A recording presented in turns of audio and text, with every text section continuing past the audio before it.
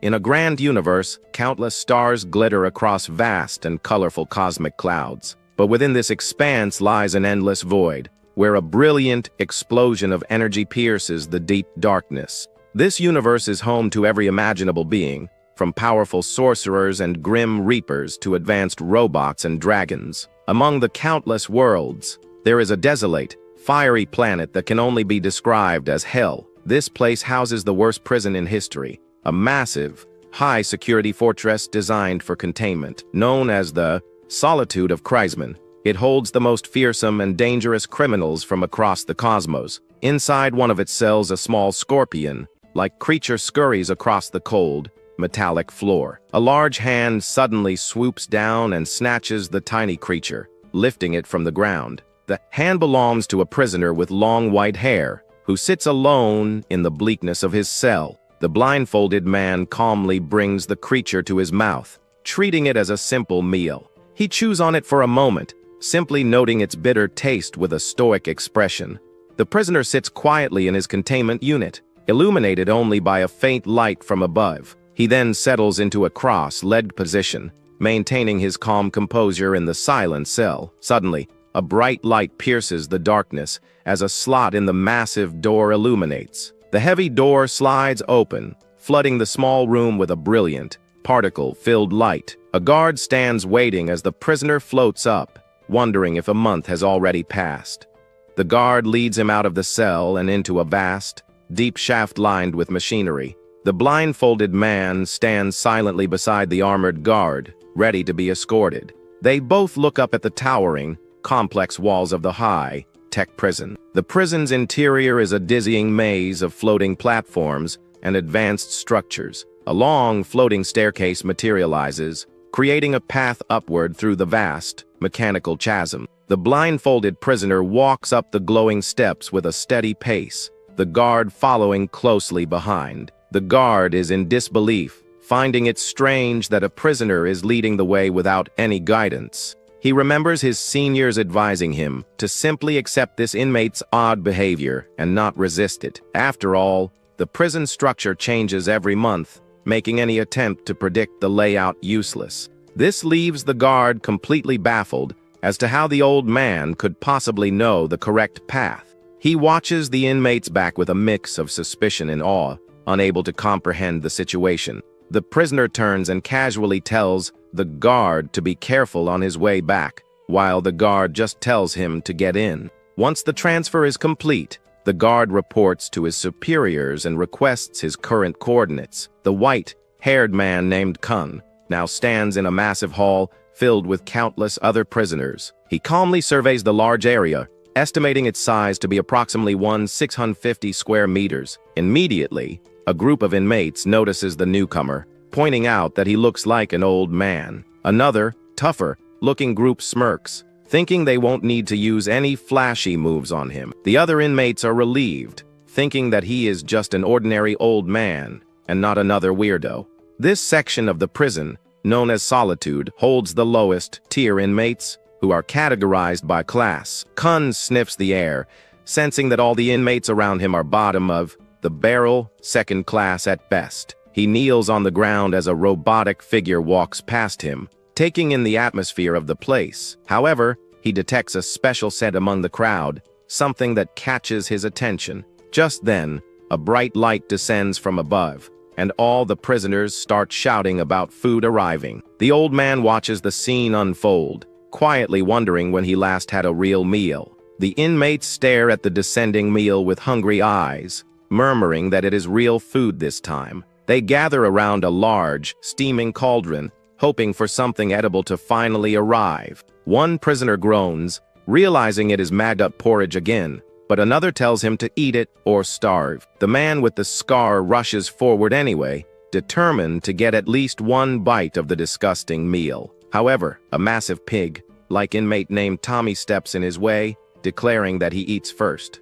The other prisoners complain quietly, wondering how long the stronger inmates will hog all the food. As Tommy and his group eat, the rest can only hope that there will be some leftovers for them. Nearby, a small boy tells his larger companion he is hungry, and the young man tells him to hold on. A different group complains about the awful taste, but agrees that it is still better than nothing. The muscular young man watches the stronger inmates with a serious expression, his gaze fixed on them. Just then, Kun starts walking toward the food, but one of the bullies tells the old geezer to stop. The blindfolded man calmly states that he only wants one bowl, asking for a little respect for the elderly. A large man with a mustache confronts him, asking if he is unaware of the rules for getting food. He looks down at the old man, questioning if he is senile or just trying to cause problems.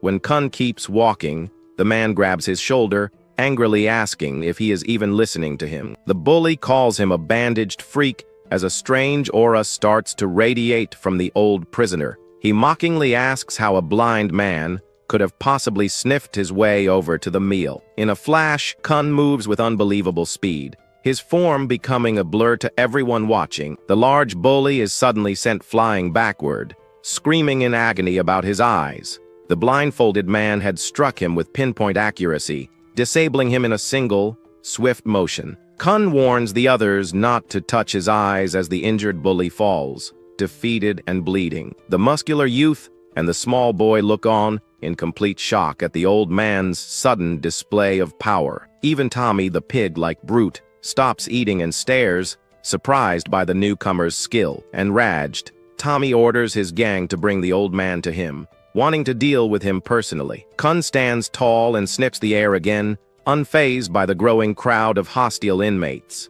Meanwhile, in a control room, a high-ranking officer asks a guard what the old man just did. The guard reveals that the prisoner had just endured 30 days of solitary confinement, the harshest penalty. The officer seems unimpressed, noting that hundreds of inmates die every day in the prison.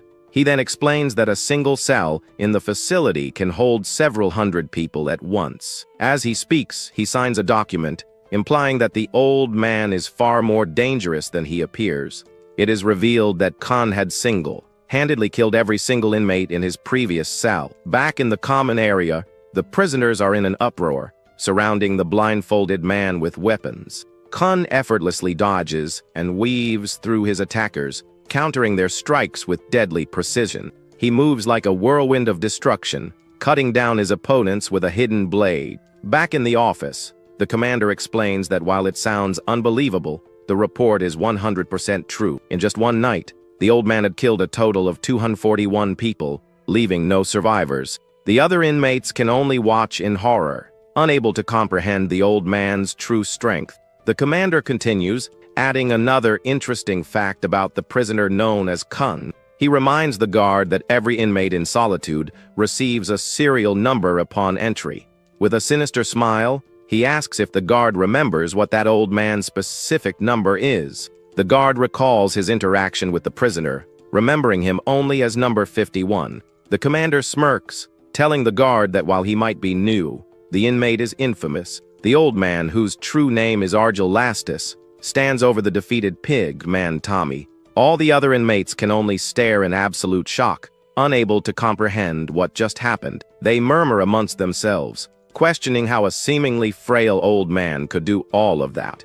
Argel calmly sniffs the air as the beaten and bloodied Tommy kneels before him, utterly defeated. The muscular young man sweats, still trying to figure out the true identity of the mysterious elder. With a menacing red aura, Argel's presence fills the hall, and a young boy realizes he is here. The child looks on with wide, terrified eyes, understanding the danger this man represents. Blood splatters across the old warrior's face, yet his expression remains completely unreadable. Dozens of inmates lie on the ground, completely wiped out without putting up a real fight. The onlookers find it unbelievable that all of them were taken down by just one person. However, the crowd soon notices that all the defeated prisoners are still groaning in pain. Tommy breathes heavily, shocked to realize that not a single one of his men is actually dead. He looks up at the mysterious figure, completely humbled and wondering who this old man is. Argel asks if they truly believe that having more people automatically equals strength. He continues that while numbers might work on some, they mean nothing when everyone is so weak. The old warrior then coldly informs Tommy that he probably only has a month or two left to live. He then holds up his unique, spiraled blade, presenting the defeated brute with an offer. Arjel tells him that if he wishes to die sooner than that, he should come and find him. After the fight, the inmates line up at the cauldron, their shadows cast long on the rocky floor. Arjel scoops up a bowl of the purple porridge, noting that he did not even get this in solitary. He walks away with his meal, his imposing figure causing the other prisoners to instinctively part ways. Everyone eats their portion, and the muscular young man watches Arjel from a safe distance. The young man thinks about the harsh reality of solitude, a place where most prisoners do not survive. The prison employs various systems designed to torment the inmates, making survival even harder. Because of these brutal conditions, anyone who manages to survive is someone to be wary of. The youth knows he must be cautious of everyone, especially the mysterious and powerful old man. He recalls Arjel's movements during the fight, recognizing that they were anything but ordinary. The boy, Ciro, complains about the nasty taste as his companion decides they must stay away from Arjel. Suddenly, the old warrior appears right behind them, startling the muscular young man. The youth grabs Ciro and leaps away in a panic, wondering how the old man got there so quickly.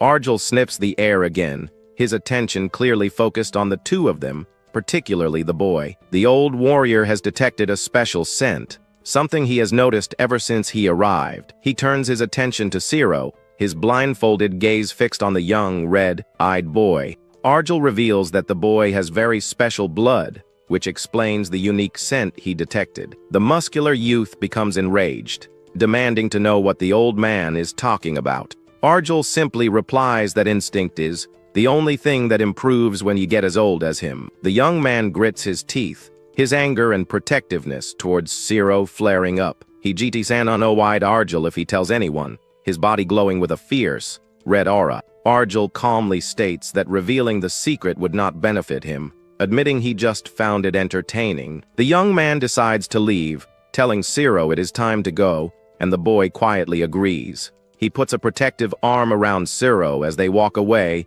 leaving the old warrior behind. The other inmates watch the interaction, still wary and confused by the recent events. Suddenly, a massive column of golden light erupts from the ground, catching everyone's attention. An inmate remarks that the prisoners from the quarry must be returning as the light intensifies.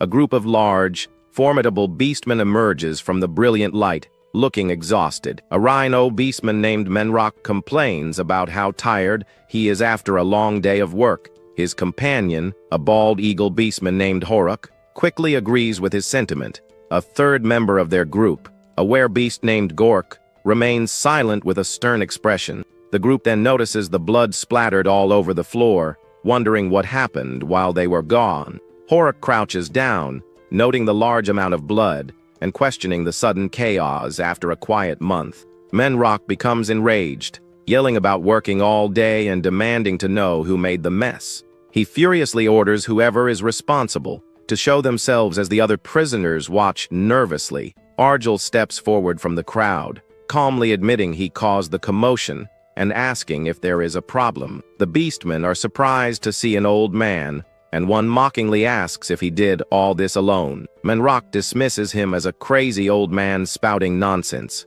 clearly underestimating him. The blindfolded warrior stares back at the rhino beastman, his expression firm and unyielding. Manhwa loses his patience, stating he does not have time for jokes and moves to attack Arjel. However, Horuk watches with wide eyes, sensing an immense danger radiating from the old man. Arjel remains completely still, his calm demeanor creating an unsettling tension in the air. Horuk quickly moves to stop his companion, yelling at Manhwa not to attack the old man. The rhino beastman sweats, confused and intimidated by the powerful aura emanating from a mere old man. The eagle beastman pleads with Arjel, promising they will not harm him if he leaves them alone. Arjel agrees, stating he has no business with them, as long as they do not start anything. He then turns and walks away, hoping he can finally live in peace as the beastmen watch him go. Horuk gulps, sweating profusely with a mix of fear and relief after the tense confrontation. Suddenly, a large, glowing holographic symbol appears in the air, signaling a prison-wide announcement. A system voice declares that sleep time is beginning and orders all prisoners to lie flat on their backs. This is the anti-stand system, one of 4 control methods used in Solitude, enforced by their collars. The collars activate, increasing gravity and forcing every inmate to lie flat on the ground. Any attempt to resist or rise against the force results in a deadly electric shock called a spark. The prisoners sigh in resignation, knowing they have no choice but to lie down until morning. One inmate complains about the complete control as a small, strange bud scurries across the floor. The bizarre, multi-eyed creature appears to be some kind of parasite, crawling over an inmate's veins. As they lie on the floor, Manhwa calls out to his companion, breaking the enforced silence. He asks Horuk why he stopped him earlier, admitting he did not think the old man looked that strong. The eagle beastman explains that he saw something, leaving his friend confused as they lay among the others. With a look of pure terror, Horuk reveals that he managed to see the old man's prisoner number. He confirms it was number 51, causing Manhwa to react with complete shock and disbelief. Manhwa is stunned, wondering how long the old man could have been imprisoned to have such a low number. Horuk speculates that the old warrior has likely been there since the prison's very foundation. He points out that the number was not marked with a class designation like the other inmates. It was just a plain number without any classification, a sign of his unique status in the prison. Horuk concludes it is best to avoid someone who survived Solitude for decades, but Manhwa worries.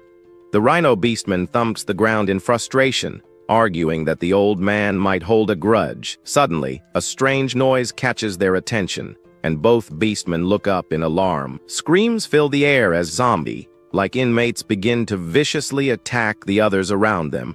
While pinned to the ground by the gravity system, Manhwa asks what is happening. The eagle beastman stares with wide eyes, identifying the terrifying creatures as zombies. Elsewhere, Arjul lies on the ground, simply complaining that the chaotic screaming is too noisy. The helpless inmates are swarmed and bitten, their bodies being torn apart by the undead horde.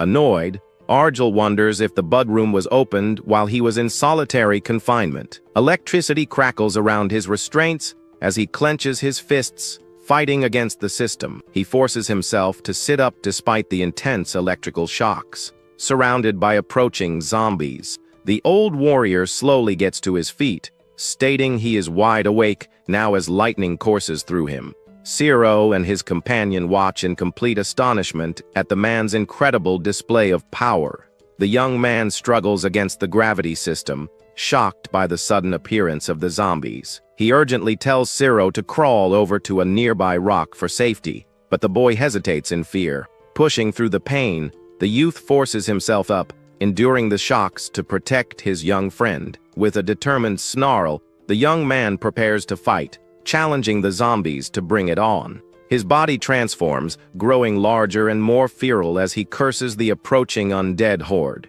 He leaps into the fray, vowing to take down every last one of the zombies himself. The young warrior tears through the undead, crushing skulls with his newfound strength and ferocity. The beastmen also find themselves under attack, struggling to fight back against the swarming zombies. Manhwa roars in frustration, fighting off the undead while still being zapped by the anti-stand system. Horuk desperately fights off the endless waves, realizing that their numbers just keep growing. As beastmen, they can resist the system to some extent, but the weaker prisoners are the real problem. Horuk knows that eventually, all the weaker inmates will be turned into more zombies. Manhwa questions why the zombies are unaffected, and Horuk suggests the system does not work on the dead. Just then, an even larger horde of zombies begins to charge toward them from the darkness. The beastmen look on in horror as another wave of the undead rushes to join the fight. The zombies are relentless, their grotesque faces contorted in mindless hunger and aggression. Manhwa curses, realizing his stamina is nearly gone due to the constant electrical shocks. Horuk suggests they brace themselves against a rock to conserve energy and hold their ground. The ankle restraints continue to spark with electricity, draining the strength of every living inmate. Suddenly, Arjul leaps into the air, surrounded by a maelstrom of crackling blue energy. He descends upon the horde like a thunderbolt, landing right in the middle of the zombie swarm. The old warrior moves with blinding speed, cutting down the undead with ruthless efficiency. The beastman can only stare in awe, once again shocked by the old man's incredible power. Argel stands amidst the fallen zombies, leaving the remaining inmates completely speechless. He nonchalantly remarks that at least they were not taken down by the vampiric zombies themselves. The beastmen sit on the ground, exhausted and still crackling with electricity from the system. Horuk asks the old man why he helped them, and Argel simply replies he did not want to get annoyed. The eagle beastman understands, realizing that beastmen are much stronger than normal people. If they had turned into zombies, they would have been a huge pain to deal with, so Argel intervened. Just then, they notice that their companion, Gork the werbeast, has been turned into a zombie. Menrock panics, shouting at Argel that the newly turned zombie is a powerful beastman. Argel calmly faces the zombified Gork, remarking it has been a while since he last fought a werbeast. Without hesitation, the old warrior strikes, plunging his blade deep into the zombie's chest. The zombified werbeast reels back in pain, but quickly retaliates with a ferocious attack. Argel easily dodges, unimpressed by its strength and noting its fast reaction speed. Horuk watches in disbelief, amazed that the old man can fight so effectively. Gork lets out a furious roar and lunges at Argel, his massive fist ready to crush him. The old warrior moves with impossible grace, effortlessly dodging every single one of the zombies' attacks. His feet seem to float above the ground, his movements completely unrestricted by the system. Argel weaves through the werbeast's flurry of punches without being slowed down in the slightest. Horuk is utterly baffled, wondering how the blind man can move like that without even looking. The zombified werbeast suddenly transforms, its power growing several times stronger. It takes on the form of a massive, monstrous were-dog, specifically a ferocious Doberman. Argel calls the werbeast a fool, stating that simply becoming a beastman does not change anything. He effortlessly parries the creature's attack, his movements fluid and precise. The old warrior moves in close, preparing to strike a decisive blow against the transformed zombie. He lands a powerful kick, sending the massive were-dog stumbling backward from the impact. Argel explains that bulking up only creates more openings, a lesson he is about to demonstrate. He moves with lightning speed, striking the were-dog with a devastating attack that ends the fight. Horuk's instincts scream at him, telling him that to survive in solitude, he must follow that man. He watches as Argel stands victorious over the fallen werbeast, surrounded by crackling energy. Argel turns his attention back to the young man, noting that he is still holding out against the zombies. The defeated werbeast weakly calls out for help as it lies on the ground, its life fading. Menrock desperately calls out to the old man, asking where he is going as he turns to leave. Argel simply leaps away, leaving the beastman and the remaining inmates to fend for themselves. The young warrior struggles to protect Zero, cursing as the zombies continue their relentless assault. The boy, pinned to the ground, points and yells that the old man is over there, fighting. The youth looks up, his eyes widening in shock at the incredible sight before him. Argel is single-handedly fighting off the entire horde of zombies, a whirlwind of death and destruction. The young man stares in disbelief as one of his arms begins to mutate, growing dark and monstrous. Argel continues his assault, effortlessly cutting through the undead with his deadly blade. The youth is stunned, realizing the old man has now taken down that entire horde of zombies too. He can only stare at the aftermath, wondering who in the world that mysterious old man could be. A holographic message appears, announcing that all inmates must rise. The prison system declares the start of the morning roll call. The results are grim, as the floor is littered with the bodies of the fallen. Out of 94 inmates, 80 are now dead, yet Argel sits calmly on a rock. Only 14 survivors remain, a small, battered group standing in the aftermath. The system identifies their location as cell block 1257. Just then, new prisoners begin to arrive. Looking around at the bleak prison, a glowing portal activates, signaling that the cell block's population will be replenished. The newcomers look nervous, taking in the oppressive atmosphere of their new home. One of them wonders aloud what kind of place Solitude prison truly is. Their confusion turns to horror as they notice the smell and see the corpses. Meanwhile, the survivors are too exhausted to even pay attention to the newcomers. The few remaining inmates quietly return to their own spots in the large hall. The morning roll call ends in a heavy, hollow silence that fills the entire area. The cause of the outbreak is revealed to be a vampiric zombie flea, whose bite is fatal. Argel states that since all the zombies are gone, it should be safe now. He touches his blindfold, a thoughtful expression on his face. The old warrior then stands up and begins to walk away from his resting spot. The other inmates watch in shock, wondering what the old man is doing. They are stunned to see him heading toward an exit, as if the door was unlocked for him.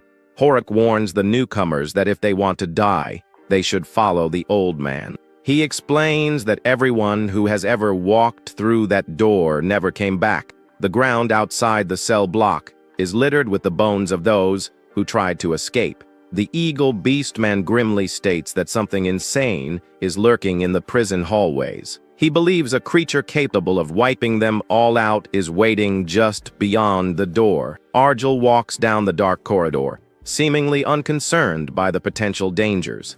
He senses that something beyond imagination is waiting for him out there. A small goblin-like creature carrying a large sack then appears before the old warrior. The creature greets him as Master, and Argel says he expected him after hearing the noise. The blindfolded man agrees that it has been a very long time since they last met. He then addresses the small creature by his name, Jacob. Argel asks if a guard told him he was here, and Jacob confirms he paid 5 gold coins for the tip. Jacob complains about the greedy guard, but says the price was small to see his master again. Argel cuts the conversation short, asking if Jacob is here for the usual business. The goblin gets a serious look in his eyes, mentioning that he is sure Argel has heard the news. He then asks about the shift that occurred the day before yesterday. Jacob unrolls a large parchment, asking the old man to draw the new map for him. The shift is shown to be a massive rearrangement of the prison structure. Because of these constant changes, memorizing any path through the prison is nearly impossible. Jacob thinks to himself that Argel's ability to feel the new layout is truly insane. After a few moments, Argel announces that the map is finished, and Jacob thanks him enthusiastically. The goblin then offers to pull anything the old man needs from his magic bag. Argel thinks for a moment and asks if his companion has any real food. Jacob pulls out a large portion of cooked meat, admitting he is embarrassed to trade it for such a valuable map. He then tells the old warrior that he has some juicy intel for him. Jacob reveals that a summoning is supposed to happen in all the lower cell blocks today. The two sit across from each other as the old man prepares to eat his meal. Argel thanks him for the information, admitting he can never predict when those events will happen. The goblin then nervously asks if those guys have been causing any trouble lately.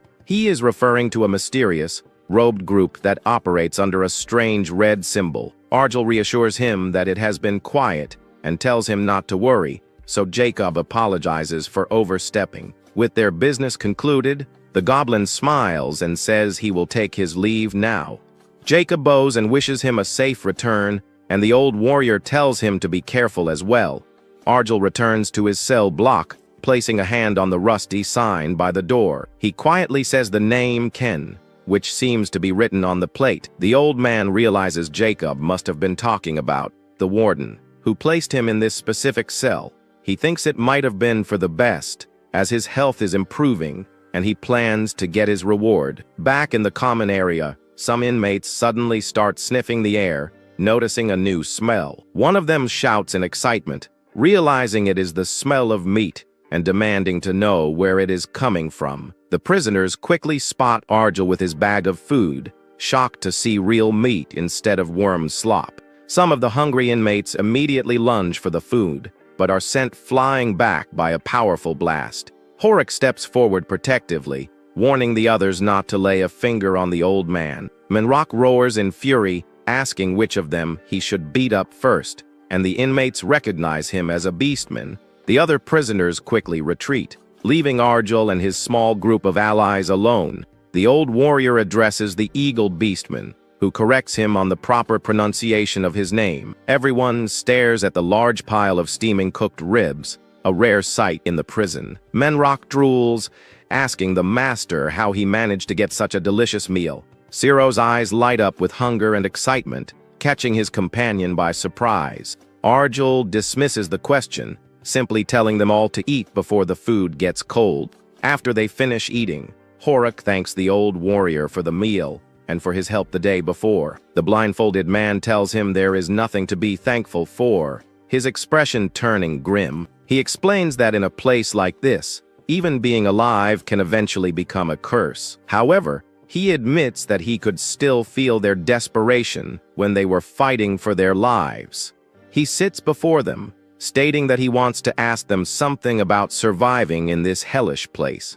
He then asks the small group of survivors if they truly want to make it out of Solitude alive. Manhwa immediately replies that of course they do, explaining that it is a natural instinct for survival. Arjul then poses a difficult question, asking if they would still follow that instinct if it begged them to die. He explains that is what isolation does, and he asks them again if they truly want to live. The rhino beastman clenches his fist, declaring that he is not dying pointlessly in a place like this. With a look of determination, also states that he wants to live. Ciro adds that he wants to survive so he can return home and see his father again. Arjul sits before them, his expression unreadable as he processes their resolve. The old warrior thinks about his own 66-year promise that he is determined to fulfill. He knows his time is running out, and having more allies will only increase his chances of success. Having made up his mind,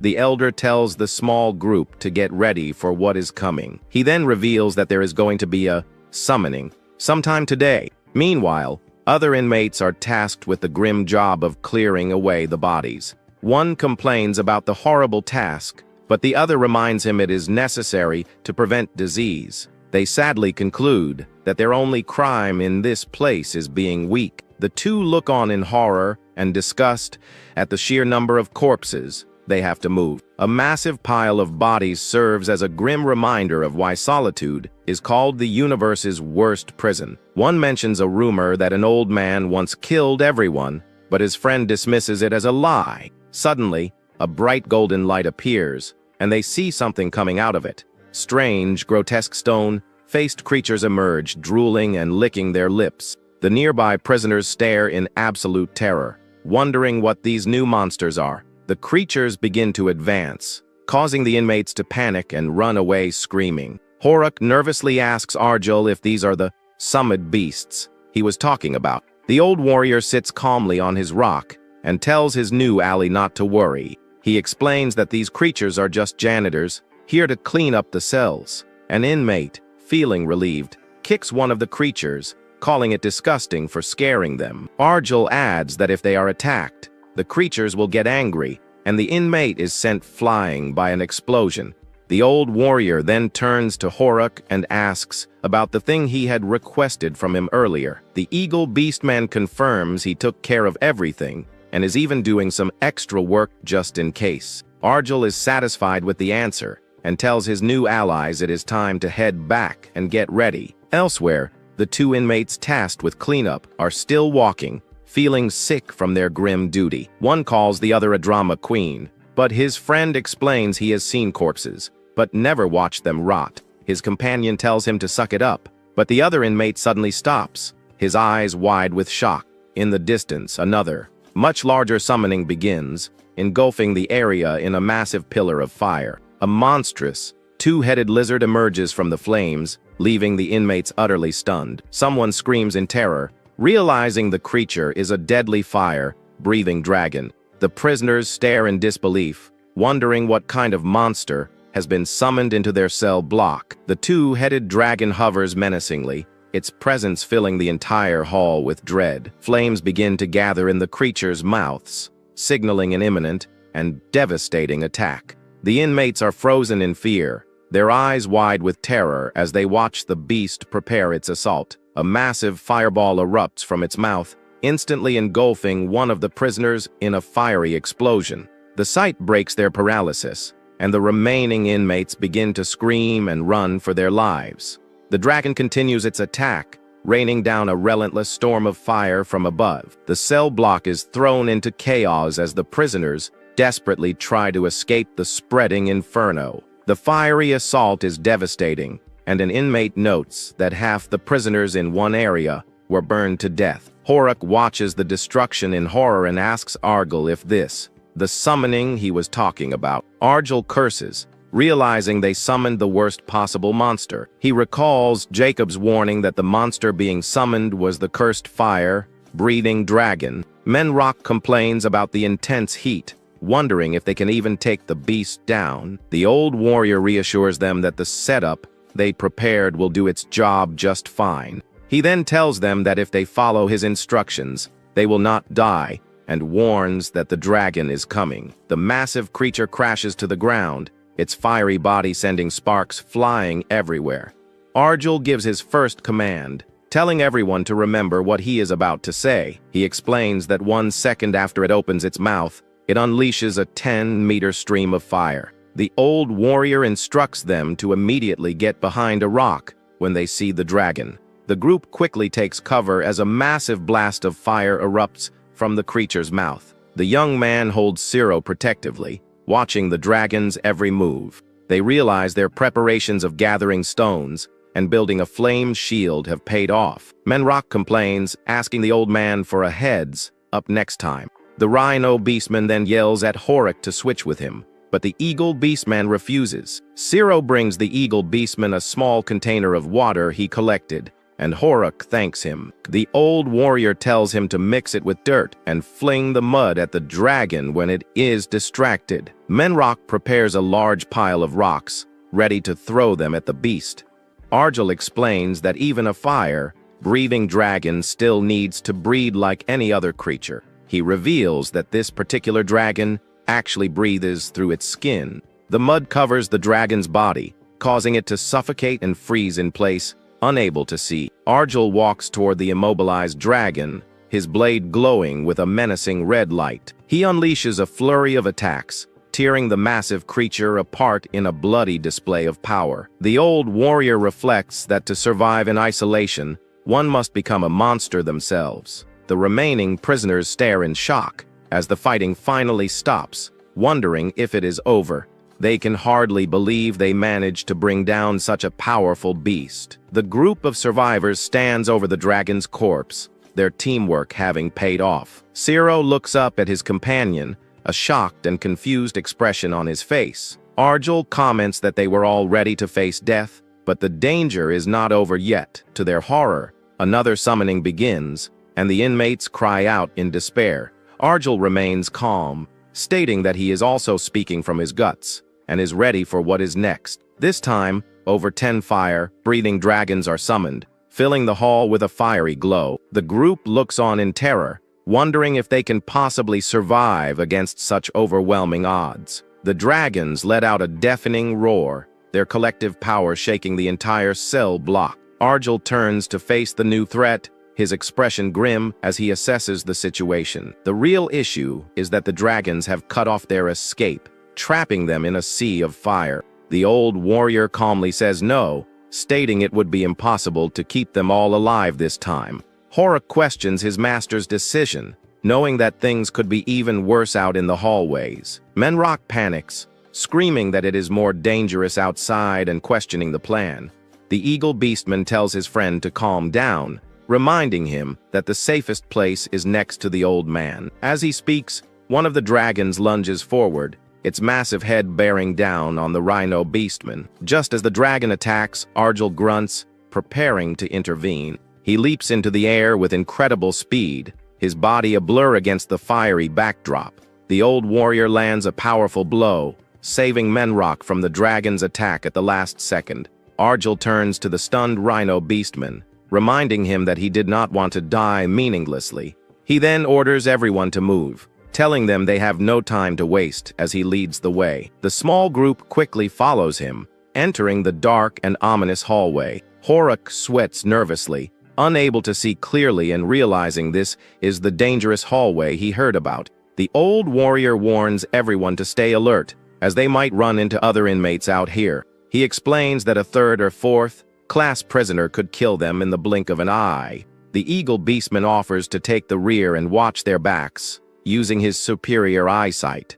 Arjel agrees but gives him a stern warning to never stray from the group for any reason. As Horik follows behind, his sixth sense tells him that something far away is watching him. He begins to question if they are truly safe in this dark and foreboding corridor. The eagle beastman's senses scream at him, confirming there is definitely something else in the hallway. He calls out to his master, suggesting they should turn back to the relative safety of the cell. A look of pure terror spreads across Horik's face as he stares into the darkness. In the distance, a tall, slender figure appears, a single red beam of light shining from its eye. Manhwa panics, shouting for Horik as the rest of the group continues down the hallway. Arjel tells him to be quiet, warning that shouting will only attract more danger. The old warrior calmly explains that among the dangers are ghosts, like beings that can change position freely. The rhino beastman sweats, unnerved by the thought of facing actual ghosts. The elder clarifies that anything one can imagine exists in this dangerous corridor. Manhwa is torn, unable to disbelieve what he saw but still worried about finding his friend. Arjel reassures him, saying there is no need to worry about finding a mere sparrow, though he is a bald eagle. Meanwhile, Horik finds himself alone in a seemingly endless corridor. This mysterious place was built by grand wizards and genius architects to be inescapable. He can hardly believe he was left behind in such a dangerous and confusing place. The eagle beastman suddenly senses something approaching and braces himself for a fight. A massive, muscular figure charges toward him, its footsteps shaking the ground. Horik stares in horror at the approaching beast, his eyes wide with fear. He realizes with a jolt of terror that the creature charging at him is an ogre. The massive beast swings its club, and the eagle beastman barely manages to dodge the attack. He knows he must stay sharp if he wants to survive this encounter. The ogre unleashes a powerful ground slam, but Horik leaps into the air to avoid the shockwave. He is sent flying by the force of the attack, crashing hard against the corridor wall. The eagle beastman knows he cannot possibly take on such a powerful creature alone. His survival instincts kick in, screaming at him to run away as fast as he can. Just as Horik is about to flee, he finds himself surrounded by two more ogres. He curses his bad luck, his feathers ruffled as he prepares for a desperate fight. The eagle beastman knows that the moment he is caught, he will be torn to pieces. He is forced to dodge a relentless barrage of attacks from the three massive beasts.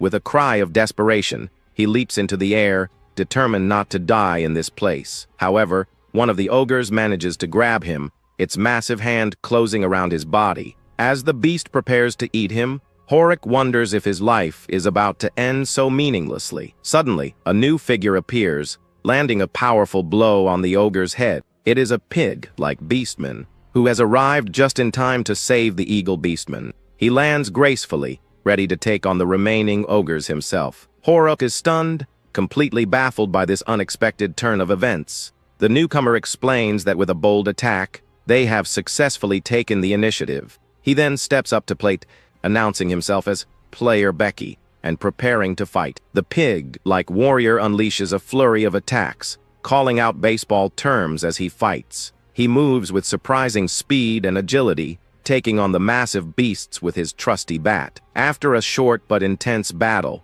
he prepares to land the finishing blow. He lands a devastating uppercut, knocking the ogre's head clean off in a double play. Horik is speechless, amazed that two ogres were beaten down so easily. Player Becky then smashes a two-run homer, finishing off the last ogre in style. He then celebrates his victory, enjoying the fruits of his labor as he eats the fallen ogre. Horik stares at his savior, his mind reeling from the sudden turn of events. He recognizes the number 4 on the pig man's clothes, identifying him as a level 4 prisoner. Realizing he has no other choice, the eagle beastman begs the stranger for help. The pig man asks what his deal is, and Horik pleads for his life, desperate not to die. Becky is amused, but then he suddenly sniffs the air, his expression changing. He grabs Horuk, demanding to know who he is, and why he smells like the blind old man. The pig man's demeanor becomes menacing as he demands an answer, and Horuk nervously mentions Lord Argel. Just then, two more figures appear, and one of them calls out to Becky. The eagle beastman is stunned, his eyes wide with a mix of fear and confusion. The newcomer scolds Becky for running off on his own, reminding him how many times he has been told. He then reveals that he knows Becky caught the ogres. Seeing it as a blessing from the gods, the group is in awe, amazed that they managed to catch such dangerous creatures. Horuk and Becky are then confronted by a group of 4 powerful level 4 prisoners. The eagle beastman is terrified, realizing that it was much safer back in the cell. A fierce battle rages in the hallway, the clash of powerful inmates echoing through the prison. Argel appears, having finally reached his destination. He tells everyone to stop, and Menrock asks if he has found Horuk. The old warrior tells them to come closer and look down into the area below. The group stares in shock at the scene unfolding before them. A massive, spider-like monster is feasting on the corpses of the fallen inmates, and Horuk is among them. Argel explains that the monster is strong enough to easily kill a level 5 prisoner. He reveals that all the ghosts in the corridor have names, and this one is called decapitation. The old warrior confirms, his expression grim as he watches the creature below. He explains that it is named that because its primary method of killing is cutting off heads. The monster's menacing, multi-eyed face and sharp fangs fill the group with dread. Argel warns them to be careful, as there is no longer a safe zone now that they have seen it. He tells them they were lucky not to be spotted, as they would have all been slaughtered. The old warrior asks if they are scared, and Menrock admits the hallway is not a good place for a stroll. When Argel suggests turning back, the Rhino beastman refuses, unwilling to leave his friend behind. The elder is pleased with his answer and tells him to keep looking for his friend. The young man asks if they can really find him, and Argel reassures him not to worry. Elsewhere, Becky violently interrogates Horuk, demanding to know his connection to the old man. One of the other level 4 prisoners asks what is wrong. Noticing the commotion, Becky explains that he smelled that old man on this stranger, confirming his suspicions. One of their companions, a zombie-like man named Arak, begins to panic, realizing he might die. The leader of the group tells Arak not to be scared, as the old man is not there. He then tells Becky that he just wants to talk to the eagle beastman for a bit.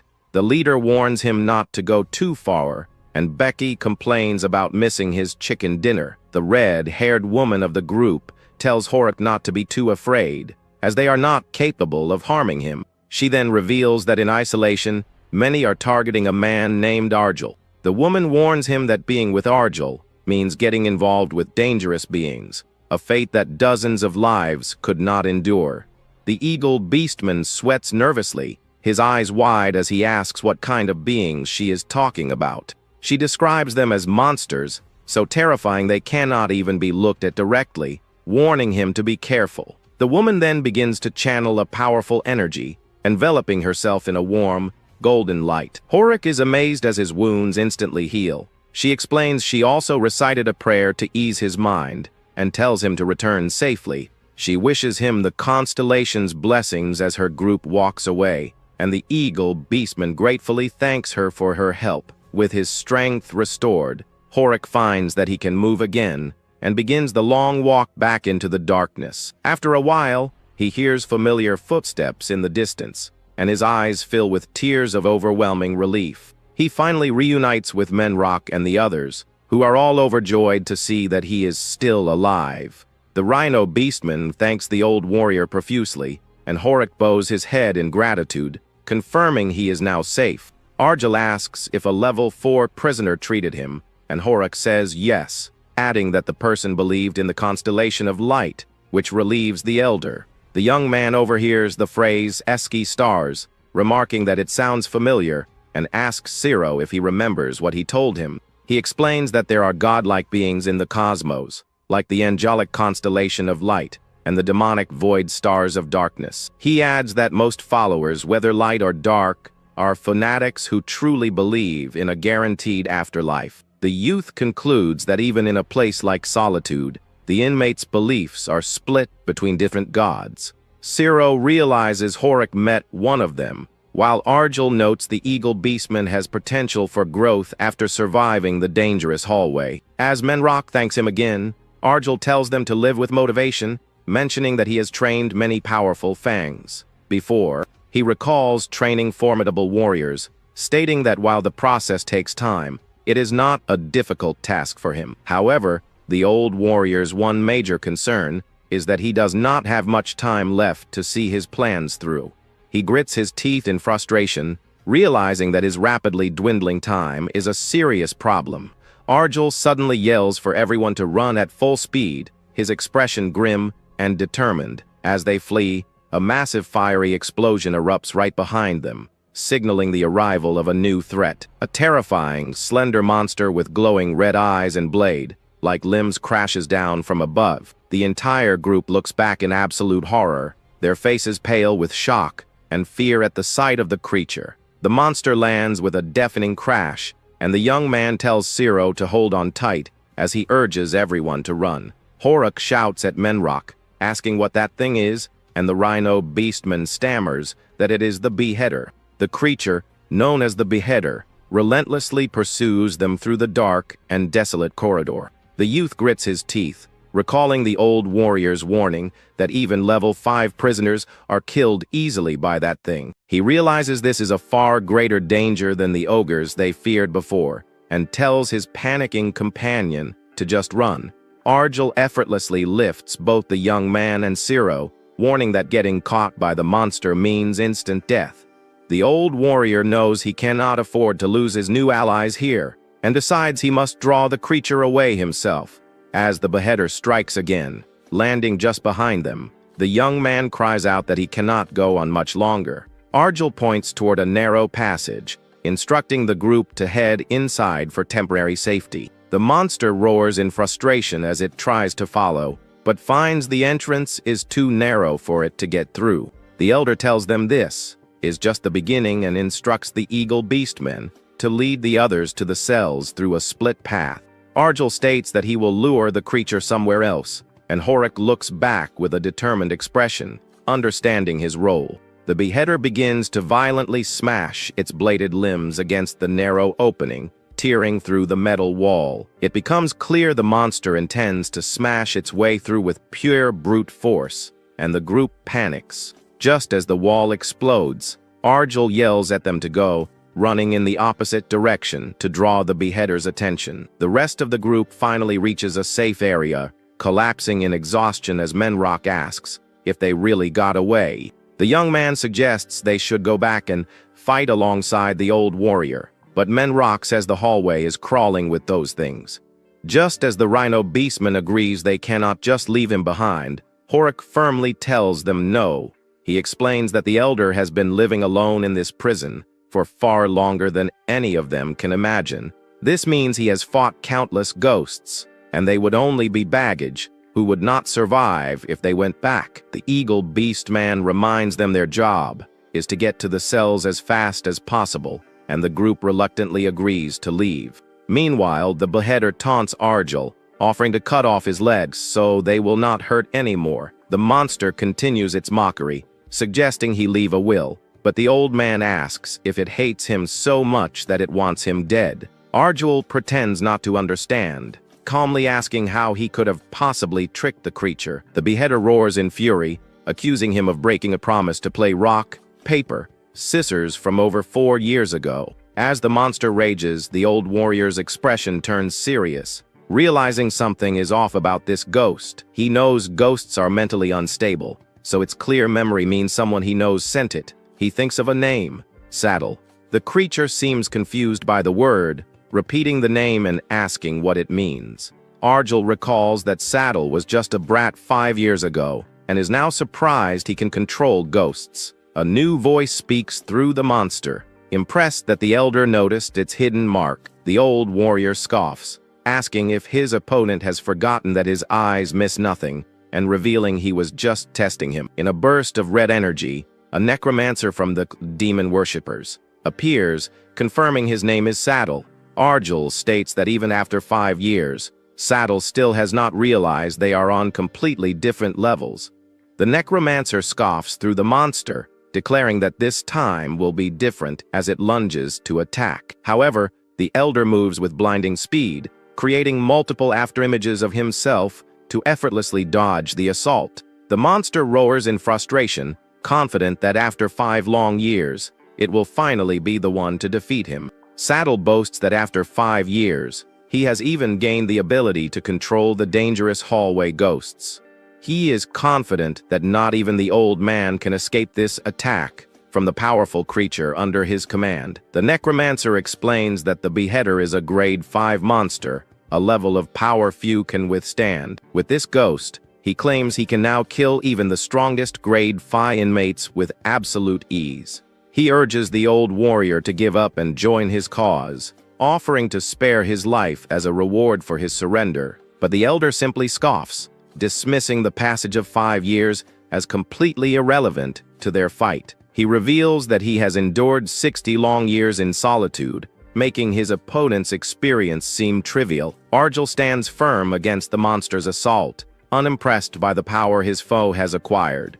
He calmly calls the necromancer a greenhorn, still far too inexperienced despite his newfound abilities. The veteran questions if Saddle truly thinks his 5 years of struggle can compare to his own 60 years of survival. Enraged by his words, Saddle screams at him to stop spouting nonsense, refusing to accept the truth. In a blur of motion, Arjul closes the distance and parries the monster's blade with a powerful counterattack. He tells Saddle that after all that time, the stage he has finally reached is merely a way to measure grades, a superficial understanding of true power. The elder follows up with a devastating punch, landing a clean hit on the beheader's jaw. He tells the young necromancer that for his next lesson, he must learn to see the true essence of power. With a final brutal blow, Arjul demonstrates the raw force of his experience. The monster's head explodes from the impact, a clear display of the vast difference in their class. The old warrior stands calmly over the defeated monster's body, the battle decisively won. He looks down at a glowing red symbol on the creature's remains, identifying it as the mark of ghost control. Arjul holds up the monster's severed hair, stating it will be a message for the devil worshippers. With a final decisive strike, he completely destroys the mark of control, severing the necromancer's connection. Meanwhile, the group makes their way through the dark corridor, realizing how hard it is to navigate without their leader. Horik asks if they are on the right path, as finding their way in the confusing hallway is nearly impossible on their own.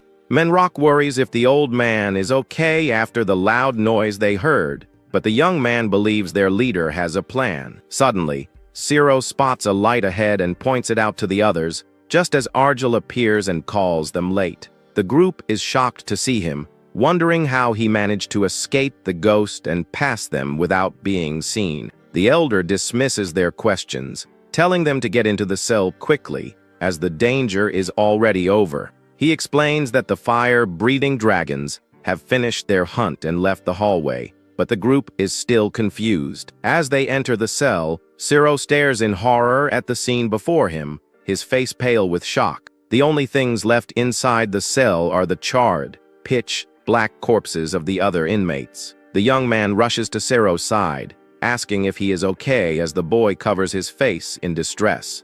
The old warrior puts a comforting hand on Ciro's shoulder, telling him to accept the harsh reality of solitude. The boy looks up with tear-filled eyes, asking if the weak are simply fated to die in this place. The elder calmly tells him no, explaining that in a prison like this, anyone can die at any time. The grim scene serves as a harsh reminder of what solitude truly is, a place where countless prisoners arrive and die daily. Their lives are forfeit regardless of their grade, personality, abilities, or connections to the outside world. In this brutal prison, the only certainty for most is that they will eventually die. That is all. Menrock stares at the gruesome aftermath, cursing the hellhole they are trapped in. He grimly notes the endless cycle of death and replacement, just as roll call time approaches. heralding new arrivals. A system announcement declares the start of morning roll call, revealing that only 5 of the 95 inmates have survived. Due to the extreme personnel shortage in cell block 1257, the remaining survivors will be relocated. The group looks on in shock and confusion, caught completely off guard by the sudden announcement. A bright golden light envelopes them, and Zero calls out in a panic as his companion tells him to calm down. Argel quickly warns them to listen carefully, as they may be split up after the forced transfer. The inmates are pulled apart by the powerful light, and Menrock shouts in surprise at being forcibly separated. The old warrior gives them one last piece of advice, telling them to run toward the sea if they land in a jungle. Horuk yells in confusion, wondering why there would even be a jungle in a high-tech prison. The transfer completes, leaving the remains of their old cell block empty and desolate. Argel finds himself in a new cell, disappointed that everyone got split up, especially the one he thought had potential. To his surprise, the only one who came to the new cell with him was the young boy, Sero. The elder understands the warden's intent is clear, sending a message to just manage the merchandise he was given. He knows he will be meeting the warden soon enough, but until then, he plans to raise the kid and take what he needs. The old warrior surveys their new surroundings, noting that this cell is 4 times larger and holds around 300 prisoners. A shadowy figure in the distance notices their arrival, pointing out the newcomers to his companion. A group of rough-looking inmates mockingly comments on the old geezer and the brat who were just summoned. One of them suggests enslaving the two, while another remarks on the boy's nice age, calling it the sweet spot. They stare at Zero with hungry eyes, commenting that the young boy is just ripe for the taking. Zero hides behind the elder, nervously pointing out that the other prisoners have weird, predatory eyes. Argel calmly steps forward, telling the greedy inmates to stop right there and back off. Just then, a red-haired woman named Rosanne appears with her gang, and the other inmates stammer her name in fear. She mocks Argel for acting high and mighty without an affiliation, and coldly tells him to disappear immediately. As the previous group flees, Rosanne watches them go before ordering her own men to bring the young boy to her. One of her subordinates moves in and grabs Zero, who cries out in fear while hiding behind the old man. The boy panics, his eyes wide with terror as he tries to resist being taken away by the large inmate. He looks back at the elder, confused and scared, wondering why he is just standing by without helping him. The henchman drags Zero away as the boy struggles, begging to be let go while the man tells him to be quiet. Zero's fear intensifies, his wide eyes showing the pure terror he feels as he is pulled away from his protector. Suddenly, the inmate is struck by an unseen force, sending him stumbling forward and causing him to lose his grip on the child. The man is stunned, wondering what just happened, while Rosanne demands to know what her subordinate just did. The red-haired leader scolds her goon, angrily asking why he cannot even do his job properly. She reminds him that the boy is a product entrusted to her by the warden, but the man insists he did not do anything. The henchman looks down at Zero in complete confusion, still trying to process the sudden, invisible attack. In the background, Argel watches with a calm, unreadable expression, his intervention having gone unnoticed. A fierce red aura suddenly erupts from Zero as his body begins to transform, his features becoming more feral. The other inmates back away in shock as the transformed boy now stands before them, ready to fight. Rosanne smirks, amused by the sight and noting that he is even wagging his tail, deciding he is worth raising. She orders her men to hurry and capture the boy, but they hesitate, now intimidated by his new form. The transformed Zero lunges at the man who grabbed him, his face contorted in a ferocious snarl. He lands a devastating blow, sending the large inmate flying backward with incredible force. Zero growls at the man, warning him to behave as he cannot kill him, a promise he made to the old man. Enraged, the henchman lunges forward to attack, but the transformed boy easily overpowers him. Another of Rosanne's subordinates rushes in, scolding his comrade for being so disgraceful. He moves to strike Zero, but the boy's feral instincts take over, and he easily counters the attack. The new attacker is sent flying, crashing into his ally as Roseanne's men prove unable to even catch one small brat. The enforcer then turns his attention to Argel, demanding to know what the old geezer is doing and telling him to get lost. He raises his hand to strike, but the elder effortlessly catches his arm, stopping him in his tracks. In a single, fluid motion, Argel flips the large man over his shoulder, slamming him hard onto the ground. He then lands a swift, decisive blow, knocking the man unconscious with a single punch. The old warrior stands over the fallen bodies, leaving Roseanne and her remaining men completely stunned. The red-haired leader is impressed, her eyes fixed on the blindfolded man's display of power. Argel looks down at the unconscious Zero, noting that even though he lost reason, he is no match for a Class 2 prisoner. He thinks that the boy is not without talent and could become far more valuable in his hands, making him worth raising. Roseanne approaches, mocking the elder for standing in a daze after touching one of her kids. Assuming he is fearless because of his age, the woman grins menacingly, stating that at his age, the only thing left to fear is the Grim Reaper, and she will give him one more thing to fear today. She leaps into the air, her whip cracking as she threatens to tie him up, so he cannot move a muscle. The red-haired woman lands, promising to peel his flesh off one slice at a time with her whip. Just as she prepares to strike, a massive figure lands between them, shouting that it is enough. Roseanne is annoyed by the flashy entrance, telling the newcomer not to get in her way as she found the old man first. A large, muscular man with a strange symbol on his forehead now stands before them, his presence intimidating. The newcomer tells Roseanne that it is time to retreat, but she scoffs, questioning who he thinks he is to give her orders. The red-haired woman declares she is always prepared for a war, and it is bound to happen eventually. The large man stands his ground, stating that if she is not backing down, then neither is he. Roseanne mocks him for being slick, noting that he has her surrounded from all sides with no escape route. The man tells her not to fall for every provocation, reminding her that if they fight, it is just what Beckham wants. Defeated, she walks away with her gang, promising to make him regret this someday. The man is relieved she backed down for now, and the elder asks if he saved him in the jungle a year ago. The newcomer grins, confirming the old warrior's memory is correct, though he may have forgotten the encounter. Argel admits he does not remember, but the man insists that he helped him that day, and he has not forgotten. The elder realizes it must have been during the liberation, where he unintentionally helped while hunting natives. The man kneels before him, declaring that even if time is past, the fact that he was saved does not change. He orders his own men to bow their heads, introducing the old warrior as their new big bro. The large man and his entire gang bow in respect, calling out to their new leader.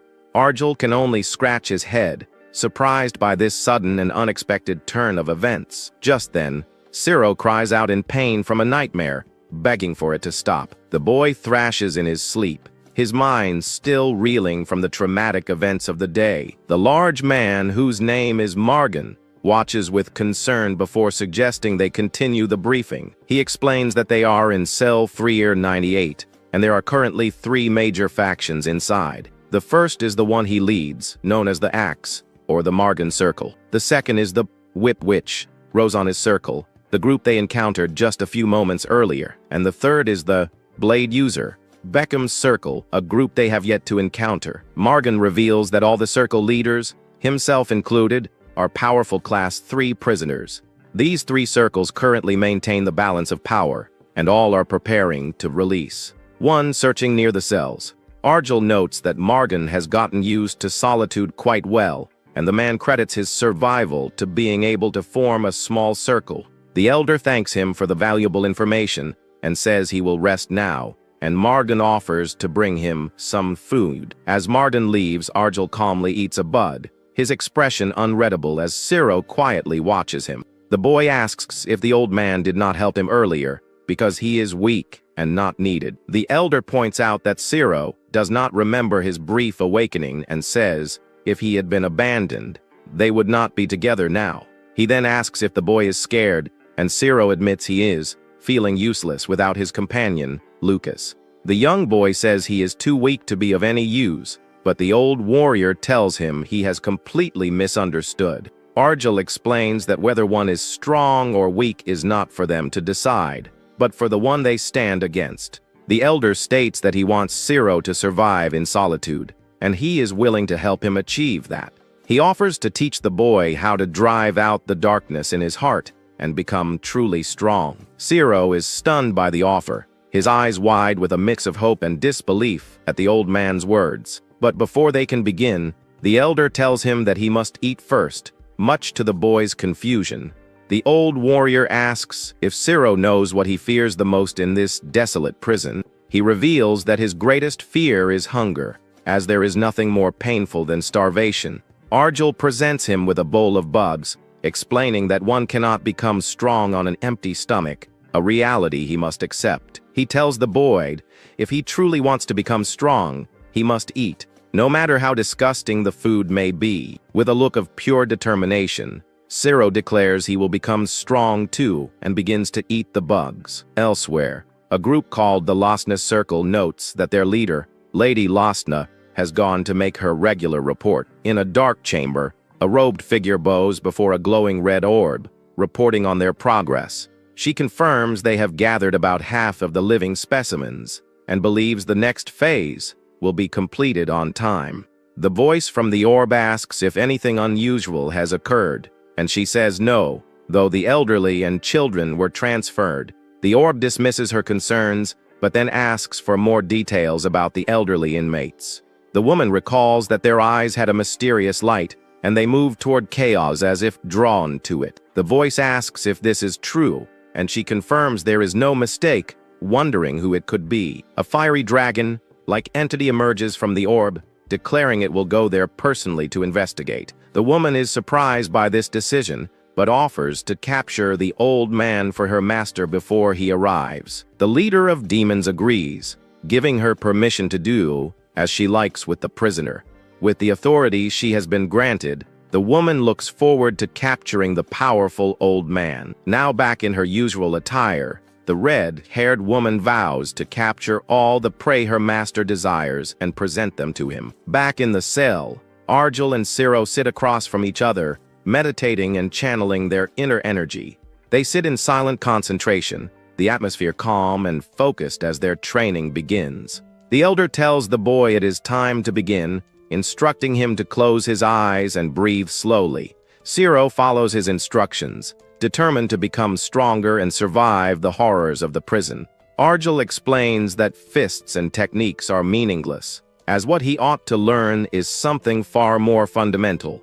The elder tells him to breathe in deeply and slowly exhale, focusing on the darkness that covers his vision. As he does, a ripple of energy appears, a sign of his growing control over his inner self. The old warrior explains they will now enter his inner self, and his spirit form floats out of his body. The elder's spirit watches over Siro, instructing him to keep his breathing steady and slow. At his command, the boy opens his eyes, finding himself in a strange, dark, and unfamiliar place. He calls out for the old man, confused and scared as he looks around the empty void. The elder's voice reassures him, telling him to calm down as he is right there with him. He reveals that this strange place is the inside of Siro's own mind, his inner self. Arjul explains that to become strong, he must first confront the darkness within his heart and instructs him to take one step forward. As Siro takes that first step, he is suddenly engulfed in a bright,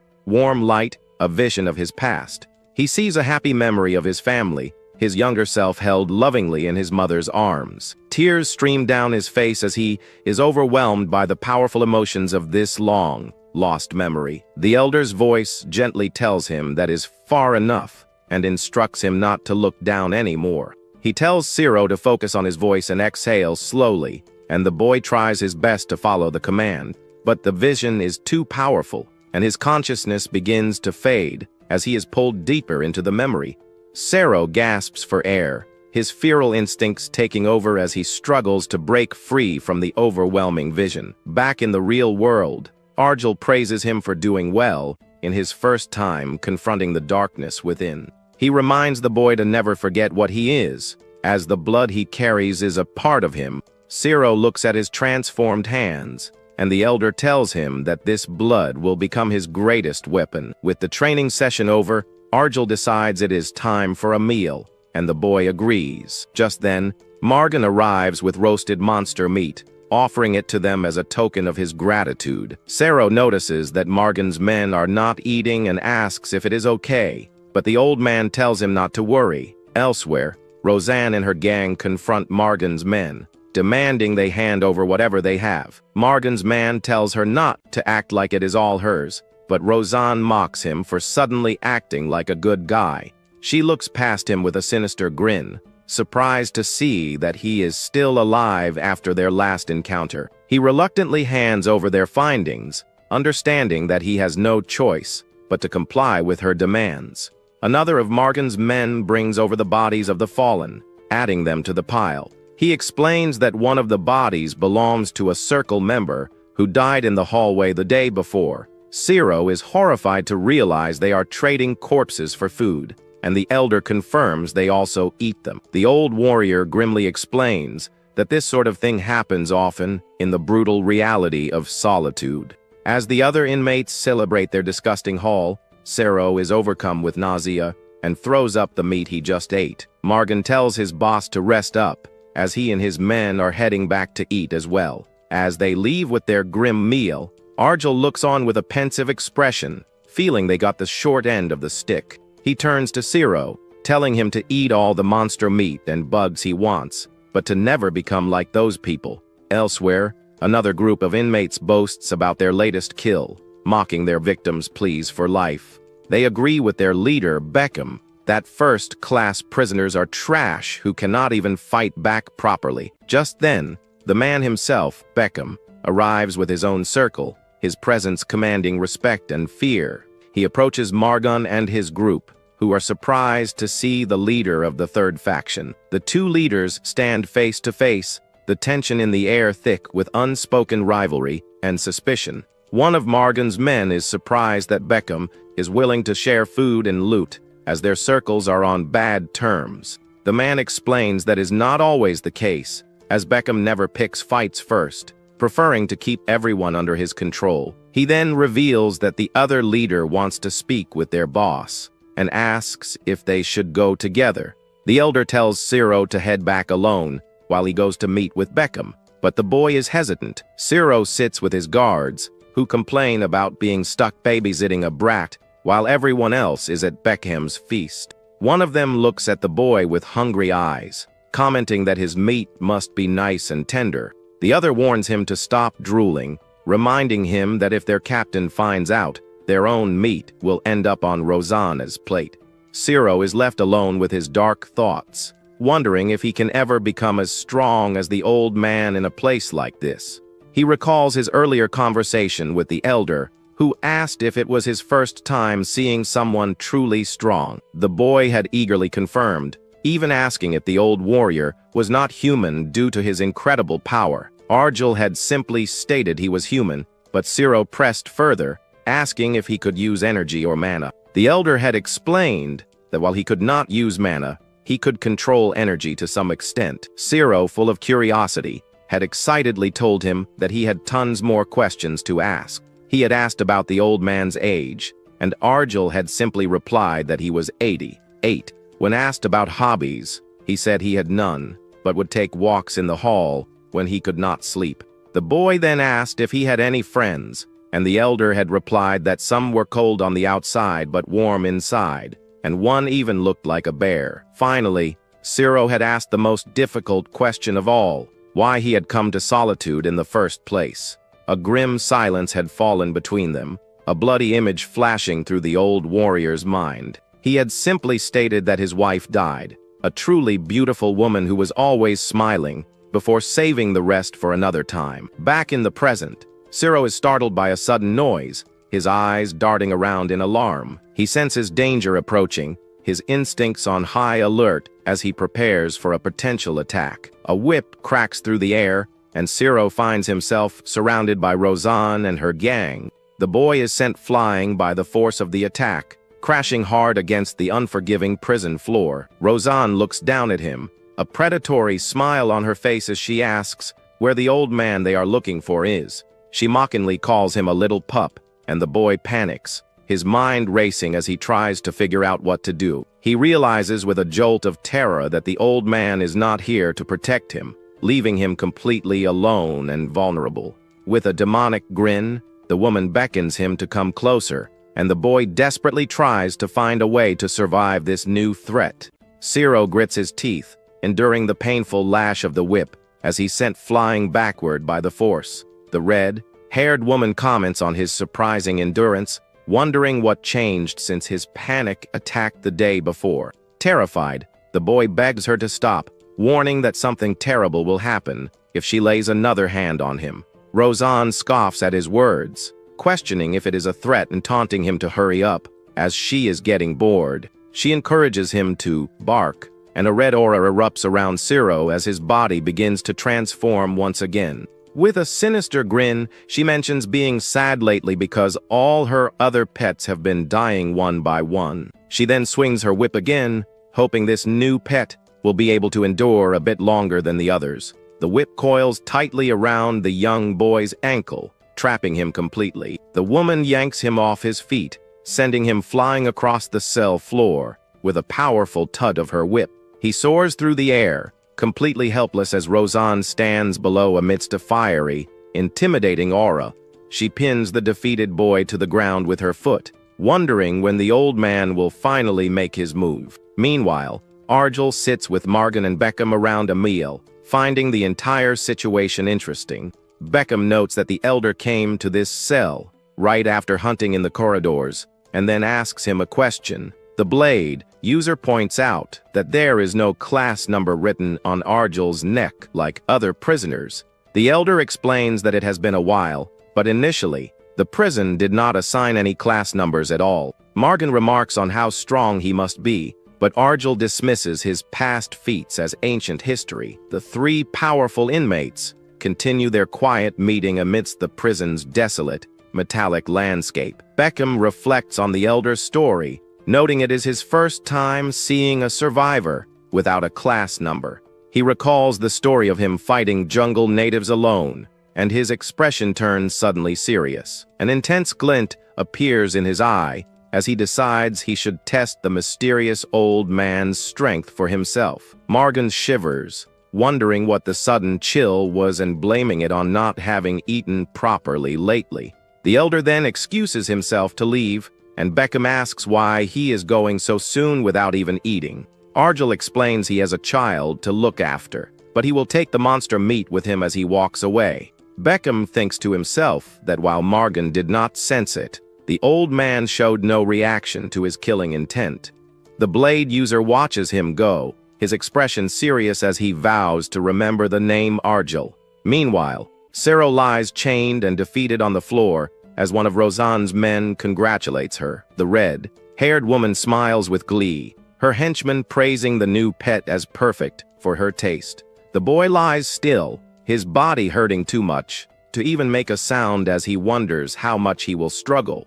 He thinks that if he just acts like a pet, it might not hurt as much, and he might see his brother again someday. Suddenly, one of her men rushes in, and she angrily asks if he wants to be killed for being so noisy. The man nervously reports that the old man has appeared, causing a spark of hope to ignite in Zero's eyes. The henchman stammers, trying to explain there is a big problem with their unexpected visitor. With a terrified expression, he reveals that the old warrior is not alone. The woman is stunned to see Argel standing before her, backed by the full force of the other two circles. Morgan shouts at Roseanne from the crowd, telling her that she does not seem to value her life. She calls him a parasite and challenges him to attack if he is so confident, but he fumes at her disrespect. The elder tells his ally to calm down, stating that he will speak to the woman directly. He stands alone in the open area, looking up at her and demanding that she return his friend. Roseanne refuses, declaring the boy is hers since she caught him and blaming Argel for failing to protect him.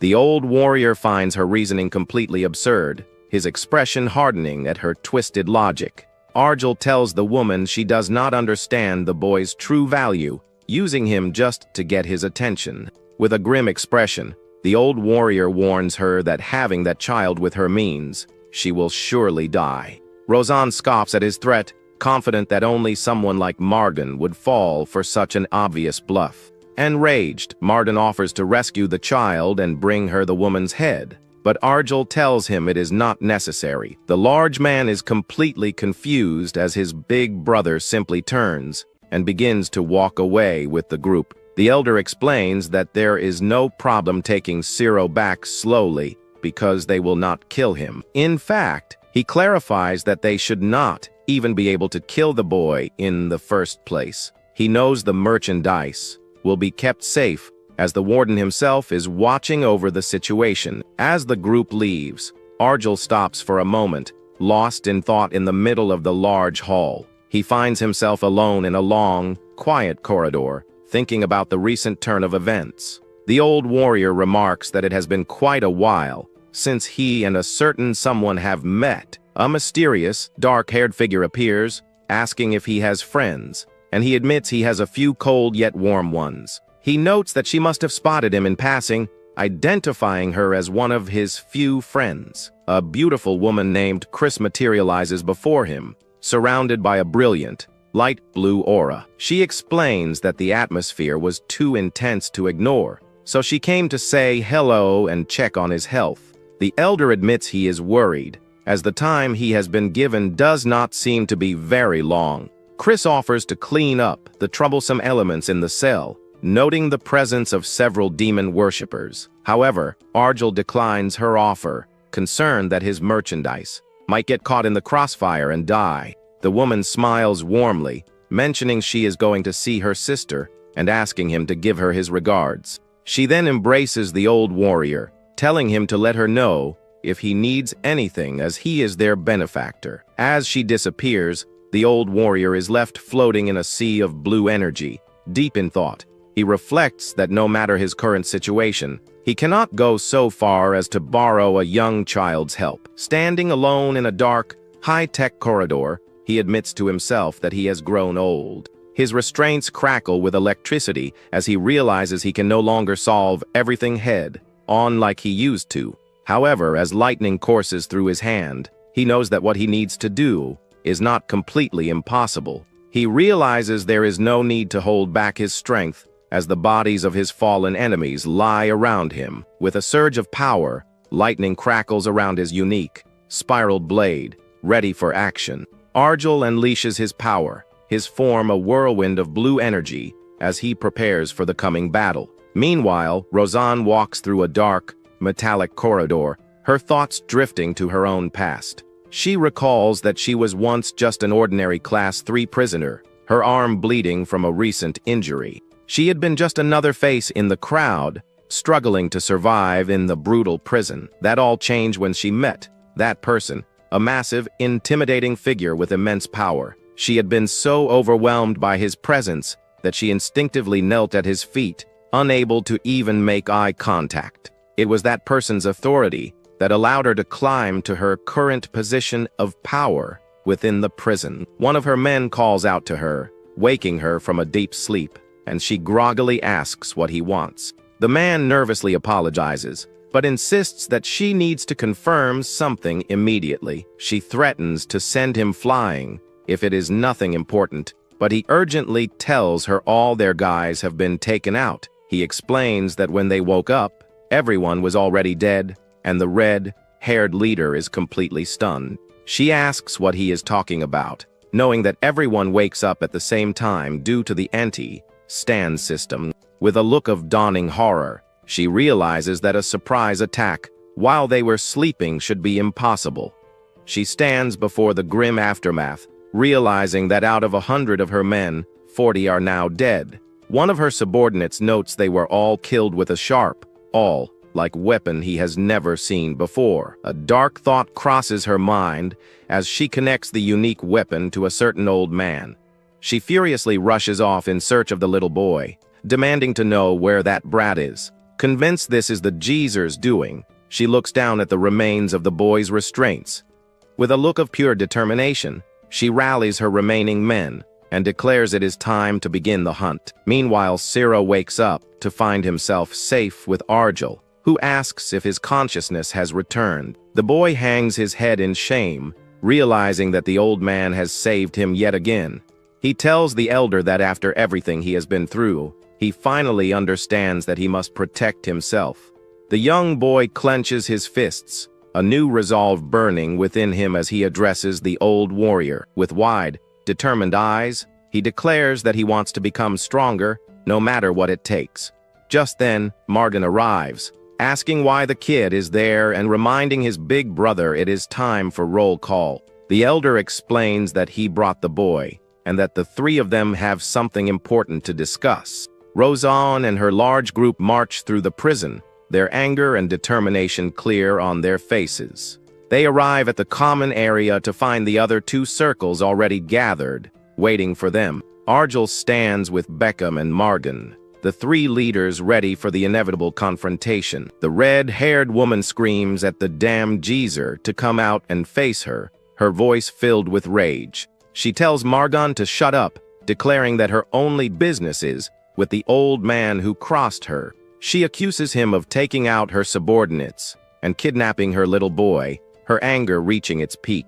The elder calmly looks back at her, asking if he should kill her too and put her on the dinner table. Argel calls her noisy for not understanding the situation, but she demands to know what he just said. With a stern expression, he simply repeats that she is loud, his voice cutting through the tension. The red-haired woman trembles with rage, unable to form a coherent response to his calm dismissal. The elder then turns to the other two leaders, asking for their thoughts on the proposal he just made. Margan quickly agrees, stating that it is his big brother's proposal, and a very welcome one for his circle. Beckham also agrees, noting that while there might be casualties, the potential reward is worth the risk. The elder then turns back to the confused Rozan, explaining that he was making a proposal to the other two circles.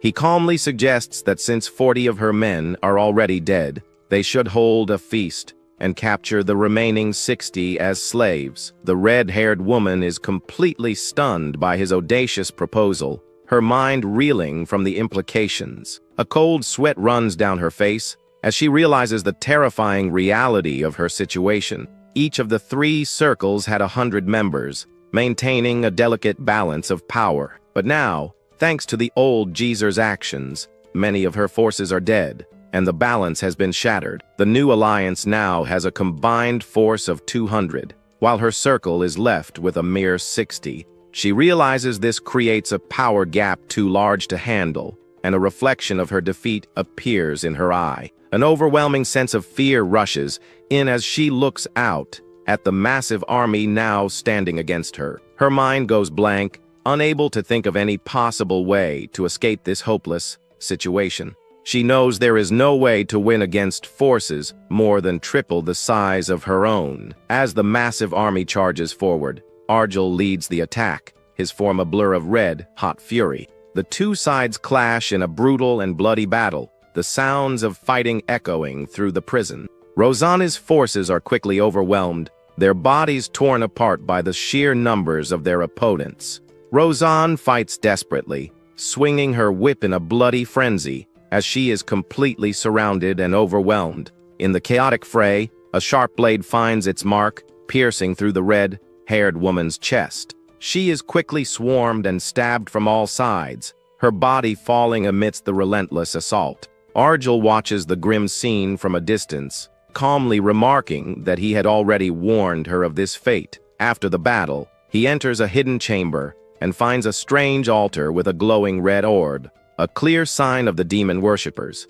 He picks up the object, identifying it as a life force orb, and noting that they have been gradually collecting them. As he holds the orb, a powerful red energy emanates from the altar, enveloping him completely. The elder seems annoyed, realizing that being involved in such troublesome matters will likely delay his meeting with the warden. He then speaks to the orb, calling out to someone named Darkus and asking if he is listening. Argel recalls his previous encounter with Saddle, who was linked with a ghost, and mentions he severed that connection. He warns Darkus to stop pursuing him, telling the demon worshipper that he will regret it if he continues. A new, deep voice suddenly speaks from the altar, dismissing the old warrior's words as boring chatter. The massive, demonic figure of Darkus appears, taunting Arjul and asking if he is scared. The elder retorts, asking if he looks like someone who would fear him, and begins to crush the life force orb in his hand. With a final, decisive squeeze, he shatters the orb, warning that if Darkus chases him, he will die without fail. Elsewhere in a lavish room, a long-haired man with red eyes sits calmly, sipping from a fancy chalice. This powerful figure is revealed to be the Vampire King Enduras, a terrifying and high-ranking Class 8 prisoner. As someone tries to approach, the Vampire King angrily tells them to get lost, threatening to kill everyone in the room. Suddenly, Darkus appears before him, calmly stating that he has something he needs to discuss with Enduras. The Demon Commander, also a Class 8 prisoner, reveals that he has a proposal for the Vampire King. The Vampire King calmly sips his drink, remarking that, as always, the Demon Commander has no sense of manners. Darkus reminds him that they both serve the Void Constellation, and insists the proposal is good for him too. The massive Demon Commander then makes his request, asking for help to capture the old warrior, Arjul. However, Enduras flatly refuses, stating that among black magic users, there is no true master or disciple relationship. He advises the demon to give up, claiming the old man is completely out of his league, which enrages Darkus. The commander warns the Vampire King that a time will come when he will regret making this choice. With a menacing toothy grin, Darkus declares that he will simply capture Arjul all by himself. The Vampire King simply smirks back, sarcastically wishing him the best of luck with his foolish endeavor. Darkus then vanishes in a swirling vortex of dark energy, leaving the lavish room in a sudden silence. Enduras scoffs at the demon's arrogance, calling him an insolent brat who still does not understand his own position. He reflects that any prisoner who climbs the ranks in Solitude eventually learns the name Arjul Rastos. The Vampire King wonders to himself how a mere human has managed to survive in this hellish prison for decades. Meanwhile, the new alliance celebrates their victory with a massive feast, roaring about finally getting to eat. While the allied circles each lost 20 men, Rosna's circle suffered an additional 30 deaths, including her own. One of Beckham's men reports that the rest of the defeated inmates have all been bound and put into storage. Margan raises his food in a toast, thanking his big brother for helping them dispose of the arrogant Rosna. Beckham watches the elder drink blood like water, and Arjul simply comments that it is not bad. The old warrior turns down the offer of meat, explaining that he has no appetite after moving around so much. Beckham is impressed by the man's power and formally asks if he would be willing to join their circle. Margan then reveals his plan to unite the lower-class prisoners to fight the mid-class inmates in the upcoming release. However, Arjul calmly declines the proposal, his expression unreadable as he looks back at Beckham. The Blade user asks why, and the elder explains he is too old for such grand things and will support him instead. He then turns to Margan and clarifies that he has no intention of joining his circle either, much to his surprise. Beckham asks if he will not come with them, but Arjul simply excuses himself, stating he is busy taking care of a child. The two powerful leaders can only stare in confusion, both wondering why he would be taking care of a child. 6 days later, the old warrior and Ciro are back to their training, and it is time for the boy to enter his inner self again. Ciro asks why he has to walk through his memories, and the elder explains it is to know what he truly desires. With that, they begin their meditation, both sitting cross-legged in silent concentration. The boy finds himself back in the dark, watery expanse of his own mind, a familiar yet unsettling place. He remembers that this is his 8th time entering his inner self, and this time, he must try to walk forward continuously. He recalls that all of Arjul's training has been focused on inner cultivation, forcing him to confront painful memories.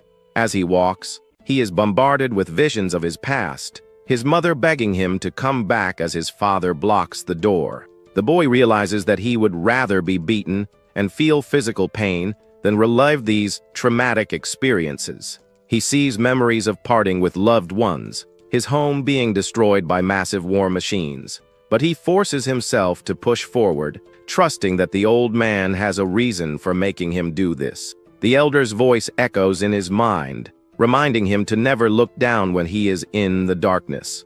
With a new resolve, the boy agrees, his eyes filled with a mix of fear and determination as he thinks about the old man. He continues his long, arduous walk through the dark void, pushing past the pain and the memories.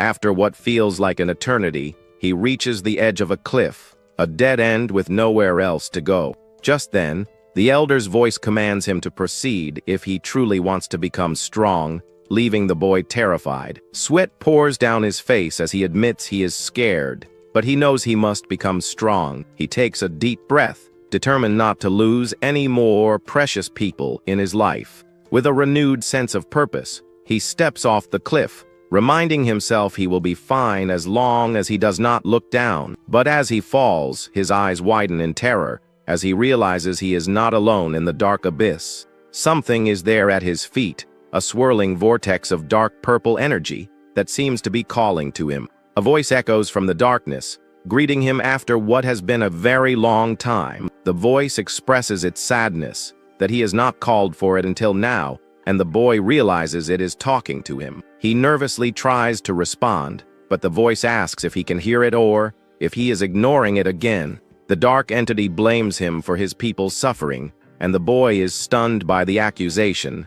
It claims that if he had not been so selfish, his people would not have died, and they suffered because of him. A massive, multi-eyed demonic creature emerges from the darkness, its presence overwhelming and terrifying. The boy struggles to breathe, the immense pressure crushing him as he begs for the pain to stop. His eyes widen in pure terror, the psychic assault becoming too much for him to bear. He lets out a final, agonizing scream as the darkness threatens to consume him completely. Just as he is about to be pulled into the abyss, a hand reaches out and grabs him, pulling him back to safety. His body transforms, his features becoming more feral as he grits his teeth against the overwhelming pain. Back in the real world, the boy collapses on the floor as the elder stands over him, the intense training session finally over.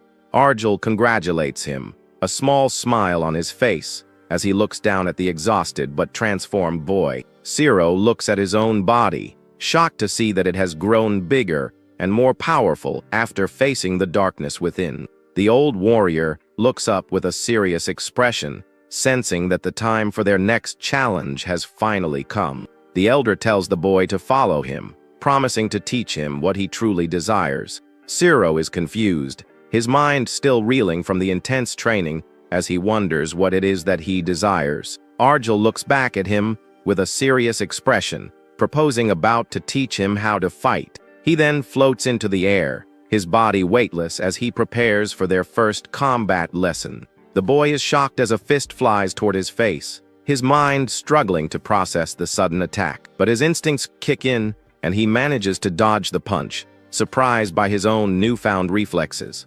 However, the elder is relentless, landing a powerful blow that sends the young boy flying backward. He lands hard on the ground, and Arjel explains that to become skilled in combat, several methods are necessary. The first and most important is to learn to fight with pure, unadulterated instinct. The two clash in a flurry of blows, the elder pushing his new student to his absolute limits. He tells the boy to draw out the wild instincts from within and use them to their fullest potential. The old warrior notes that while Zero's power is good, his movements are far too obvious and easy to predict. He easily counters the boy's attack, sending him flying once again with a well-placed strike. Arjel tells him to stop thinking and simply follow his impulses, embracing his feral nature. He urges the boy to fight with the feeling that he will smash everything in his path, unleashing his true power. As they continue their intense spar, the boy's attacks become faster, more fluid, and far more unpredictable. The elder notes that his student's attacks are no longer just focused on his head, but have spread out to his entire body. He realizes the boy has started using pure intuition instead of his head, a sign of his growing talent. Arjel is impressed, admitting that being able to immediately put his teachings into practice is a rare gift. The two continue their intense training, the sounds of their battle echoing through the desolate prison.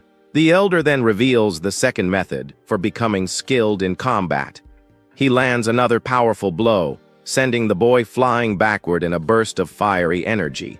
Arjel explains there is a dimensional difference between those who have tasted suffering and those who have not.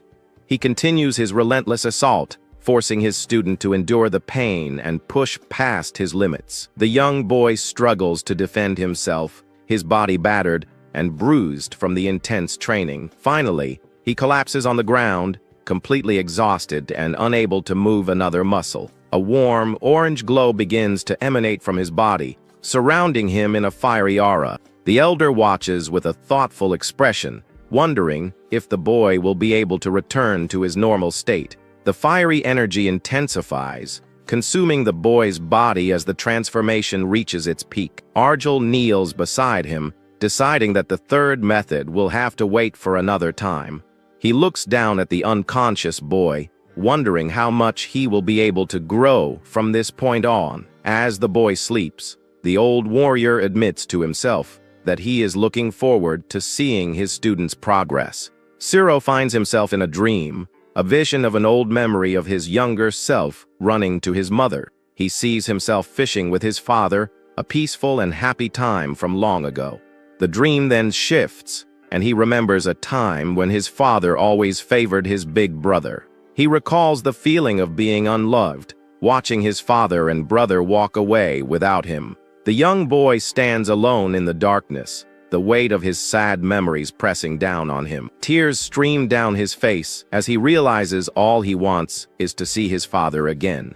Back in the real world, he wakes up to find himself sitting beside Arjel, who notes his fast recovery. The elder explains they are on the rooftop of a building and tells him to focus on the prisoners below. The boy uses his newly enhanced senses, his eyes glowing as he looks down at the prisoners below. He wonders why everyone is sleeping, and the elder confirms that it is now sleep time for the inmates. Arjel then asks his young student how it feels to have overcome the prison's no standing system. He explains that only those who have truly faced the darkness within themselves can overcome the prison's regulations. The young boy looks at his hands in awe, wondering if he too can now be like the old man. The elder silently notes that the merchandise is growing much faster than he had originally anticipated. He thinks that the boy's growth means he should be exchangeable for the medicine needed to sustain his own body. The old warrior clutches his chest, knowing his weakened body has overused its strength for far too long. He thinks about all the recent troubles, like the necromancer saddle and the whip woman Rosna. He also recalls his recent encounter with the demon worship sect's powerful commander, Darkus. The elder concludes that meeting the dangerous people he has avoided for so long was likely inevitable. Elsewhere, an inmate carefully polishes his large blade, preparing for the coming event. Other prisoners are also getting ready, with one leader telling them not to let their guard down. Martin reflects on his 3 years of survival, feeling he has now grasped the intuition needed for this day. He stands ready and determined, vowing to skillfully get through the coming challenge once again. Sero notices that everyone seems busy, and the elder confirms that today is release day. The old warrior explains it is a system designed for prisoners to anticipate, and many will die today. Suddenly, they both look up, a strange and unexpected phenomenon catching them completely off guard. Sero recognizes the light from roll call, and the elder notes that the release is starting sooner than expected. A system announcement declares that the release begins now as a large, glowing portal appears in the air. Arjel and Siro look up as a massive, high-tech structure materializes in the sky, bathing them in a brilliant, colorful light. A towering pillar of golden, hexagonal energy erupts from the ground, identified as Lower Corridor 8972. The other prisoners are engulfed in the intense light, their faces a mix of shock and confusion as the event unfolds. The elder explains that this is the Creelease, a system that forces all inmates out of their cells and into the corridors. He warns that the corridors are dangerous places, filled with monsters, but they also present a great opportunity. Arjul then senses a new threat approaching and tells Siro to get ready as the first wave of enemies arrives. A group of small goblin-like creatures armed with sharp daggers suddenly charges toward them from the light. A massive horde of the creatures swarms out from the portal, their high-pitched shrieks filling the entire area. The young boy is completely overwhelmed by the sheer number of monsters charging directly at them. The old warrior calmly tells his student to prepare himself, as today they will finally experience real combat. Other prisoners also face the horde of monsters and seem ready to fight for their lives. Sir prepares for his first real battle, and Arjul watches him from behind, ready to guide him. With his gaze focused, the boy warns that the goblins are approaching quickly. Then the old warrior instructs him to fight desperately if he does not want to die. And so the confrontation begins with inmates and creatures fighting throughout the corridor. The small green creatures attack the prisoners without showing any mercy. His master yells at the boy to stop thinking and just start acting. Following the advice, the young blonde enters the fight and fights fiercely against the monsters. He needs to focus and follow his instincts to eliminate all enemies. At that moment, the only thing that matters to the boy is to survive at any cost. Suddenly, in the middle of the battle, he finds a small goblin that looks like a child. The protagonist hesitates for a second, and this small distraction proves dangerous. Taking the chance, other monsters attack him from behind, and he realizes the trap. The creature that looked like a harmless puppy now smiles evilly. But before the worst happens, Arjul suddenly appears and saves his disciple from the goblins. The old warrior then warns him not to hesitate and to get used to killing. He explains that in Solitude, if you don't fight to live, you end up dying. With this, the boy understands that he needs to discard his emotions in order to survive. Without wasting time, more goblins advance towards the young man, ready to attack. Now, with more determination, the boy fights with 10 times greater skill. The master says there is no reason to fear the large number of enemies that appear. He explains that goblins are too weak and don't even have a combat class. Meanwhile, other, more experienced prisoners eliminate the creatures without difficulty. The entire corridor is covered with the remains of the little green monsters. For the old warrior, these creatures are just stepping stones to everyone's growth. Arjul continues to observe the situation with a calm and analytical expression on his face.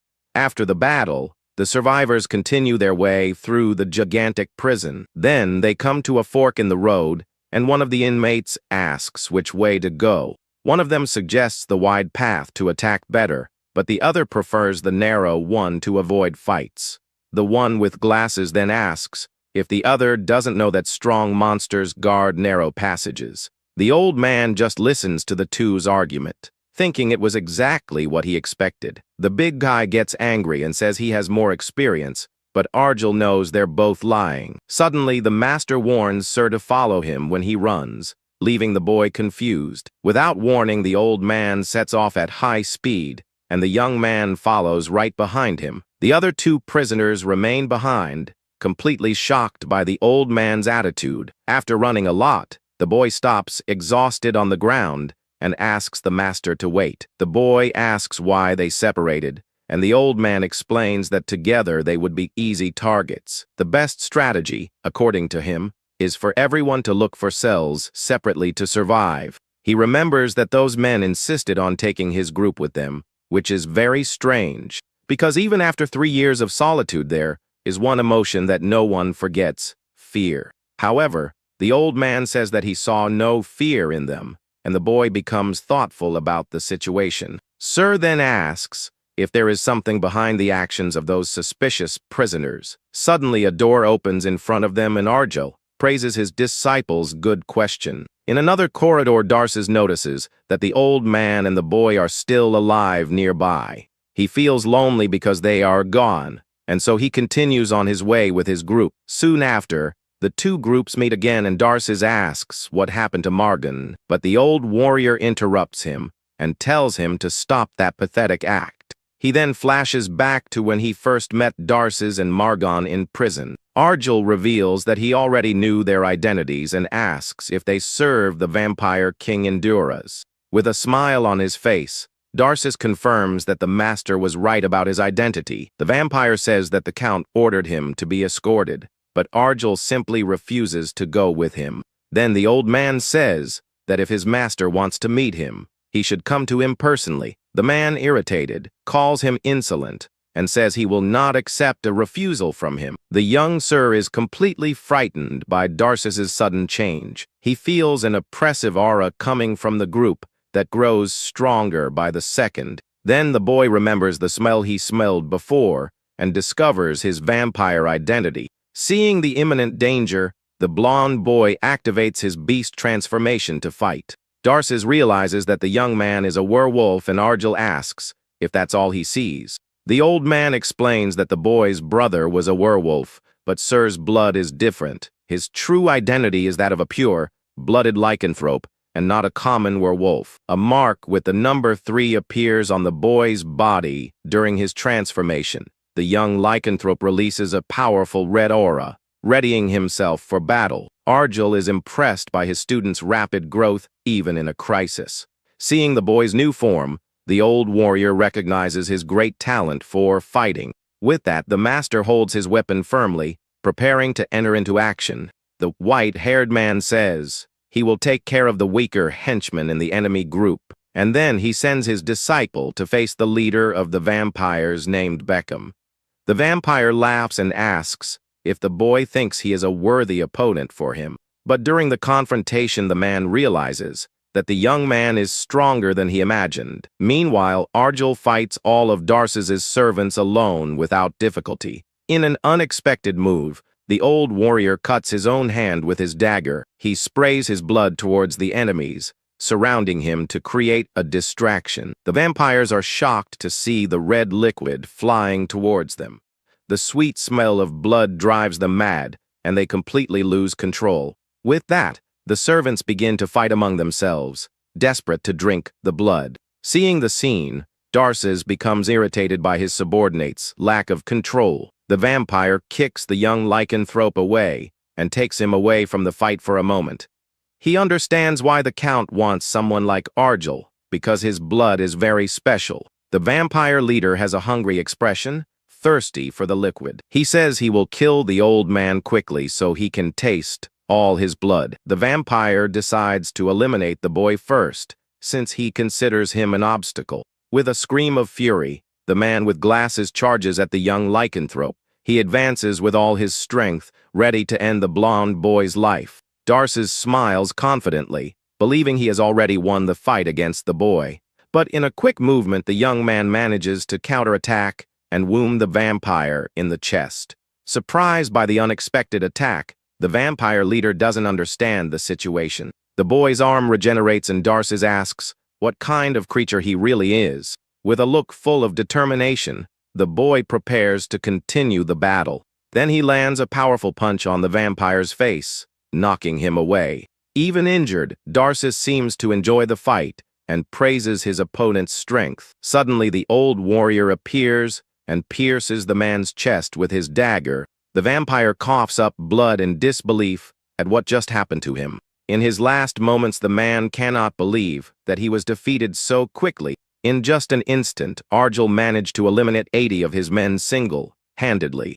Darces realizes that from the beginning, he never had a chance of beating the old master. Sir observes the vampire's lifeless body lying on the ground after the intense battle.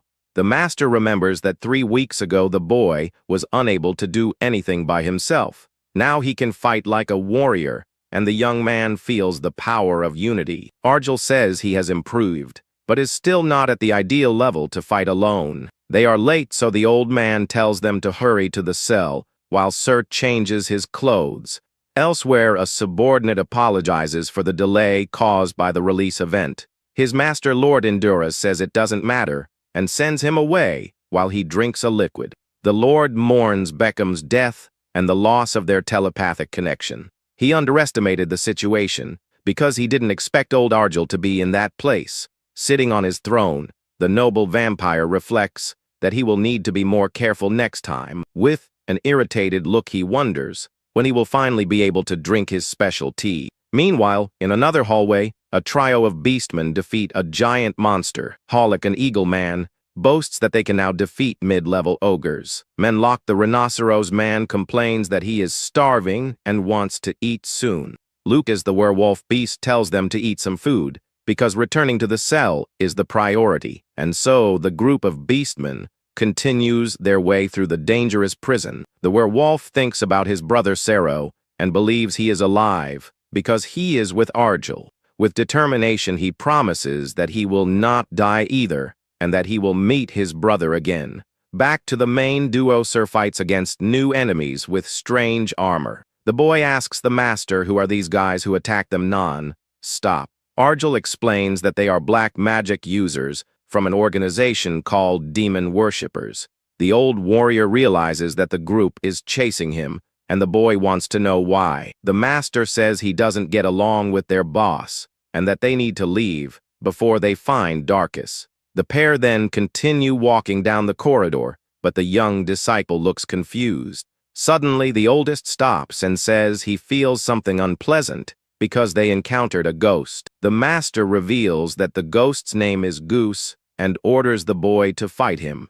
Sir is shocked by the order, but Argel encourages him, saying that it will not be difficult for him. Trusting his mentor, the boy activates his beast transformation for battle. With a determined look, he believes that the old man's words are always right. Then the young man charges forward and lands a powerful kick on the creature's face. Surprised that he was able to attack Sir, he believes he might be able to win this fight, but the monster retaliates with a strong punch to the ground, creating a large shockwave. The boy is impressed by the ghost's strength and lets out a roar of fury. The old man explains that there are several reasons why prisoners die to ghosts. One of them is a simple lack of skill, but there is an even more decisive reason. He goes on to say that the sinister aura they emit is actually pure fear. Since everyone is class 4 or higher, the weakest are crushed by terror. But this rule does not apply to those who have already faced inner darkness. Even so, the boy continues to fight the creature, but is at a disadvantage. However, Sir does not have an inherent ability, and therefore cannot defeat Goose. With that, the ghost takes the chance and launches an energy attack at the boy. Seeing the danger, the master steps in and blocks the blow to protect his student.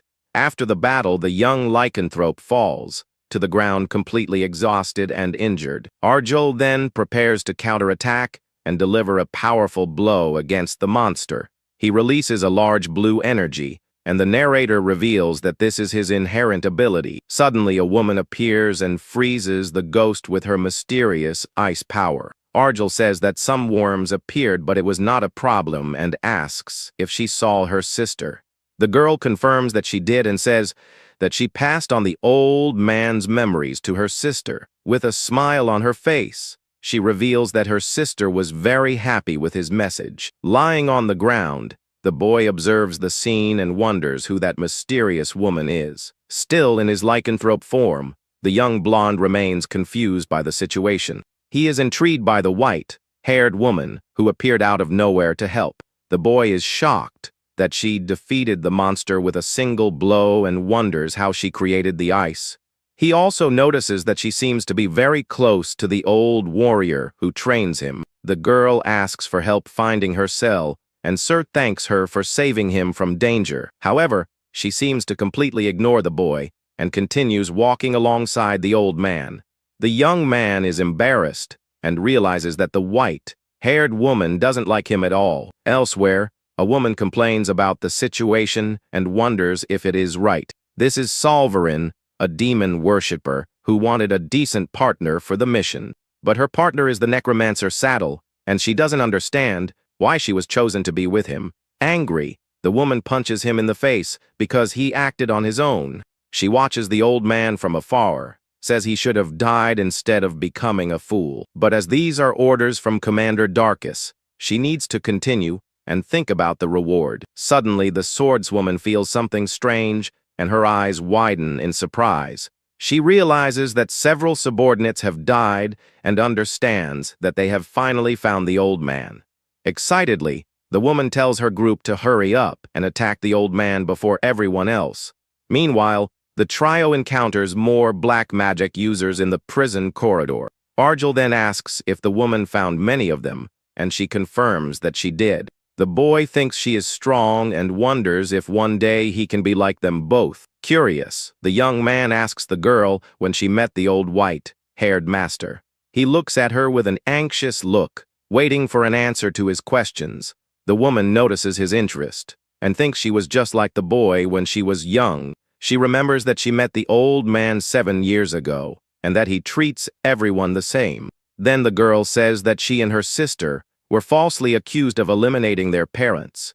In prison, you had to fight to survive, and the two were about to give up everything. But at the worst moment, the old warrior suddenly appeared and saved the two sisters. With his help, they managed to get to the arena and fight for their lives inside. Hearing the story, the boy is shocked by the mysterious woman's tragic past. Suddenly, the master interrupts the conversation and says that the worms never stop appearing. At that moment, the young man realizes that someone is approaching them quickly. He feels a suffocating aura similar to that of the ghost and sees a group in the hallway. Salvarin then reveals himself and says that Lord Darkus had the old man captured. The woman and her group of demon worshippers face the trio, ready to attack. Without wasting time, the swordswoman orders her subordinates to bring him to her. With that, the skeletons release their dark energy and prepare for battle. The white-haired woman then tells the old man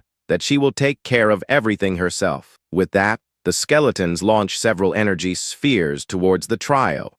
She says she wanted to show her savior how much she has grown and become stronger. Then the girl jumps into the air and releases a powerful wave of ice against the enemies. With a serious and determined look, the woman advances into the middle of the battle without fear. She moves quickly between the skeletons, dodging all their attacks. In an instant, the girl creates a huge explosion of ice and defeats everyone at once. Arjel watches the fight and thinks about how time flies watching her fight like that.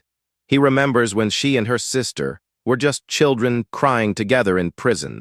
Now the young woman fights, masterfully using her ice powers without hesitating for a second. With a blow to the ground, she freezes everything around her and defeats more enemies easily. The old man praises her, saying that she has grown up well and now has the refinement of a lady. The woman then reveals the name of her skill, which is called Snow Flower Armor. With this power, she can create ice armor to protect herself from attacks. The ice armor covers her entire body, making her ready for real combat. Even so, she still wonders why the old man saved her in the past, and he doesn't answer. But now she just wants to enjoy the moment of fighting alongside her savior. The boy watches the battle, impressed by the power of the white-haired woman. He asks the master how she can fight like that, but Arjel remains silent. The old man then explains that Alice's power is an ability that manipulates attributes. The boy is confused by the term attributes, and the master prepares to explain. Then he reveals that in the universe, there are the attributes of light and darkness. In addition, there are lightning, wind, fire, water, and earth, totaling 7 elements. He says the boy didn't notice, but Goose had the attribute of darkness, and that's why he was strong. The young blonde man becomes thoughtful as he understands more about the powers and their attributes. Suddenly Arjel feels a new threat and wonders if they brought that creature. Alice also realizes the danger and is shocked by the presence of the new enemy. Soon after, a terrifying creature known as the Decapitator emerges from the shadows. The ghosts of loneliness are not easy to summon and require great power. The necromancer Saddle is responsible for the summoning, as he has a special talent for it.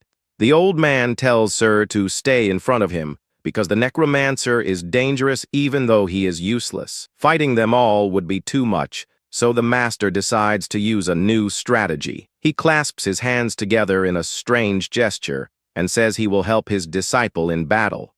With that, a bright light shines, and the old man announces that he is going to connect with the boy. This connection is a type of telepathy that allows direct communication between the two.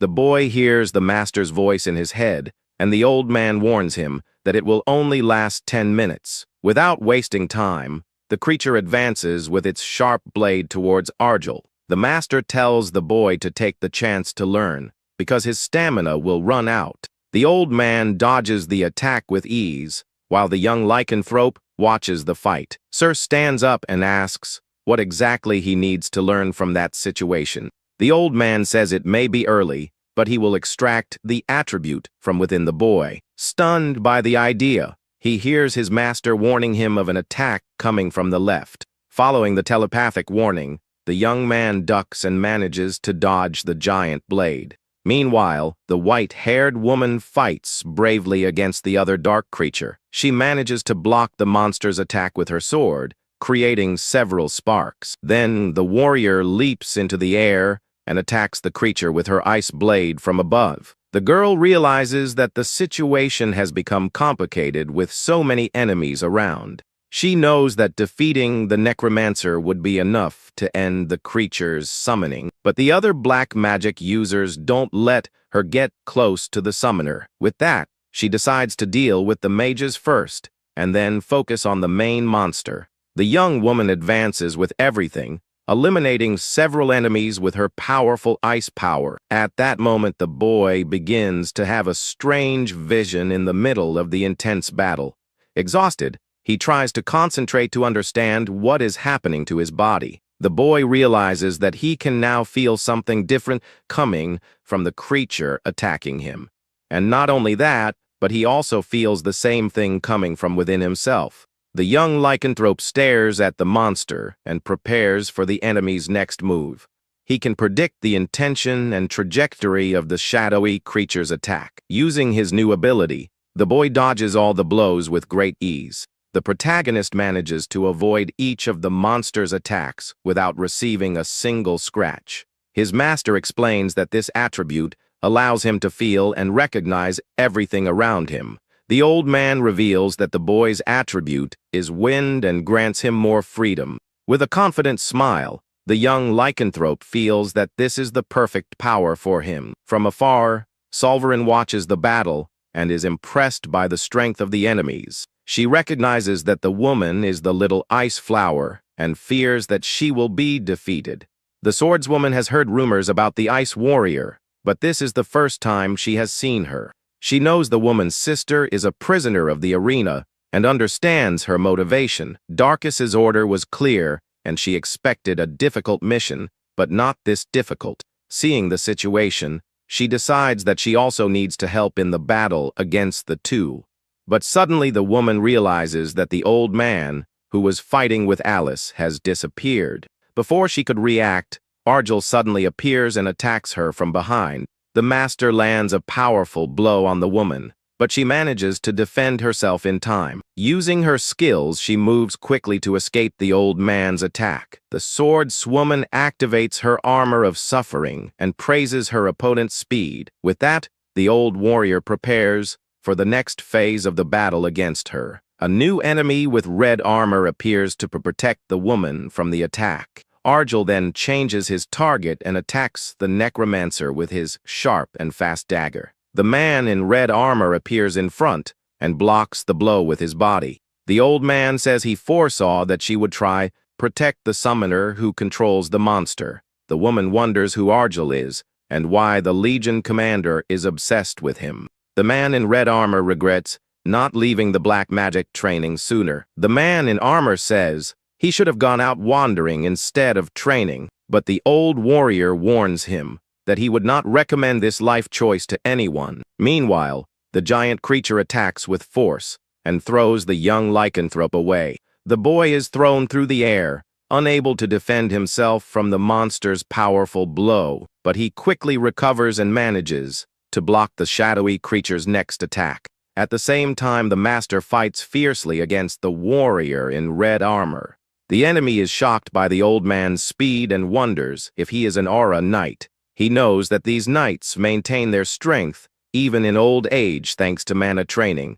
However, he cannot feel any mana energy coming from Sir's master's body. The warrior then scoffs that the old man's dagger doesn't even scratch his armor. Unfazed, Argel advances with an attacking stance, ready for the next move. The old warrior's arm glows with a mysterious and very dark energy. In a moment of panic, the man in armor realizes the great danger that lies ahead. Then an explosion happens, and the warrior's armor is completely destroyed. The man can't believe what happened and looks at his chest in complete shock. He realizes that the old master also possesses the attribute of darkness and becomes terrified. The warrior in red armor looks up from the ground. Above him, an old man with long white hair floats menacingly, holding a small blade. He breathes heavily, completely perplexed. Concentrating, he realizes he can't sense any dark attributes coming from his opponent. The elder's expression remains stoic. The warrior becomes even more confused,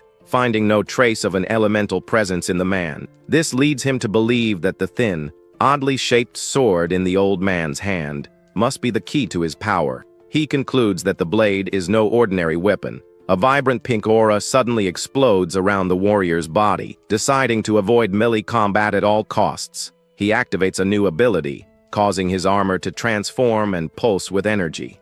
He unleashes his skill called Double Suffering Armor, a powerful defensive and offensive enhancement. He then launches a ranged attack, sending shadowy tendrils towards his enemy, but he curses in frustration when he sees that they are ineffective. He remembers being a notorious black magic swordsman outside of this place. However, now, he is in a panic against this mysterious old man. Unmoved by the dark magic, the elder advances calmly. The warrior wonders who this powerful figure could be. A feeling of unease takes hold of the warrior as the old man continues to approach without any sign of fear or injury. His glowing red eyes widen in disbelief and sudden realization. A feeling he hasn't felt in a long time begins to emerge. For the first time, he questions himself, wondering if what he is feeling right now is really fear. As if in answer, a colossal shadowy skull with glowing red eyes materializes behind the elder, radiating immense pressure. Cornered and terrified, the warrior grabs a nearby hooded figure, believing this is his only way to survive what is to come. He activates a desperate technique called voluntary suicide, thrusting his hand into the sacrifice to fuel his next attack. This black magic attacks opponents by offering sacrifices. The power of the magic grows in proportion to the quality of the offering. The sacrificed man, a companion named Saddle, is consumed by dark energy, his body writhing in unimaginable pain. A horrifying roar escapes Saddle's mouth as dark magic completely takes over his body, transforming him into a vessel of power. He knows that if Saddle dies, the ghosts will stop, but he can't worry about that when his own life is at stake. The other members of the group watch in horror. A young man with blonde hair and a woman with purple hair appear completely shocked by the events. The beast advances towards the young man, who is still on the ground,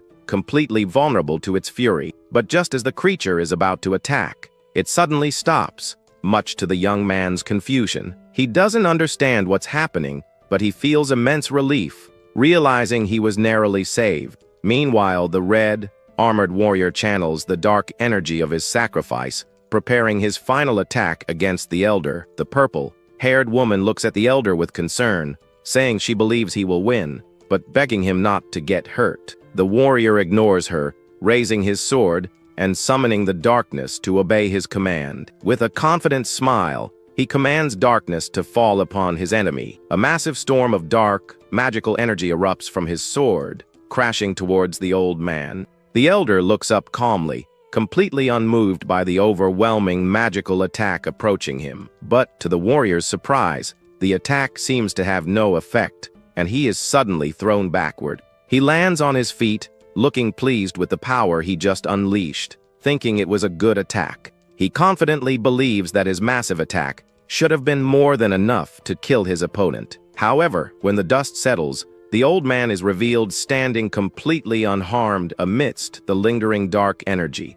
The elder comments that it has been a while since he has seen black magic of this caliber. He tells the warrior that he is talented, but reckless. He continues, explaining that using black magic like this means offering one's soul to demons. The elder warns that the warrior's soul will soon become a meal for the void constellation. Deciding the situation is problematic, he declares that it all ends here. The warrior falls to his knees, completely defeated. In disbelief, the warrior asks why his black magic doesn't work on the elder. He desperately demands to know why, his eye reflecting the elder's hand reaching out to him. The sacrifice saddle is brutally consumed by dark magic, his eyes widening in horror as he dies. The elder remains standing, his expression unchanged, holding the small blade as the battle abruptly ends. The purple-haired woman watches from a distance. The elder floats calmly above the spot where the dark magic user was defeated. A blue aura surrounds his head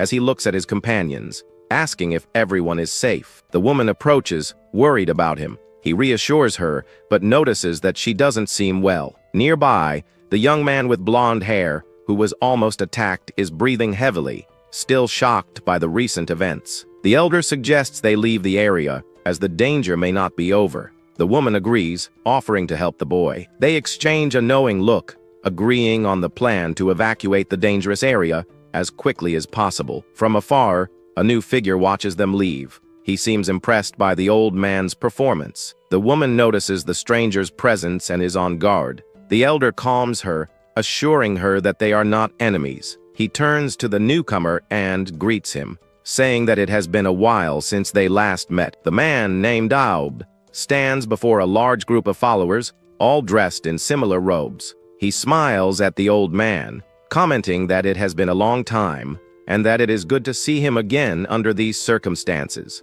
The woman identifies the group as the Fanatics. The mention of Aub's name brings a look of concern to the elder's face. The Fanatics are a group dedicated to the 11 constellations, including faith, hope, and love. They purify heretics through massacres. The woman wonders how many prisoners Aub killed behind his peaceful smile. Aub explains that he was cleansing the filthy aura of the demon worshippers, stating that he has already taken care of the area. He then bows respectfully to the elder, saying that they should have done so, and offers his gratitude. She is shocked to see a Class 6 prisoner bowing. She realizes the elder has deep connections to the Fanatics. The elder ignores her surprise and begins to chant. A golden, healing light forms between his hands. The young man marvels as he feels his fatigue disappear. Aub explains that it is his blessing magic, a thank you for his help. He then turns to the elder, offering to bless him personally. The old man refuses, reminding Aub that his magic doesn't work on him. As the group prepares to leave, Aub asks the elder to stay safe, stating that he is someone who must survive. The elder reflects on how he is always worrying about the lives of others while living in solitude. Aub declares that he does not mind dying as long as the elder survives, promising to help him whenever necessary. The old man, the woman, and the boy walk away down the corridor, leaving Aub and his followers behind. Aub watches them leave, believing that the elder is the one who listens to his wishes. He then kneels, stating that he would be happy to become a sacrifice for the old man's sake. He and his followers kneel in prayer, affirming that there are many like them in this place who seek the righteous path. They consider themselves to be those who recognize their own foolishness, and therefore, the elder's journey is of utmost importance. He begs the elder to listen to his wishes, his face serious and full of determination. As the trio continues walking, the boy notices that the old man looks downcast and asks the woman what his relationship with Aub is. She explains that she has been with the elder for about a year, but does not know his exact relationship with Aub. She expresses her surprise that he would associate himself with such an infamous group as the Fanatics. She adds that the elder told her that he doesn't like people who believe in constellations, which leaves the boy confused. She clarifies that believing in a god is not inherently bad, but the way the Fanatics do it is. The constellations appoint representatives to act on their behalf, sometimes using their power to save the weak. They finally reach their destination. The elder announces that they have arrived.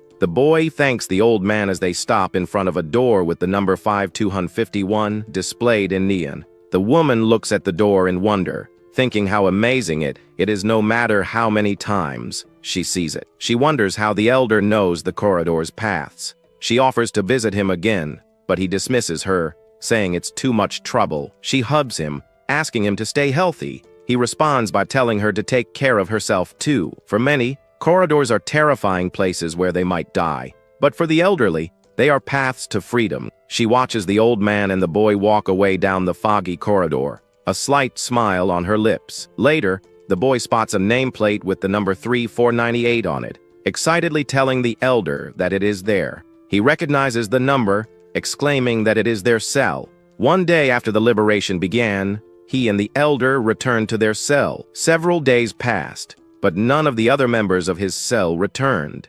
The days turned into 5, and the young man found himself waiting alone. Looking back, he realizes that many things have changed for him. Before, he could do nothing but hesitate, always afraid and insecure. But now he fights and kills without hesitation. Even his appearance has changed. Above all, he began to think about many things, feeling a change in his perspective. He feels ashamed of his past actions, a new sense of self-awareness taking hold of him. The elder approaches, noticing that the boy's spirit has begun to awaken along with his body. The young man seems confused by the elder's comment, not understanding what he means. He tells the elder that a strange smell is approaching. The old man calmly identifies it as Margan. He explains that Margan must have used his true power, and the fall smell is the smell of pills. The elder reveals that Margan is the same as Beckham from the beginning, and asks the boy if he knows what to do. He answers yes, with a dark determination in his eyes. In this place called Solitude, the rule is simply kill or be killed. A large crowd of prisoners gathers in anticipation.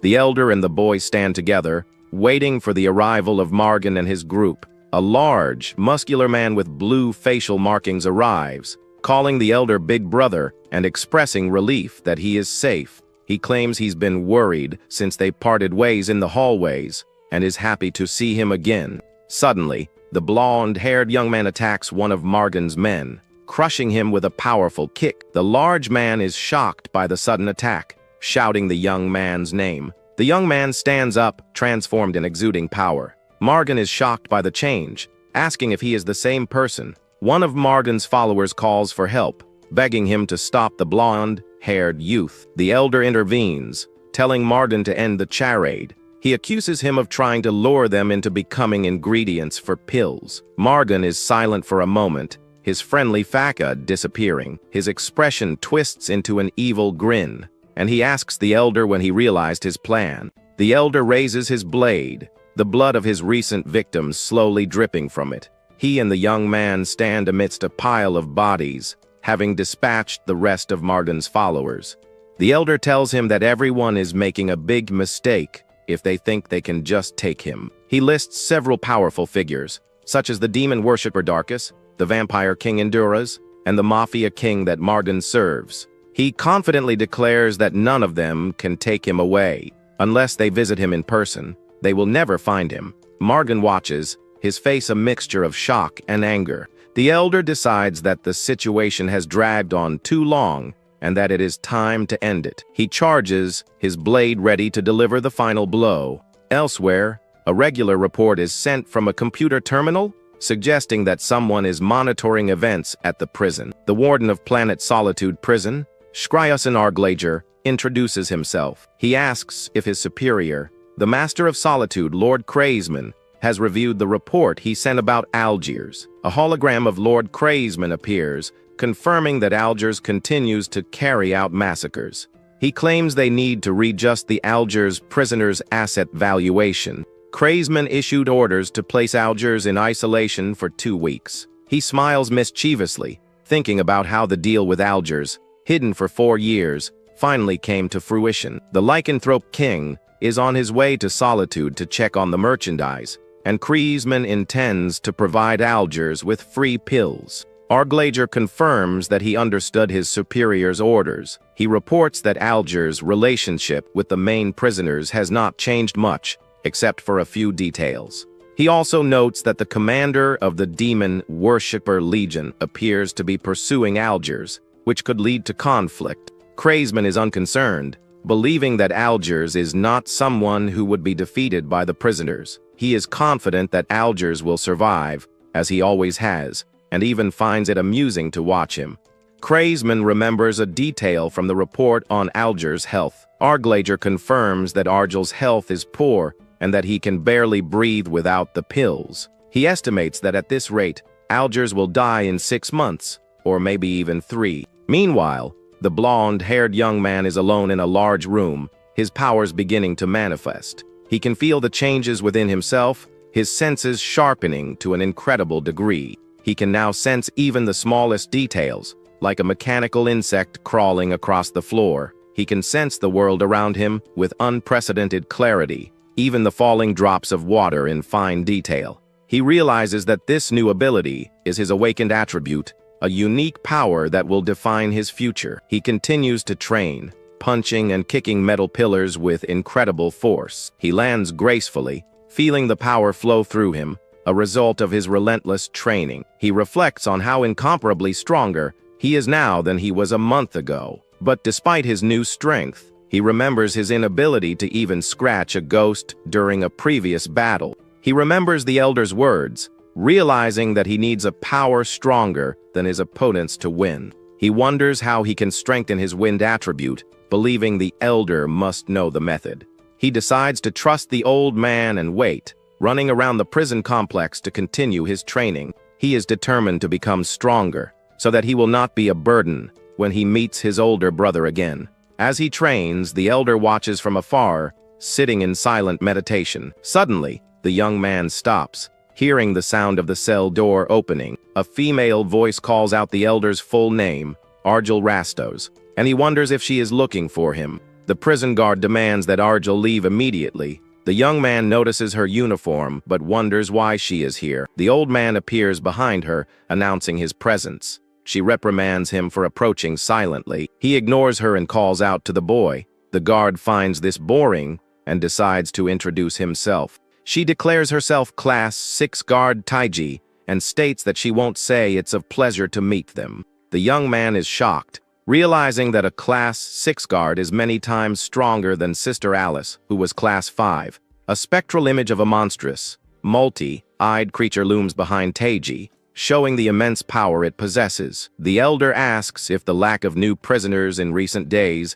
is because of him. Taiji confirms that he noticed and orders him to follow her. The old man sighs, finding the situation troublesome and complaining that his body has been heavy lately. Taiji wonders what he's up to. She recalls that her superiors instructed her not to interfere unnecessarily, but they failed to mention that he would be so uncooperative. The Elder proposes a wager. If Taiji defeats the boy in a fight, he will follow her. If not, he will remain in peace. The old man seems confident in his proposal, a slight smile on his lips. The young man enters a fighting stance, orange flames enveloping his arms as he prepares for battle. Taiji laughs at the suggestion, finding it annoying. She decides not to hold back and finish quickly. She needs to finish quickly and return. Her eyes meet the young man's, both determined to win. She attacks, her speed incredible. The young man narrowly dodges, his expression a mixture of shock and effort. Taiji is surprised that a mere Class 3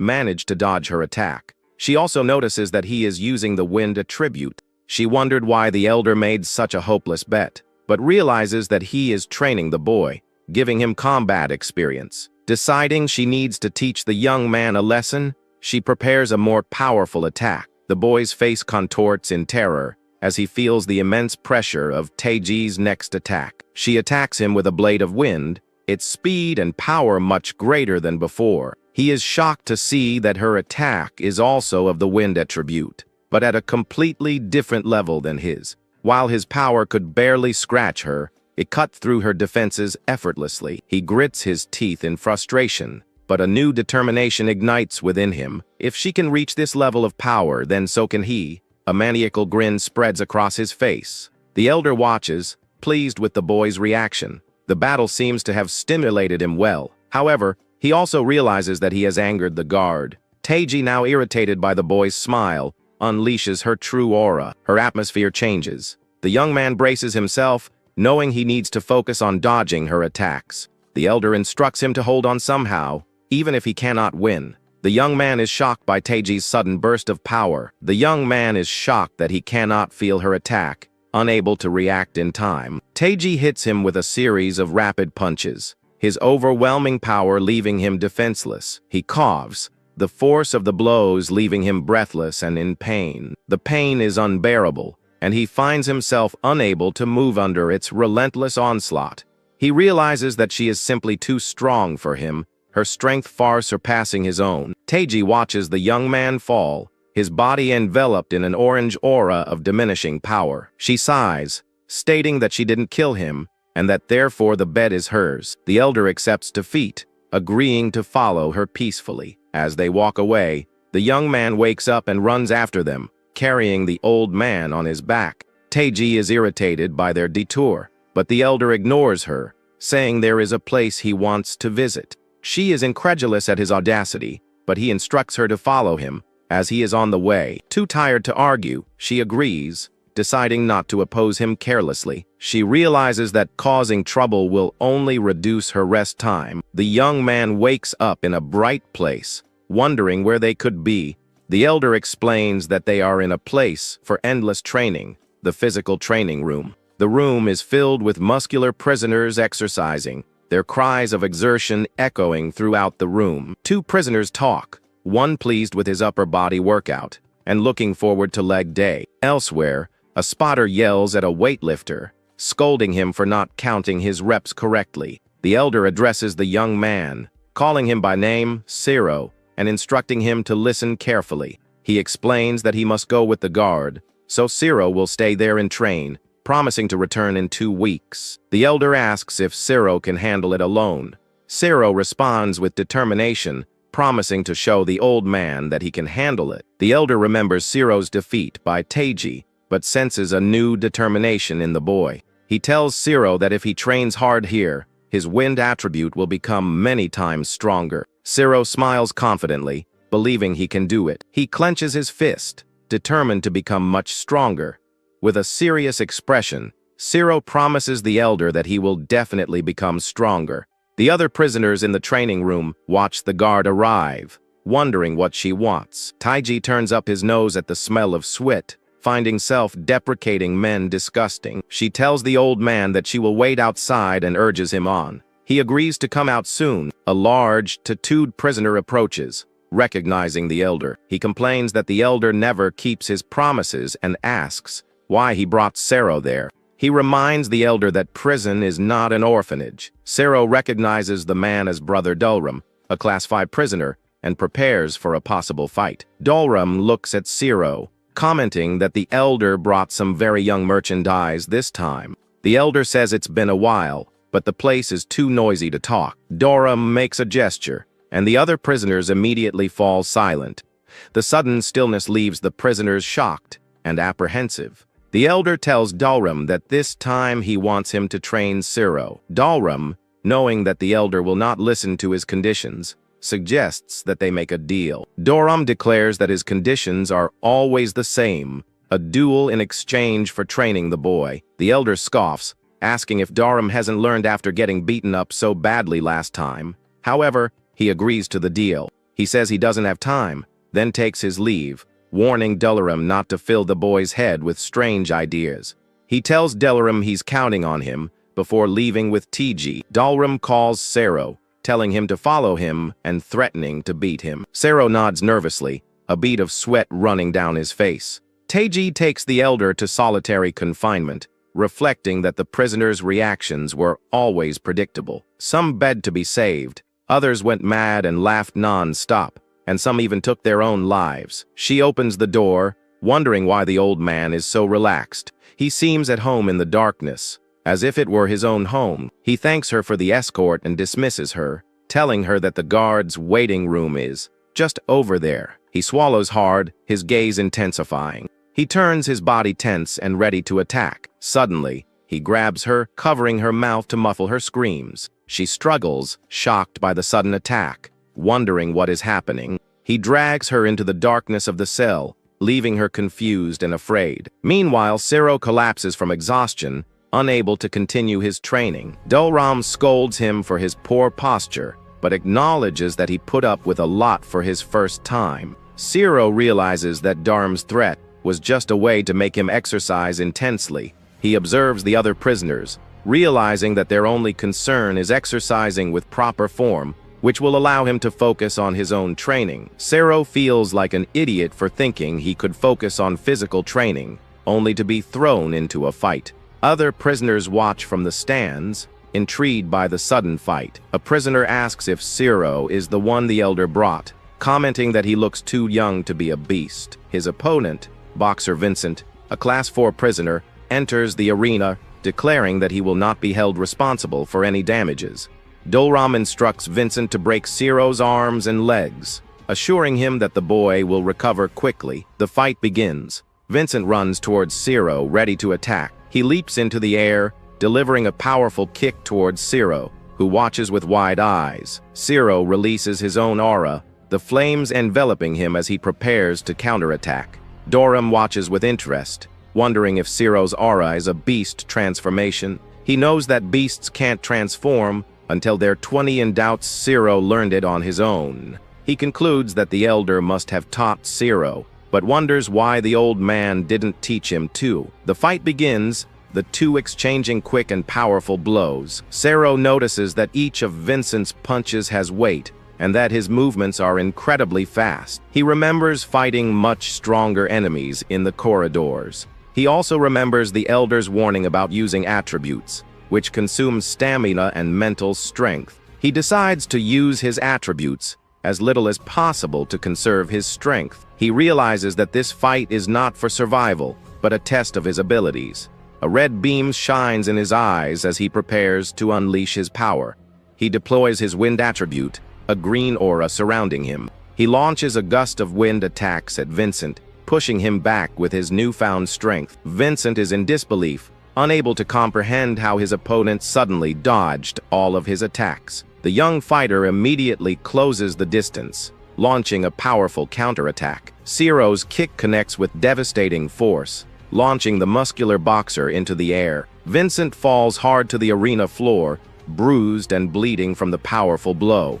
With incredible speed, the young man lands another kick, sealing his victory over his much larger opponent. The prisoners watching from the side of the camp watched with serious and surprised expressions. Their initial casual attitude disappears, replaced by shock as they witness the unexpected outcome. Even Delaram is stunned, admitting to himself that the boy's strength is beyond his imagination. Vincent, who had recently been promoted to Class 4, lies completely defeated and unconscious. Dolram realizes that the boy possesses an attribute that only SS class prisoners can master, taught to him by the old man. He wonders if the old man chooses who to teach based solely on race or talent. Unable to accept that he has been ignored, the tattooed man steps forward, determined to find out for himself. He tells the boy that now it is his turn to fight, as his own powerful aura flares around him. Prisoners can master, taught to him by the old man. He wonders if the old man chooses who to teach based solely on race or talent. Unable to accept that he has been ignored, the tattooed man steps forward, determined to find out for himself. He tells the boy that now it is his turn to fight, as his own powerful aura flares around him. The tattooed man attacks without warning, throwing a powerful punch towards the young man on the ground. Suddenly the boy is surprised and wonders what is going on with this whole situation.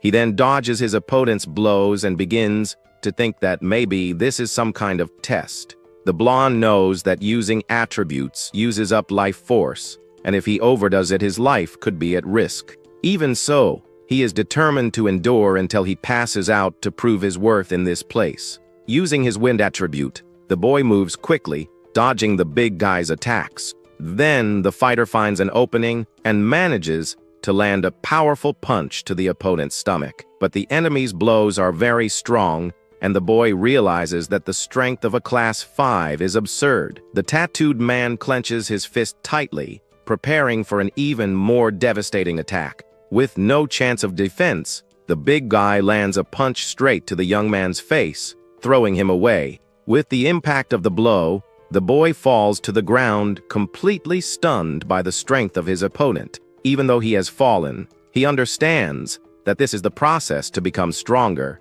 and begins to get up. With that, the boy gets up again with his flames lit, thinking he will be able to handle the training. He thinks of his brother Lucas, and promises that he will no longer be a burden if he can overcome this challenge. Determined to win, the boy unleashes the full power of his wind attribute, no matter what happens. His appearance changes slightly, and he advances towards the prisoner with incredible speed. The tattooed fighter is unable to react in time, and receives a powerful blow to the side of his body. The force of the attack is so great that the big guy is thrown to the side without being able to defend himself. Then the young man grabs his opponent with a mad look while the other begins to cough non-stop. To finish the fight, he throws him to the ground with all his strength, creating a huge crater there. The young fighter grits his teeth, feeling tired, but the fight is not over yet. Suddenly the big guy stands up with his eyes shining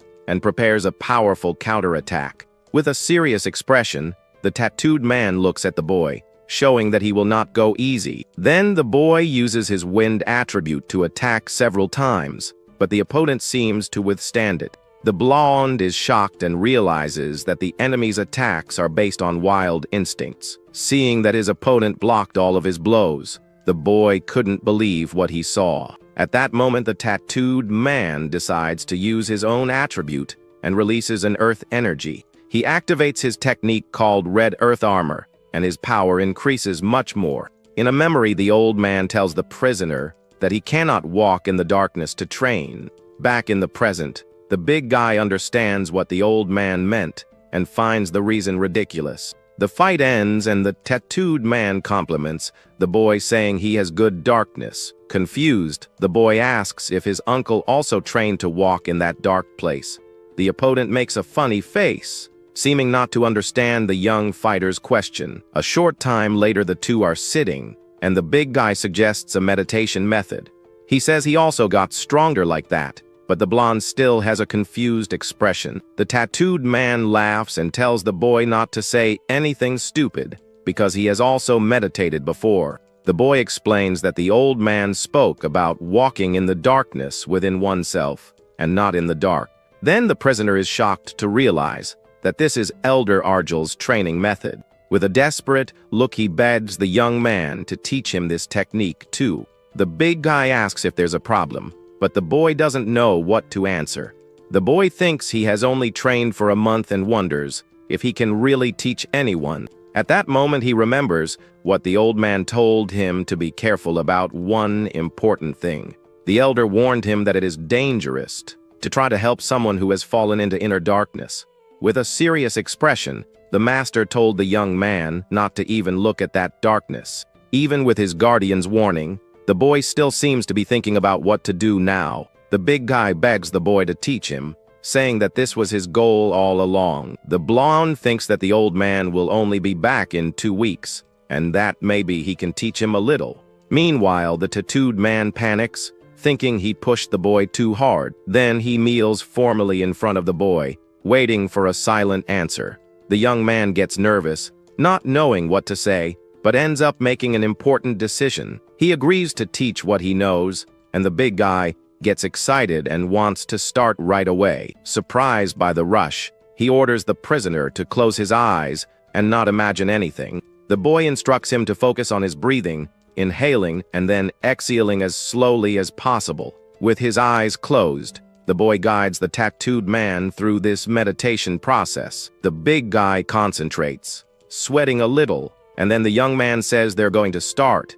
Suddenly, the boy's eye opens in fright, as if he had seen something terrible. The scene then shifts to the guards' rest area in a futuristic city. We see a woman sweating heavily, appearing to be relaxing in some kind of sauna. This is Class 6 guard Teiji, who is sitting down enjoying his rest. With an irritated look on her face, the woman thinks of the name Argel Rastos with a certain disdain. The woman remembers when she took the old man to solitary confinement, and he suddenly stopped. Suddenly, the prisoner grabbed her from behind and covered her mouth with his hand. Then the guard got scared and thought the old man had gone completely crazy, but the man asked for silence and told her to look ahead carefully. He then asked if she could see what was there, and her eyes widened.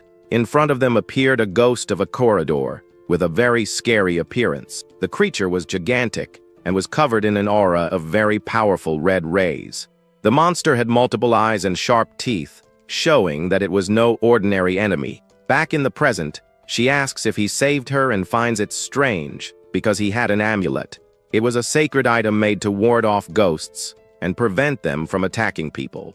The old man says that the amulet failed because the monster was strong, but she didn't notice anything. The woman finds this strange because she has never heard of an amulet that didn't work. In another memory, the monster is seen being sucked into a sort of red barrier. After that, the hallway was empty, and the two stood there in silence for a moment. The guard says he heard rumors about him and asks who he really is. The prisoner says that if she wants to know the truth, she needs to look for the clerk. She is surprised and asks if he is talking about the clerk called Bemlio. The girl thinks Bemlio is a Class 9 guard and doesn't understand how a prisoner knows him. The old man says he can answer some questions and asks her to close the door. He then enters the dark cell and leaves her alone outside, deep in thought. Back in the sauna, the guard thinks about the name Argel Rastos and the secrets he hides. The scene changes to the boy standing in a dark place and wondering what happened. He then realizes that the tattooed man is not there and starts looking for him. Staring into the darkness, the young man wonders if the training he attempted went wrong. Then the boy calls out to his uncle Dalram, but receives no response in return. Suddenly the old man appears and says that he warned him not to do that, but he didn't listen. The boy is shocked and asks how the old man got there,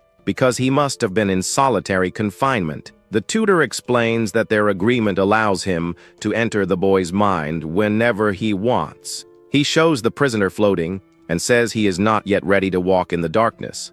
According to the master, the big guy's mind is very colorful and prevents him from seeing the real darkness. If this continues, the tattooed man will not return to normal and will end up losing his life. The young man panics and the elder tells him that now he needs to take responsibility. With wide eyes, the boy is completely terrified by the situation. At that moment, dark bands begin to hold the boy's body tightly. The old man says that the greater the responsibility, the stronger the person becomes. With a glow in his hand, he lifts the boy and tells him to feel the weight for a while.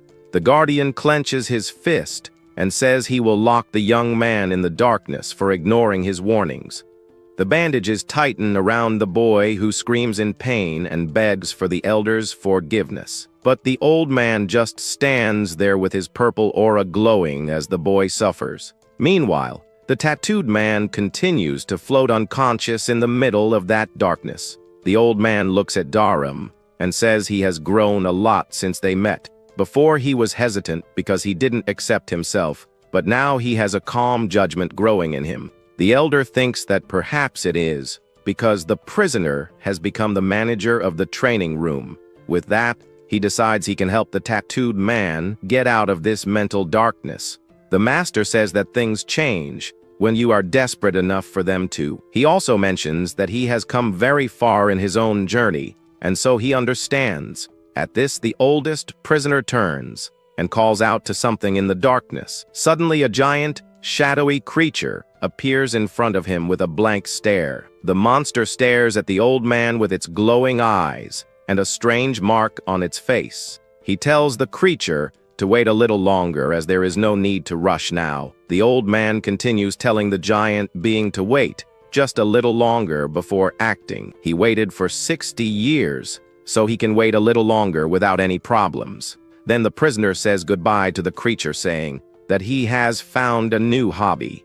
With that, the monster shrinks and disappears into a purple portal in front of the elder. The scene shifts to the workout room, where a muscular man is sweating heavily. He stands with his hands on his hips, looking proud of his physique. The prisoner takes a deep breath of relief after finishing his exercise routine. This is Pyram, a Class 5 prisoner who thinks he's the best person in the training room, but he thinks that if Dharam trains that boy and learns from Argel in return, so Delaram will grow beyond what he can keep up with, and that worries him. Pyram decides he needs to separate Dharam and Argel to maintain his position of power. He picks up a purple orb and comes into contact with a mysterious group of worshippers. The muscular man warns that the old man was there but only the boy who followed him remained. With a smile, he asks if the group already knows what he wants in exchange for the information. So the man agrees to hand the young man over to them in exchange for a mysterious favor. With the plan in mind, the prisoner goes to the room where Dharam is and calls him. He opens the door, introducing himself as Pyram, and announces that he is entering the place. Inside, he finds the two meditating and asks if the boy was with the other. But Dharam doesn't respond, and the man is confused by his fellow prisoner's silence. The fighter then suggests teaching the newbie the rules and offers to take care of it. He notices that the young man doesn't react either and wonders what's going on there. Interpreting the silence as a yes, he picks up the boy and finds everything easier than expected. The scene changes to a hallway where a group of hooded figures are waiting.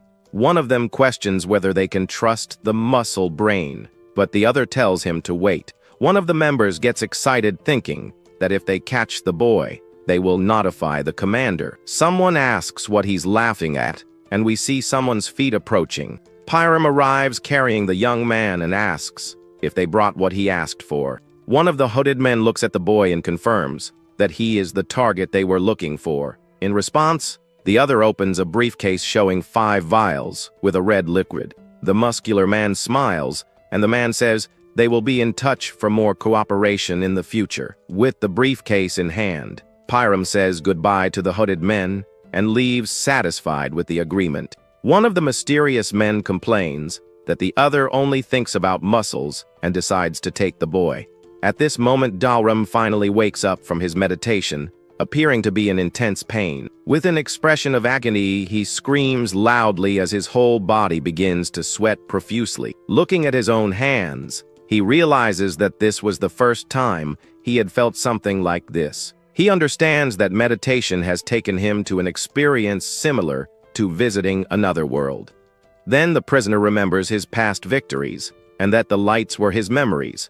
All his former glories trapped him in a cycle of nostalgia that prevented him from moving forward. But instinctively, the tattooed man realized that his past was just the past. He finally understood that he was stuck in his memories, and that's why he couldn't move on. It was at that moment that the fighter saw a small darkness forming beside him. Behind all his colorful memories, he finally found the path he was meant to follow. A shadowy figure called out to him from within the darkness, and he wondered who it could be. With a sweaty face, the big man wonders if the person who called him was his future self. Suddenly, one of his fellow prisoners runs up to him, calling him Big Brother. The man arrives in despair and tells the tattooed fighter that something terrible has happened. The other asks if Pyram challenged him to a duel, but the reason was quite different. His partner reveals that his rival just beat up all his friends for no reason. The prisoner gets up furiously and sees Pyram standing in the middle of his friends lying on the ground. With a look of hatred, he says that if the other wanted to fight, he should have gone and talked to him. Pyram taunts his rival by saying that it is too late and that he will finish him off right there. With an insane smile, the muscular prisoner says he had a great experience. Dharam's companion tries to warn him of the danger, but the big guy only cares about the experience. In this, the tattooed fighter says he also had a memory of the dark figure he saw before. With a determined look, he thinks that now he can finally test what he has learned. The scene then changes to the young boy, who is on the ground surrounded by the hooded men. One of the group members wonders what the boy is mumbling to himself there on the floor. Suddenly, the boy attacks and finishes off one of the hooded men in the blink of an eye. Shocked, one of the men cannot believe the scene that just happened in front of him. Then, the young man stands in the middle of all the mess with a cold and frightening expression. The boy says he finally found a hobby after being bored for a long time. In fact, the old man's spirit is behind him, curious to know what it's like to possess a werewolf. The hooded men wonder how that boy managed to do so much damage. One of them says he didn't know how strong the young man was, but the other points out an important detail. On the boy's neck appears the number 50, one surrounded by a dark aura with a purple energy. The boy stares at the men with an empty look and without any emotion. His eyes glow red, and he seems to be analyzing the situation very coldly. Arjul was actually watching the young man's emotions spread through his body. The desire to jump and end it all was the violence that only purebloods possess. The old man thinks that this emotion has extinguished the werewolves and regrets not using this body forever. So the elder decides to make the most of the young man's body and prepares to fight.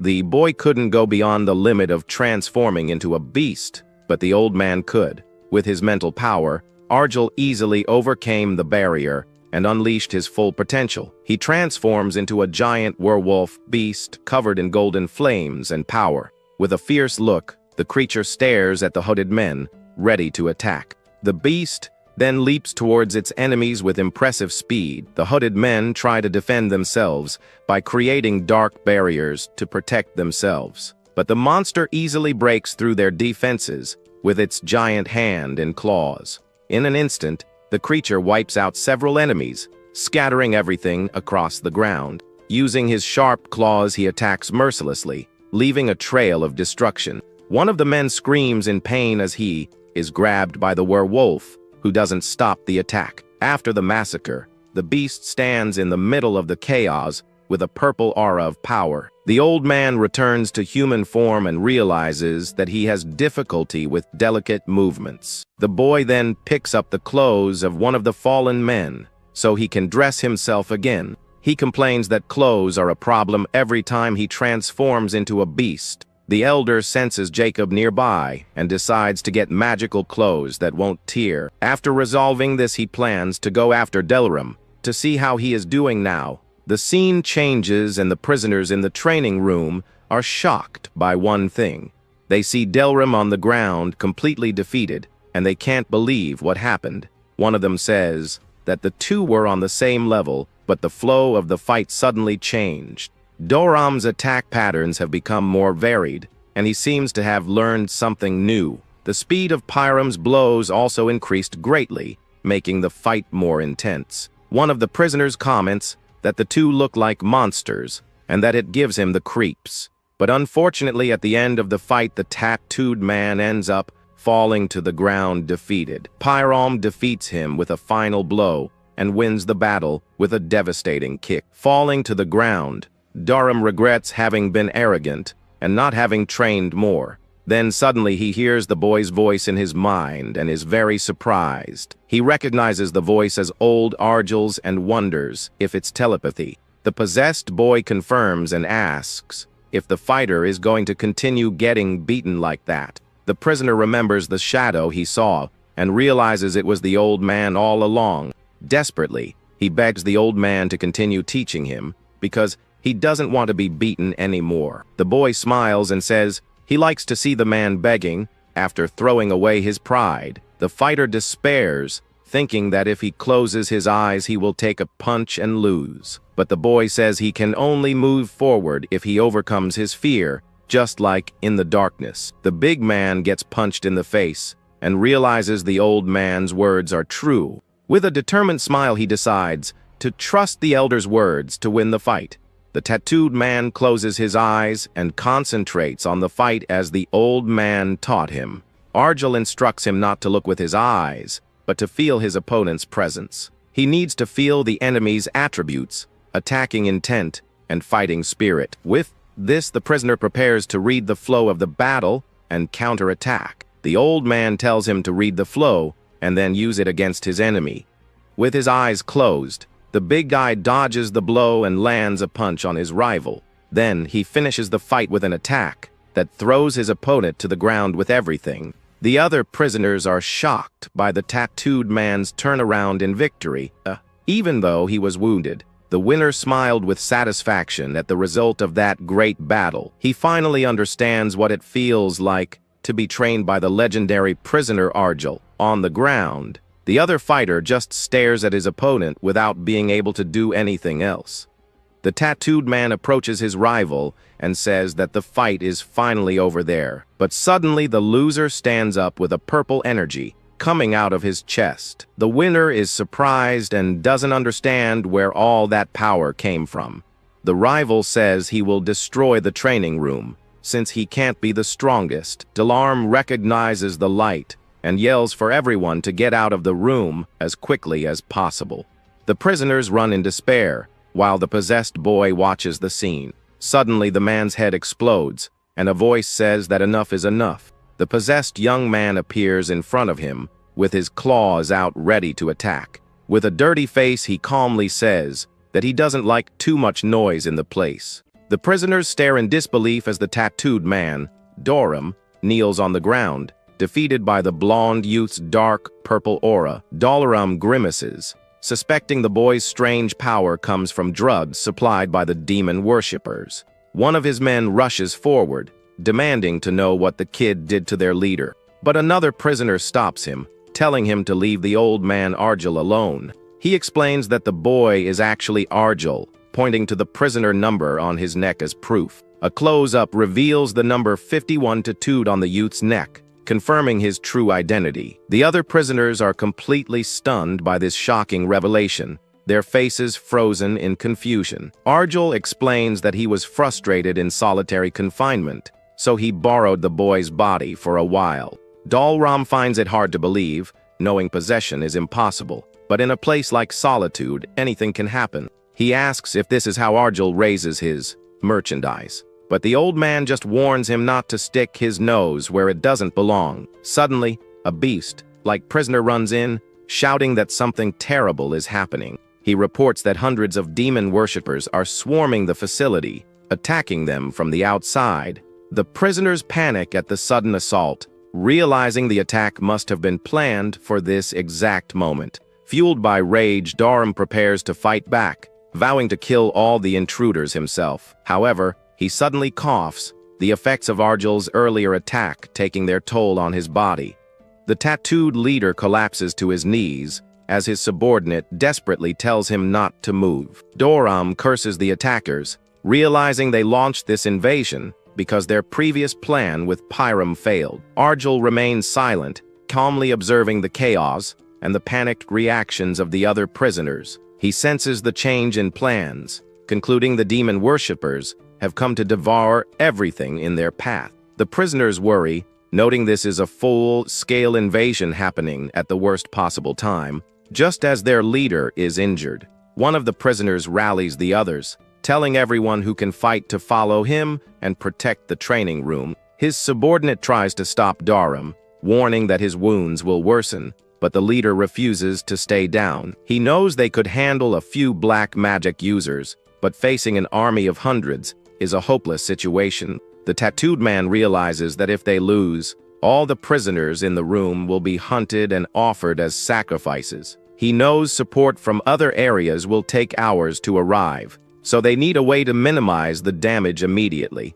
In a last-ditch effort, Doram turns to the meditating youth and asks if the old man will help them. Argel remains silent for a moment, his piercing red eye staring forward as he considers the desperate plea. Then, the blonde youth slowly rises to his feet, surprising the large man standing before him. The prison leader nervously offers a deal, promising he will do absolutely anything if Argel saves his men. The youth listens intently to the offer, his expression unreadable under his blonde hair. After a moment, Argel calmly asks the man if he is prepared to offer his soul. The tattooed man is visibly shocked, his face frozen as he tries to comprehend the chilling request. He remembers the old man can possess bodies and realizes he could easily take his soul by any means necessary. Gritting his teeth, the leader concludes that there is no time for hesitation in this dire situation.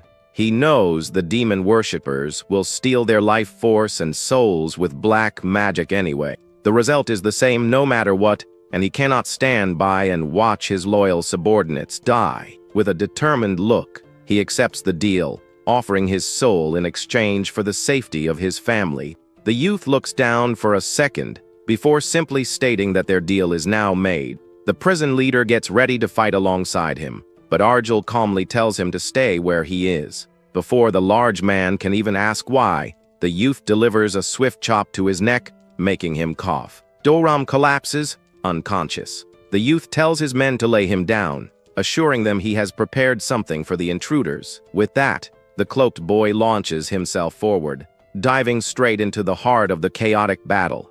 The training room is a blur of motion as prisoners clash with the invading demon worshippers, their magical attacks lighting up the hall. In a burst of dark energy, the youth's arm transforms into a monstrous, clawed appendage ready to strike. He unleashes a powerful shockwave, blasting away a group of robed figures and clearing a path through their ranks. The transformation continues as a massive beast tears through the invaders, its claws and fangs ending them with brutal efficiency. Now fully transformed, a huge werewolf with blonde fur and glowing red eyes stands amidst the carnage, roaring with power. The demon worshippers are stunned by the beast's speed, realizing their black magic has no effect on it. One of them remains confident, believing the creature will eventually run out of stamina, ensuring their victory in the end. The prisoners, however, are being overwhelmed, with many falling under the barrage of relentless magical attacks. One of the men reports that their front line has fallen, but the acting leader orders them to keep fighting as there is no escape. The werewolf observes the situation, concluding that the prisoners will be wiped out first if the fight remains in this cramped room. He decides to clear the area from the outside, leaping through a massive hole in the wall to face the remaining forces, his piercing red eyes narrow, scanning the battlefield as he prepares for the next wave of attackers. The cultists outside are shocked as the monster emerges, realizing it caused their losses inside, and immediately ordering its capture. The beast glances back at the doorway, where the sounds of the desperate battle inside can still be heard. The fight has been devastating for the prisoners, with about half of the training room's members already taken down. The floor is littered with the bodies of both sides, a grim testament to the ferocity of the invasion.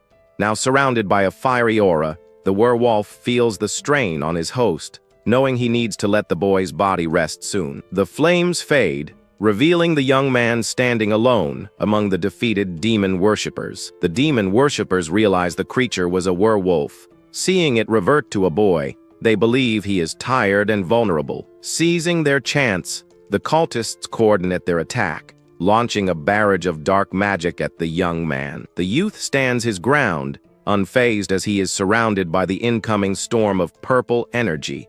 The robed figures press their assault, their glowing red eyes focused on their seemingly exhausted target. But a sudden, massive explosion of fire erupts from behind them, engulfing the attackers in flames. Their bodies are brutally torn apart by the blast, caught completely off guard by the unexpected counterattack. A colossal, armored bear man now stands over the carnage, wielding a massive, blood-stained axe.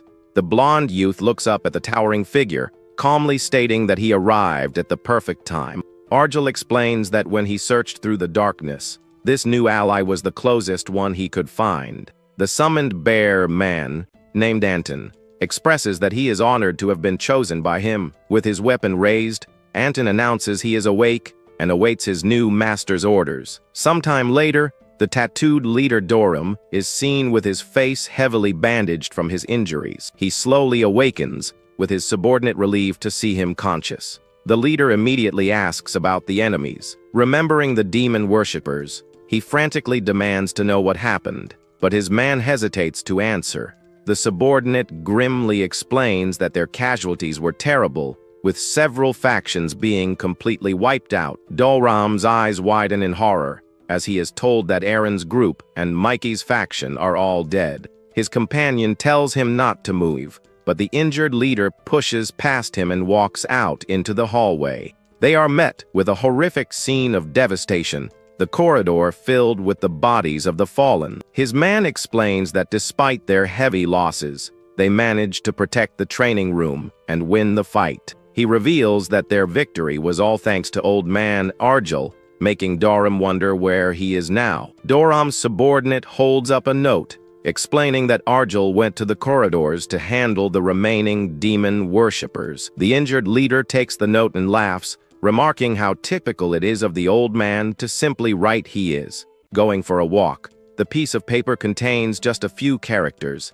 confirming the casual and understated message left behind. Meanwhile, in the dark industrial corridors of the prison, mysterious blue flames flicker ominously. Arjul and his large bear companion, Anton, walk silently through a hallway littered with the bodies of their enemies. A closer look at the towering bear reveals he is now missing one of his eyes, a fresh wound from the battle. The youth turns to look at his companion, who continues walking forward without saying a word about his injury. Arjul asks what happened to his eye, but Anton dismisses it. The old man insists he cannot ignore it.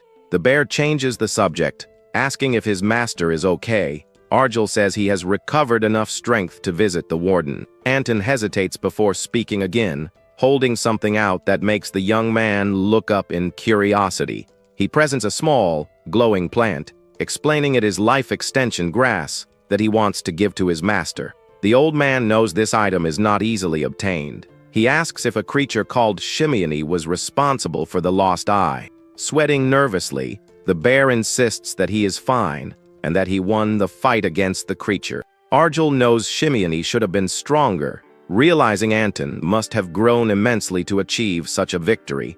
The bear's growth is a result of his hard work, offering his soul and walking through his own inner darkness. But Arjul scolds him, asking how many times he has to be told not to risk his life so recklessly.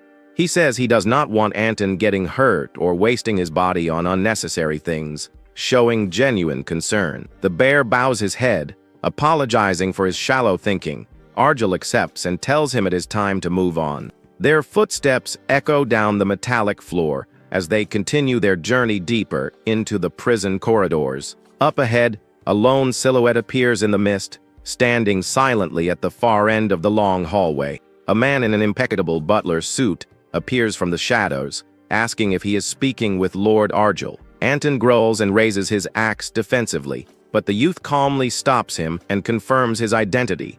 The messenger kneels, placing a small device on the floor. As he explains, he brings a message from his master. A bright blue light emanates from the device, forming a flickering hologram as the butler asks for understanding. The hologram reveals a long-haired man, Vampire King Endoras, who is unable to leave his cell and had to send a messenger. The youth taunts him, asking if he is afraid to come out. The kin admits it, stating that fear has kept him alive. Anton watches quietly, knowing a vampire king avoids pointless fights, but he is still a powerful figure. The holographic king begins by apologizing, claiming his subordinates caused trouble against his own intentions. The old man is immediately suspicious, aware that someone with the title of Vampire King would not bow his head so easily.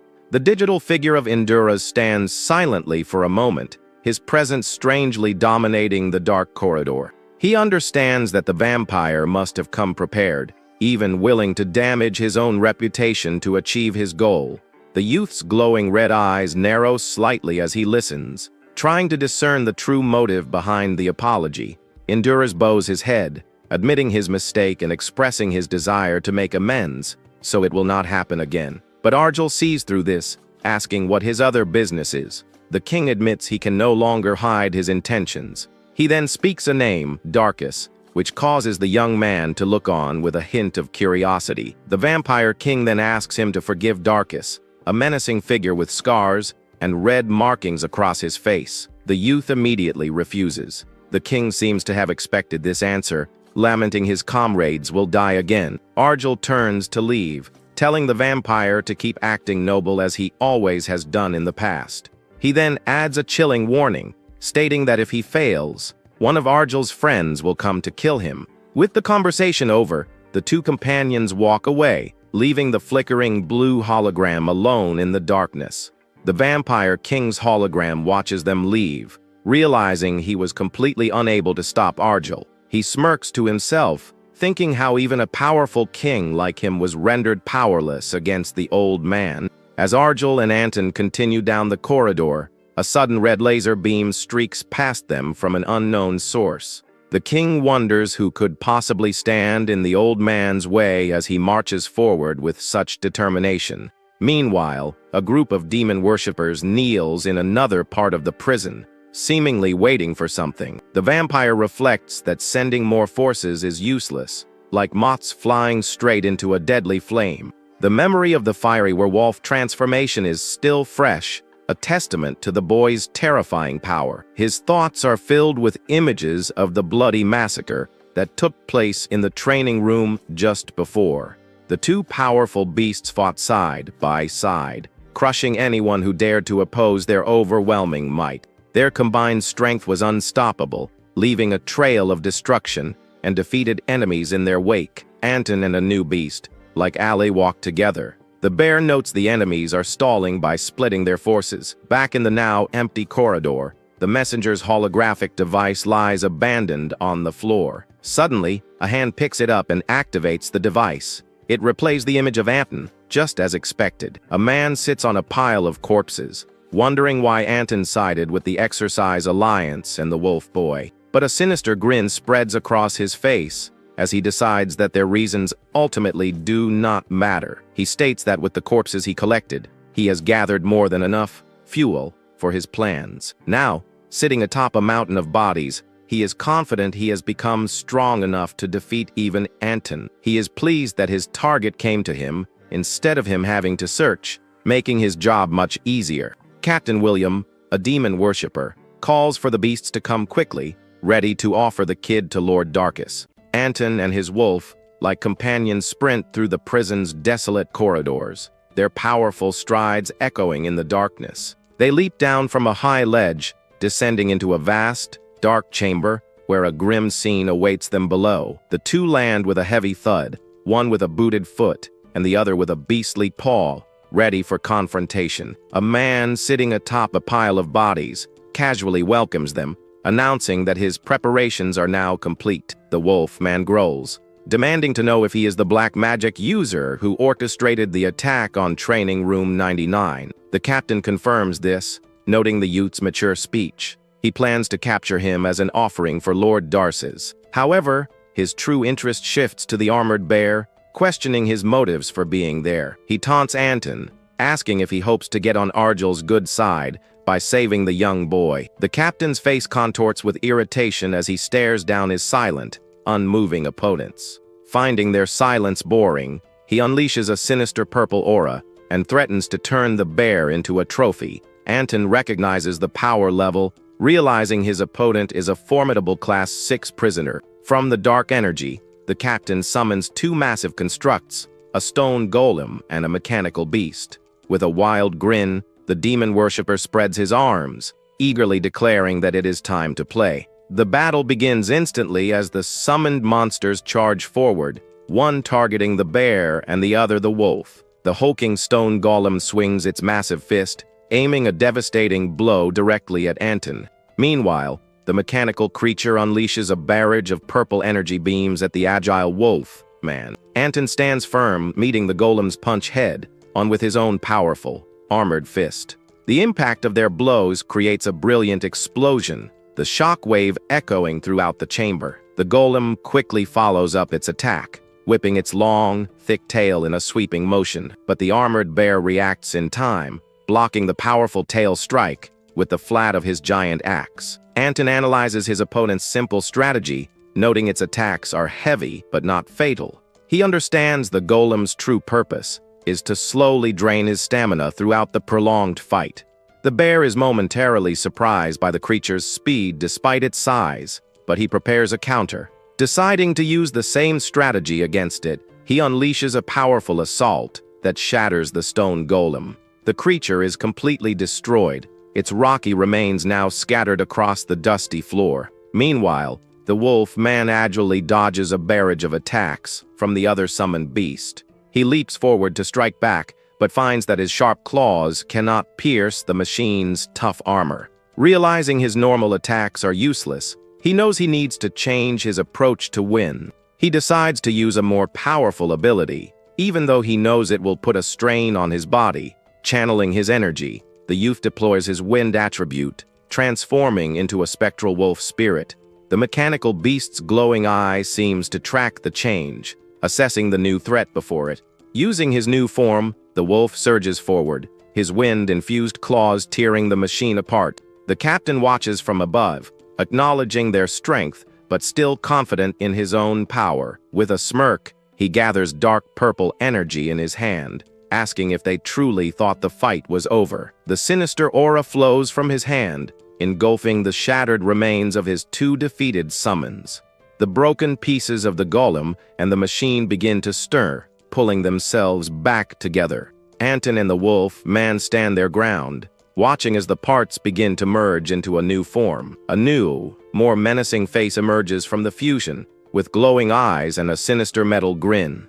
The colossal hybrid monster looms over them, crackling with dark energy from its combined power. The newly formed creature immediately attacks, swinging its massive, reinforced arm down to crush them. The two companions easily block the creature's attack, their combined strength creating a powerful shockwave. The captain taunts them from his perch, challenging them to counterattack, now that his creations have merged. But the youth simply refuses, stating that at his age, he would rather rest than play games. The demon worshipper is stunned by this unexpected response, his expression frozen in disbelief. In a flash, the wolf man lunges past the monster and tears through the captain's body on the pile of corpses. He watches silently for a moment, his red eyes narrowing as he understands the situation. The youth realizes his opponent was just infusing dead bodies with life force and controlling them remotely. He knows the monster will keep regenerating unless he finds and eliminates the captain's real body. A voice taunts him from the pile of bodies, challenging him to find the true host among the dead. A sinister face with pale hair peeks out from the corpses, boasting that he cannot be caught or killed. He explains his soul-black magic, allows him to seal his spirit and move from one corpse to another. With a crazed, bloodshot eye, the real captain declares that this ability makes him immortal. Suddenly, the wolf man appears above a different body in the pile, his claws ready to strike. He swiftly tears through the pile of corpses, searching for the hidden enemy among them. Captain is shocked, demanding to know how he was found so quickly among the decoys. With a swift motion, a purple energy beam pierces through the true host's body. The real body of the captain is finally revealed, his face contorted in disbelief at his defeat. The wolf man grabs him, remarking how troublesome it is to deal with spirits that possess bodies. He explains he does not use magic but has gathered vast information. The captain then sees the number 51 on his neck. Realizing it was Argel all along, the captain's final moments are cut short as the youth ends him. The captain's disembodied spirit flees, its purple form streaking through the air above the fallen bodies. He knows running from Argel is futile, so he decides he has no choice but to summon a powerful entity. Refusing to accept defeat, the young-looking summoner gathers dark energy, determined to fight back. He understands that an ordinary spirit will not be enough to face his powerful opponents. He needs a vessel with strong emotions, someone who can stand against the two formidable warriors. As the wolf man and the bear watch, the destroyed monster on the ground begins to stir once more. The summoner decides to use the remaining corpses as fuel for a powerful being to hold them back. Anton watches as the black magic covering the bodies begins to condense into a single, dark point. Both heroes look on as a slender, horned figure rises from the swirling purple energy on the floor. The captain crawls away, confident that this new creature will create the perfect diversion for his escape. A tall, demonic being with red eyes, sharp claws, and long horns now stands before the two companions. The summoner knows he cannot control this evil spirit, but its power is his only chance. The newly summoned demon floats down from above, its dark aura filling the entire chamber. Anton is unimpressed, raising his axe and roaring that he will crush anything the captain summons. He charges forward, bringing his massive weapon down in a powerful, fiery arc toward the demon. The demon effortlessly stops the axe with one hand, its glowing red eyes fixed on the armored bear. A blast of purple energy erupts from the point of impact. Pushing back against the warrior's immense strength, Anton's eye widens in shock as he is completely overpowered by the demon's defensive move. The resulting explosion sends the massive bear flying backward across the chamber floor. Watching from a safe distance, the captain smirks, pleased with the power of his new creation. The captain is stunned to see Anton defeated in one hit, but he believes the demon can stall Argel long enough. He thinks this is the perfect opportunity to escape, while the powerful beast keeps the wolf, man busy. But Anton pushes himself up from the ground, roaring in fury as he calls out to his master. The summoner's initial relief at his perceived escape causes a drastic shift in his emotions. But his joy quickly turns to shock as he witnesses something completely unexpected unfold before him. Instead of attacking, the formidable demon suddenly drops to its knees on the chamber floor. The creature bows its head submissively before the wolf man, leaving its summoner utterly confused. Its voice trembles with fear as it tries to speak, its sharp teeth chattering nervously.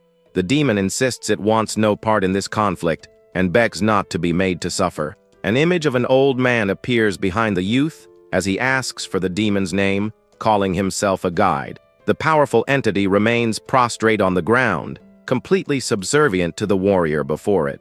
It claims its name is worthless and only asks for a promise that it will be spared from any pain. Anton injects a strange substance into his arm, preparing to follow his master's lead. Trusting the words of the chosen one, the armored bear asks the demon what it truly wishes for. The creature simply asks to be allowed to withdraw and return to its own realm, away from the battle. With a gesture of gratitude, the demon begins to dissipate into a cloud of purple and black smoke. It vanishes completely, leaving the two companions standing alone in the now quiet chamber. Anton asks what just happened, but the youth assures him his broken ribs will heal soon. The armored bear wants to chase after the escaped summoner, but his master tells him it is not necessary. He reveals he contacted someone by telepathy when the fight began, ensuring the captain would not escape. He had instructed Doram to find and kill any prisoners attempting to escape through the nearby corridors. The tattooed leader and his men stand over the summoner's lifeless body, having carried out the order. The youth asks if Doram can hear him, and the man confirms he has finished the requested task. Arjel praises his work and departs, leaving the tattooed man to laugh at the old man's abrupt nature. The prison leader then sincerely thanks him for saving the training room, vowing never to forget this debt. Back in their human forms, the boy and Anton walk down another dark, metallic hallway.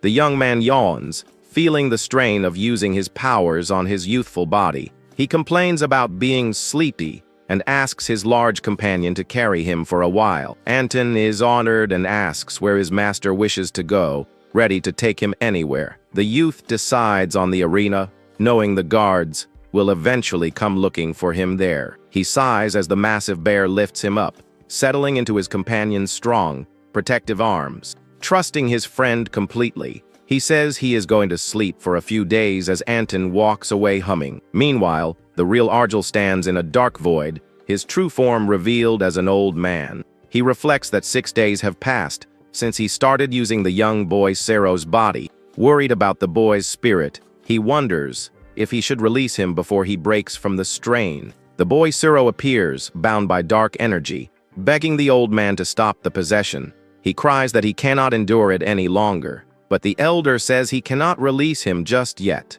The old man leans in close, revealing that if he endures, he will be able to leave Solitude. The promise of freedom seems to give the young prisoner a sliver of hope amidst his suffering. Sero is confused, but Arjel simply tells him he will understand soon before disappearing once more. After some time, the young boy's red eyes slowly open, his rest finally over as they approach their destination. They have arrived at a massive complex, filled with large, circular platforms surrounded by glowing blue lights.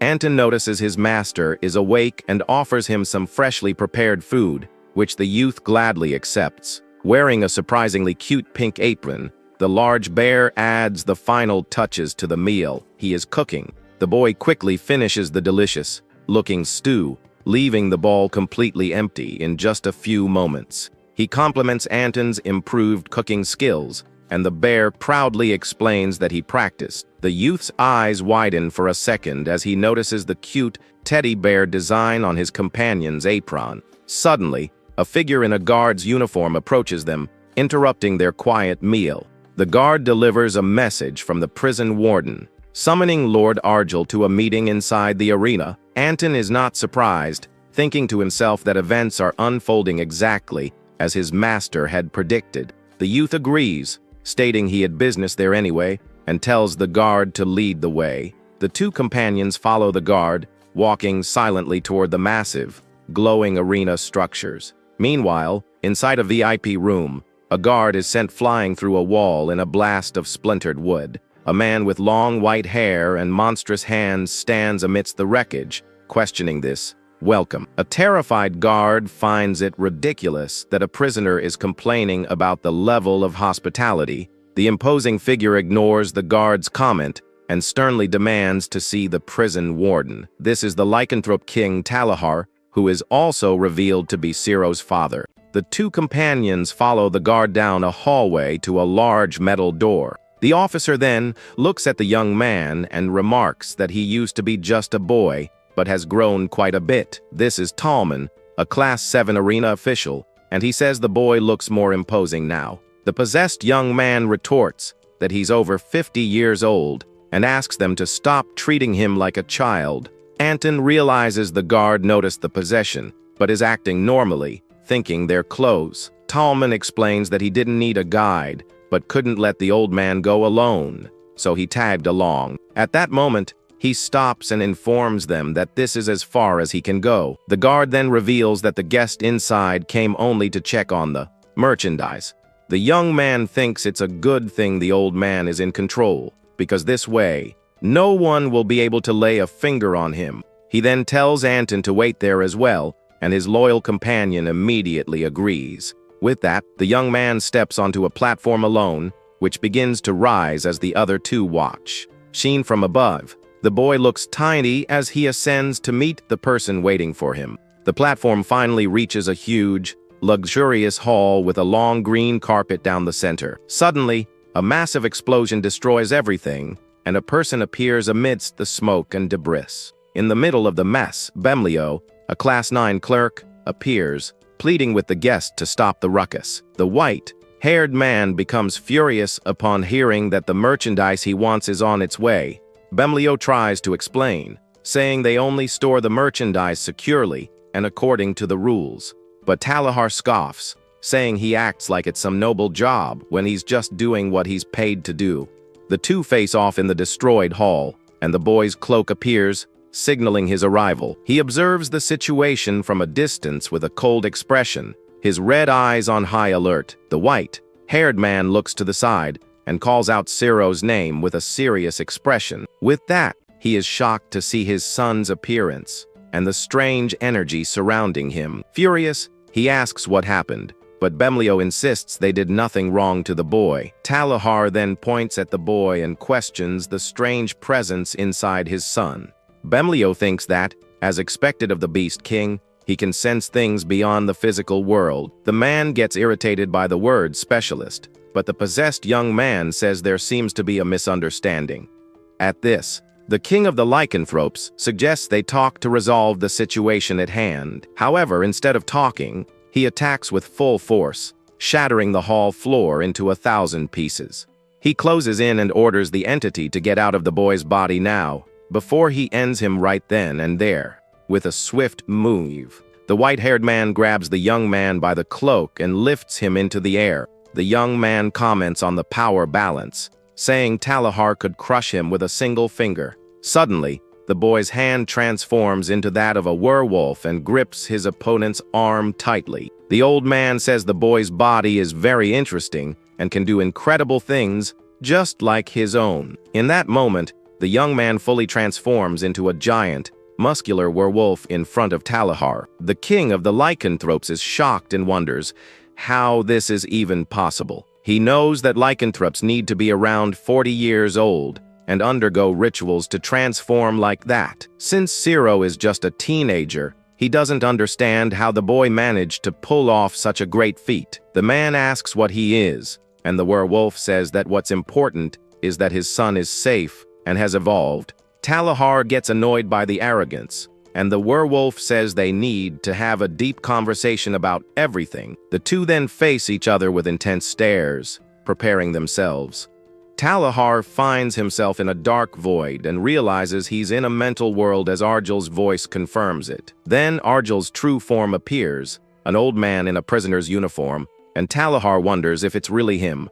The king of the lycanthropes insists on knowing who he is, but the old man just asks if it would make any difference. The prisoner says he hates vague relationships and wants to make it clear whether they are enemies or allies. Talahar then asks a direct question, wanting to know who has been hunting the lycanthropes. The elder questions the reason for the question, and the king replies that the answer will define their relationship. The white-haired man falls silent for a moment, considering the old prisoner's proposal. Arjel reveals that the ones hunting them are the cult of the constellation of light, showing its bright symbol in the sky. The king of the lycanthropes remembers the saying, "The enemy of my enemy is my friend." Based on this, he suggests that the two of them might be able to become friends and fight together against a greater evil. The old man points out that he still hasn't revealed his identity, and Talahar replies that he needs revenge. The legendary prisoner sits in silence, listening intently to what the other has to say. The Beast King explains that it's a deep, dark vengeance he's been seeking for a long time. Talahar then sits down next to him and says he likes this idea of vengeance he's proposing. The white-haired man says he needs no further explanation, and the old man thanks him for his understanding. Arjel says his life was like darkness, full of fear and terror, but that Talahar's son is different. Even in a terrible place, the boy clung to hope and endured everything, just to see his father again one day. The king asks if he needs his son or a warrior, but the old man finds the question foolish. Talahar then questions if the prisoner expects him to act as a father would in this situation. A memory shows the old man and young Ciro meditating together in silence inside the prison. During training, the old man and the boy seem to face off in an intense hand-to-hand fight. In another moment, Arjel teaches Ciro how to manipulate energy with his hands, showing off all his power. The boy also suffers during training, being tied up by bands of dark energy. Talahar admits that deep down, he might have thought the old man expected him to act like a father, but Arjel cuts him off, saying that if he doesn't want his son, he won't be giving Ciro back. The king of the lycanthropes is surprised and asks what he meant by that bold statement. The elder comments that he thought humans were wise, but it seems he was mistaken about that. The white-haired man tells him not to complicate things and to just stick to the plan they agreed on. The two remain silent for a moment, surrounded by a mysterious green energy aura. Talahar lets out a sinister laugh, baring his sharp, beastly fangs at the prisoner. He finds the old man absurd for saying such bold and direct things without any fear of the consequences. The king then decides to end the conversation there and says he'll be back when the contract is over. Before leaving, he warns that he expects a different answer, or he'll rip Arjel out of Ciro's body. The conversation ends, and Talahar leaves, leaving the young man and Bemlio alone in the luxurious hall. The young man thanks Bemlio for something he did, and says the work he put in won't be for nothing. The clerk says he'll pay for the service, and praises the boy for taking care of the Beast King's family. The possessed boy shows a pill, and says he'll hand it over when the solitary confinement is over. Bemlio understands and says his goodbyes, leaving the hall and the young man to his thoughts and plans. He then calls for Talman to guide the old man Arjel out, and the guard immediately agrees. Meanwhile, Anton waits, sitting outside the arena with his axe on his back. Anton thinks that it's been over 10 years since he first met his master. In a flashback from 10 years ago, the galactic government invaded his planet, and he fought to protect his home. But in the end, he was captured and taken to Solitude, where the pain of being imprisoned was unbearable. Over time, his pain turned to rage, and for several years, he fought like a madman against other prisoners. In one of those fights, he was gravely injured and lay on the ground, about to close his eyes for good. It was at that moment that an old man approached him amidst all the destruction and chaos. Arjel commented that even on the brink of his end, the bear wouldn't give up on revenge,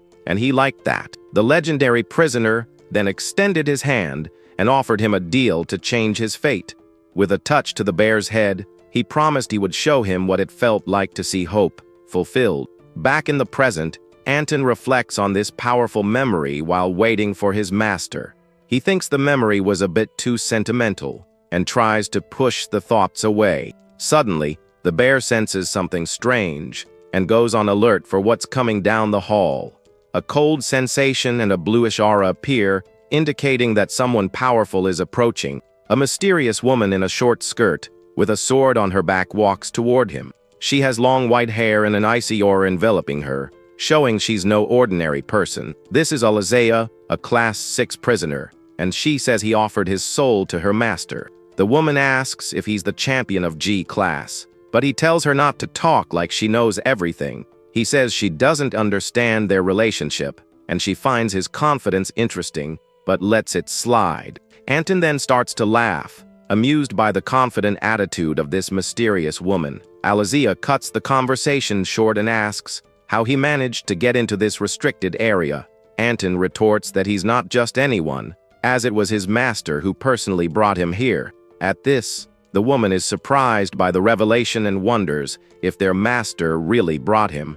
He realizes she's jealous because arena prisoners can't leave, yet he gets to accompany their master. With that, Alizea tightens her grip on her sword's hilt, preparing for a potential confrontation. With a glowing blue aura, she unsheathes her weapon and openly declares that she doesn't like him. The bear then grabs his axe and replies that the feeling is mutual, challenging her to a fight. He observes the woman's sword with a keen eye, finding the whole situation quite interesting. The warrior leaps toward him to attack, and he acknowledges the dignity of a Class 6 champion. The two clash in a powerful attack, creating a massive explosion of bluish energy in the hallway. After the initial impact, the large bear stands his ground, ready for her next move. The fighter wastes no time and advances again, sword in hand, to continue the attack. With a look of pure determination on her face, she prepares to deliver another blow. The bear warrior manages to dodge the attack and readies a powerful punch to counter. Their weapons meet once more in a violent collision that generates another blast of energy. Anton's eye is completely focused on the battle, analyzing his opponent's every move with precision. With an impressive move, he creates several afterimages of himself and attacks the woman from above. The fighter is hit head-on by the blow, and a large amount of blue energy erupts. Even as she's thrown back, she recovers in mid-air and prepares a swift and precise counter-attack. With her sword raised, Alizea summons multiple shards of ice and points them at her opponent. She then launches all the ice shards at high speed toward the bear to finish him off. With a heavy stomp on the ground, Anton prepares to continue the fight against his opponent. The bear is completely focused on the combat, showing his determination to win this battle. The two continue to fight fiercely, exchanging swift and powerful blows in the middle of the hallway. The white-haired woman doesn't back down and maintains her attack with a serious, focused expression.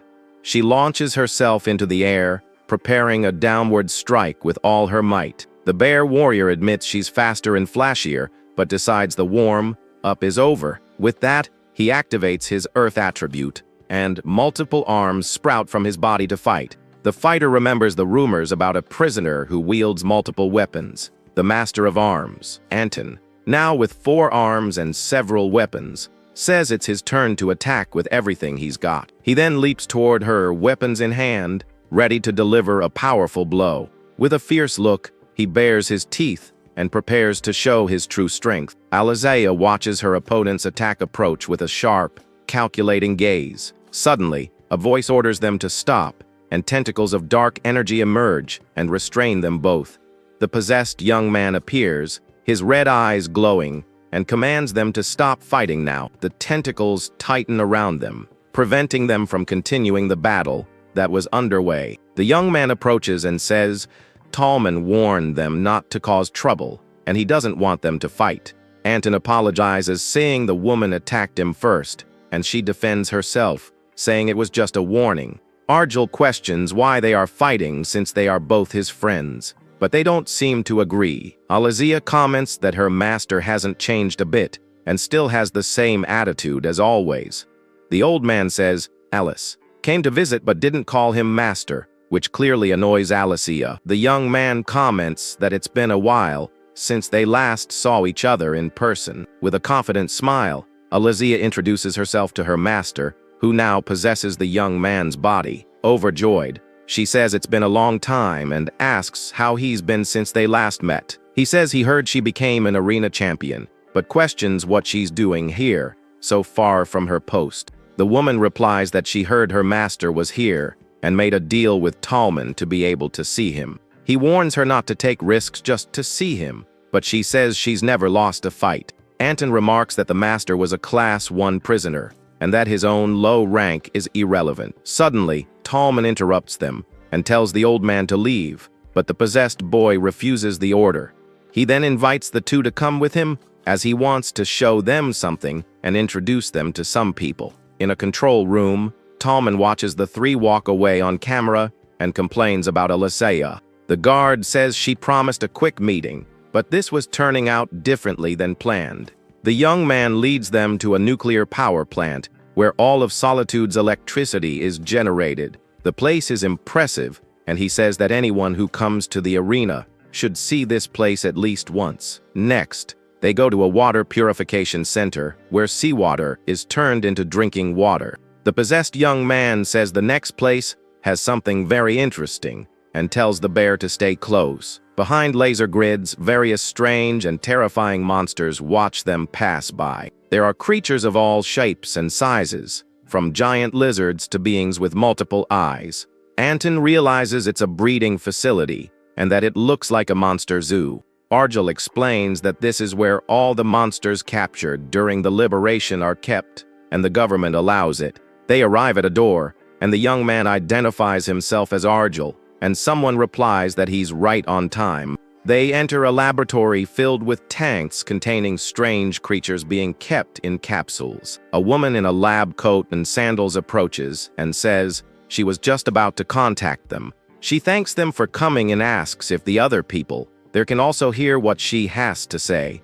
Alicia thinks that her master's destiny was always this place, and the young man tells the woman to speak. The scientist then begins to explain the results of old Argel's health check up to everyone. This is Tailrun, a Class 7 life sciences clerk, and she begins the presentation. She shows graphs and data on the old man's health and says it's a miracle he's still alive. The woman warns that his body is no different from a zombie's and that she can't stop its collapse. Anton is shocked and asks what she means by his master's body collapsing. The scientist reveals that the cause isn't aging, but the possessions he's been performing. Anton realizes that every time his master possessed his body, he was draining his own life force.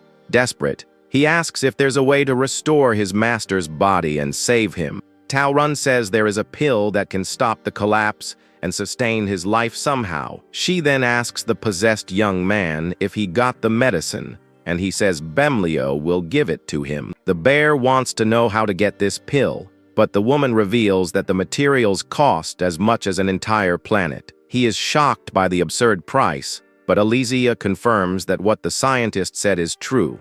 The group falls silent for a moment, processing the shocking information about the medicine's cost. The young man then asks to speak with Tailrun alone, and tells the other two to leave the room for a moment. Anton and Alicia exit the lab, leaving the young man and the scientist alone to talk. Outside, the woman asks if the bear already knew about all of this, and he replies that he didn't. With tears in her eyes, Alicia asks the bear to stop calling her that, as she doesn't like it. Anton tells her to pull herself together so the master doesn't end up in trouble because of her. Inside the lab, the possessed young man and the scientist continue their private, serious conversation. He asks about the situation outside, and she says the Constellation cults are the problem. The woman reveals that their master is trying to contain them, but seems to be reaching his limit. Tailrun suggests they stop storing merchandise, and the young man says that was the plan all along.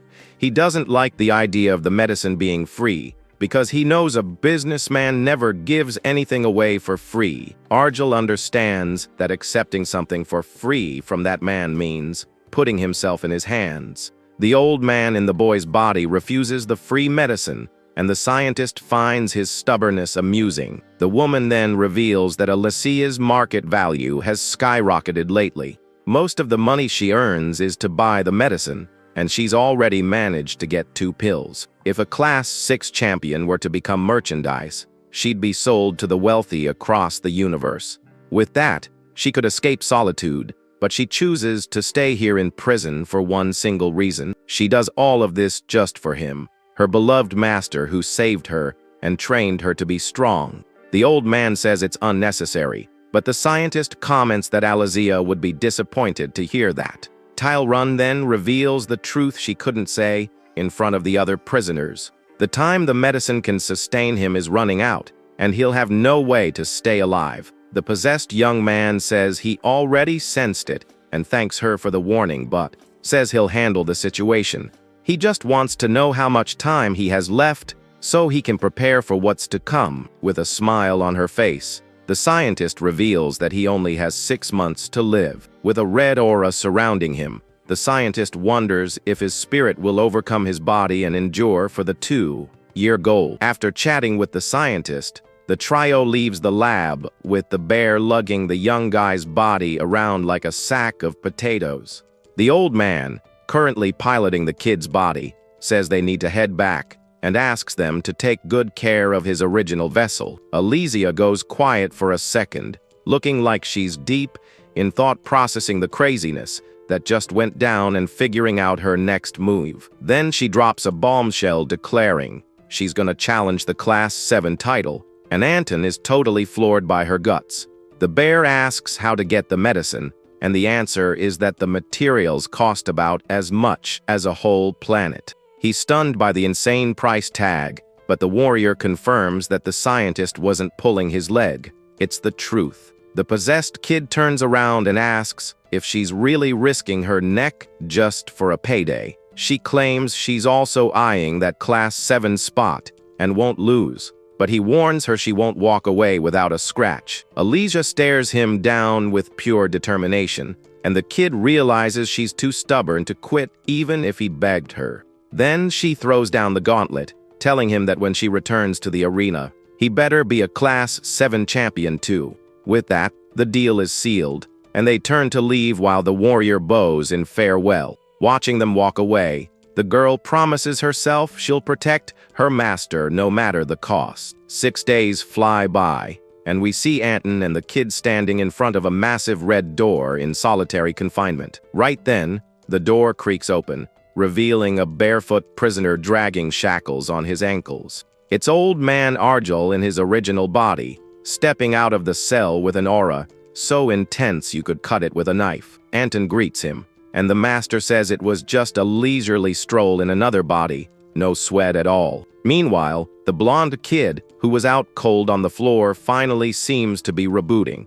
Ciro starts crying without realizing it, because he's finally feeling something again after ages of numbness. Spending all that time in the dark, feeling absolutely nothing, was endless torture for the poor guy. Slowly regaining consciousness, the first thing he spots is the massive bear staring right at him. Ciro wakes up and nearly jumps out of his skin, seeing a giant bear right in his face, letting out a terrified scream. Arjul chills the kid out, saying not to panic because Anton is a buddy he called over, leaving Ciro totally confused. The elder explains that some friends seem cold, but are warm on the inside, and others, well, others just look like bears. The young guy stares at the master, trying to piece together what on earth is happening around him. Arjul kneels in front of the kid and tells him he might be confused, but he needs to listen up real close. At that moment, the legendary prisoner reveals that the big release event is kicking off soon.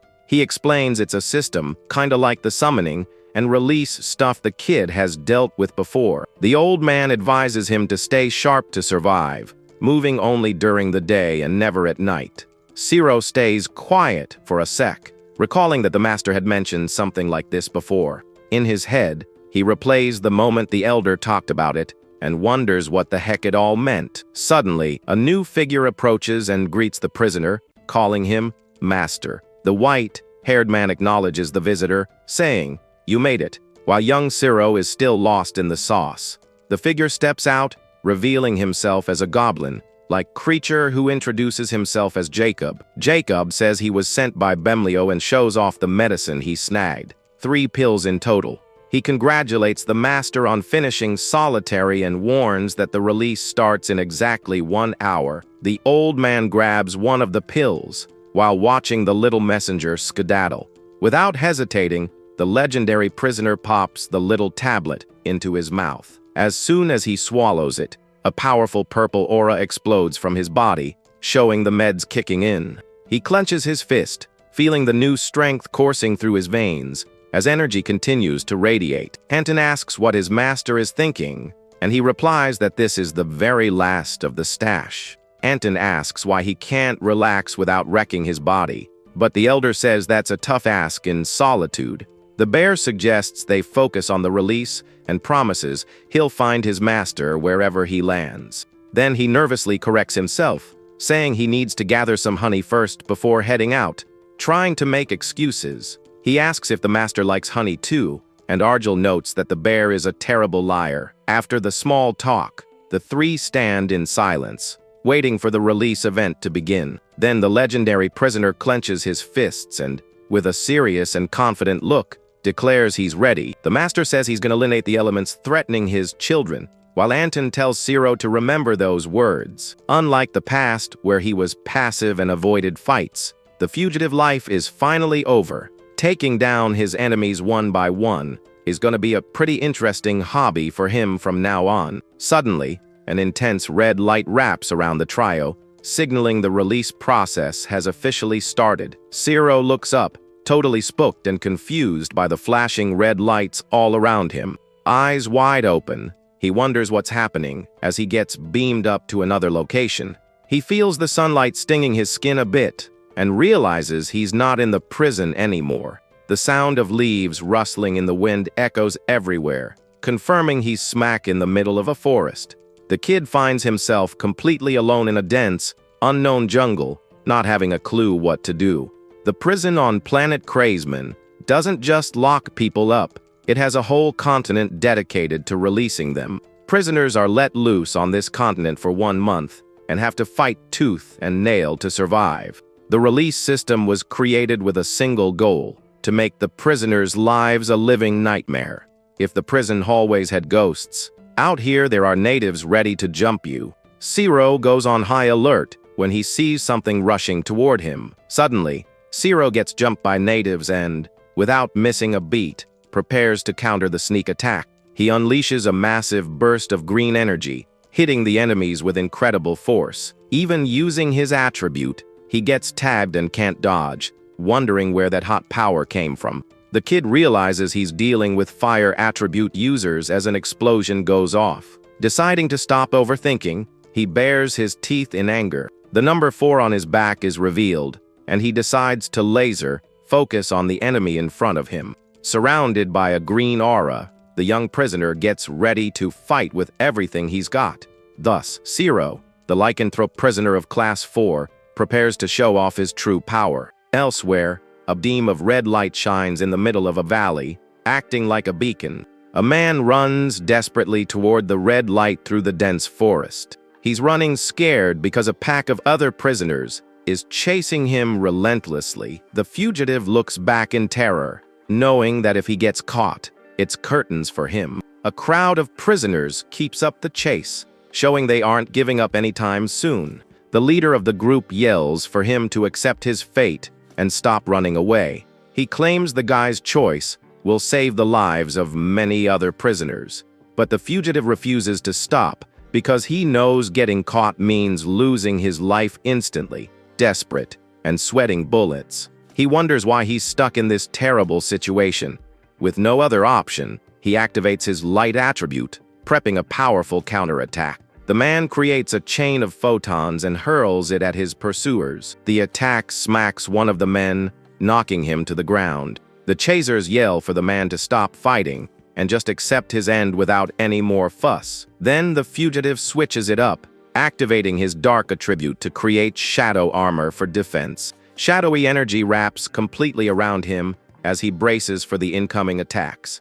The armor forms around his body, but enemy attacks are already slamming into it hard. Even while he's down, the men are surprised to see their weapons can't pierce his defense. Suddenly, A leader appears and yells for everyone to freeze and get into battle positions. He points at a group of masked, hooded figures, revealing their demon worshippers. One of the worshippers says they can't let the opponent kick the bucket under any circumstances. The demon worshippers watch the scene with their red eyes glowing intensely. The prisoners who are chasing him now get ready to scrap with the new threat. The leader yells to protect the fugitive, but the worshippers order his immediate elimination. Amidst the chaos, Arjul watches the battle from atop a rock, analyzing the situation. He turns to Anton and orders him to save the man, and the bear agrees instantly. Wasting no time, Anton leaps into the middle of the battle, hammer in hand, ready to smash. He hits the ground with devastating force, creating a huge explosion that sends everyone flying. The bear starts attacking the demon worshippers, who are shocked by his crushing strength. Anton lets out a furious roar, showing off his savagery and overwhelming combat power. Like a total wild beast, he charges the enemies without giving them a chance to defend. With a precise strike, he hits one of the worshippers who has zero chance of escaping. The bear's attack is so powerful that the enemy basically disintegrates on impact. What followed was a massacre so one-sided you couldn't even call it a fight. After the battle, Arjul and Anton stroll calmly through the forest toward their next destination. They move forward together, with the bear always alert at his side to protect his master from any danger. The saved prisoners cheer happily, thanking the duo for the unexpected help. Their leader approaches Arjul and says that, as always, he's carrying a heavy burden. This is Barora Hedora, a member of the class 6 Light Constellation, and he says he just likes to help. The elder warns him about taking on more responsibilities than he can handle, saying it's not a great idea. Smiling, Barora thanks the old man for the words and promises to keep them in his heart. Arjul watches him in silence, seeming to ponder that man's choices and fate. Then he notices the captured man on the ground and asks if Barora was snagging an adversary. Adversaries are prisoners with a red mark on their forehead that appear after the release. If an adversary isn't defeated in 2 days, a giant monster gets summoned into the jungle. To avoid a massacre, prisoners hunt down and try to eliminate the adversary as fast as possible. But the demon worshippers have other plans because they need the energy from the bodies. The adversary is a Solitude system designed to divide prisoners and make them fight each other.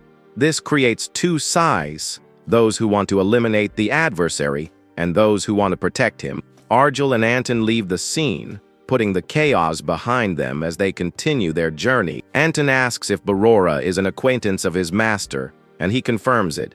The elder says Barora is an idealist, trying to carry the weight of every prisoner's life. Even if he stops the monster summoning, Solitude will always find new ways to torment them. The master observes the situation, and Anton asks if another adversary has popped up in the jungle.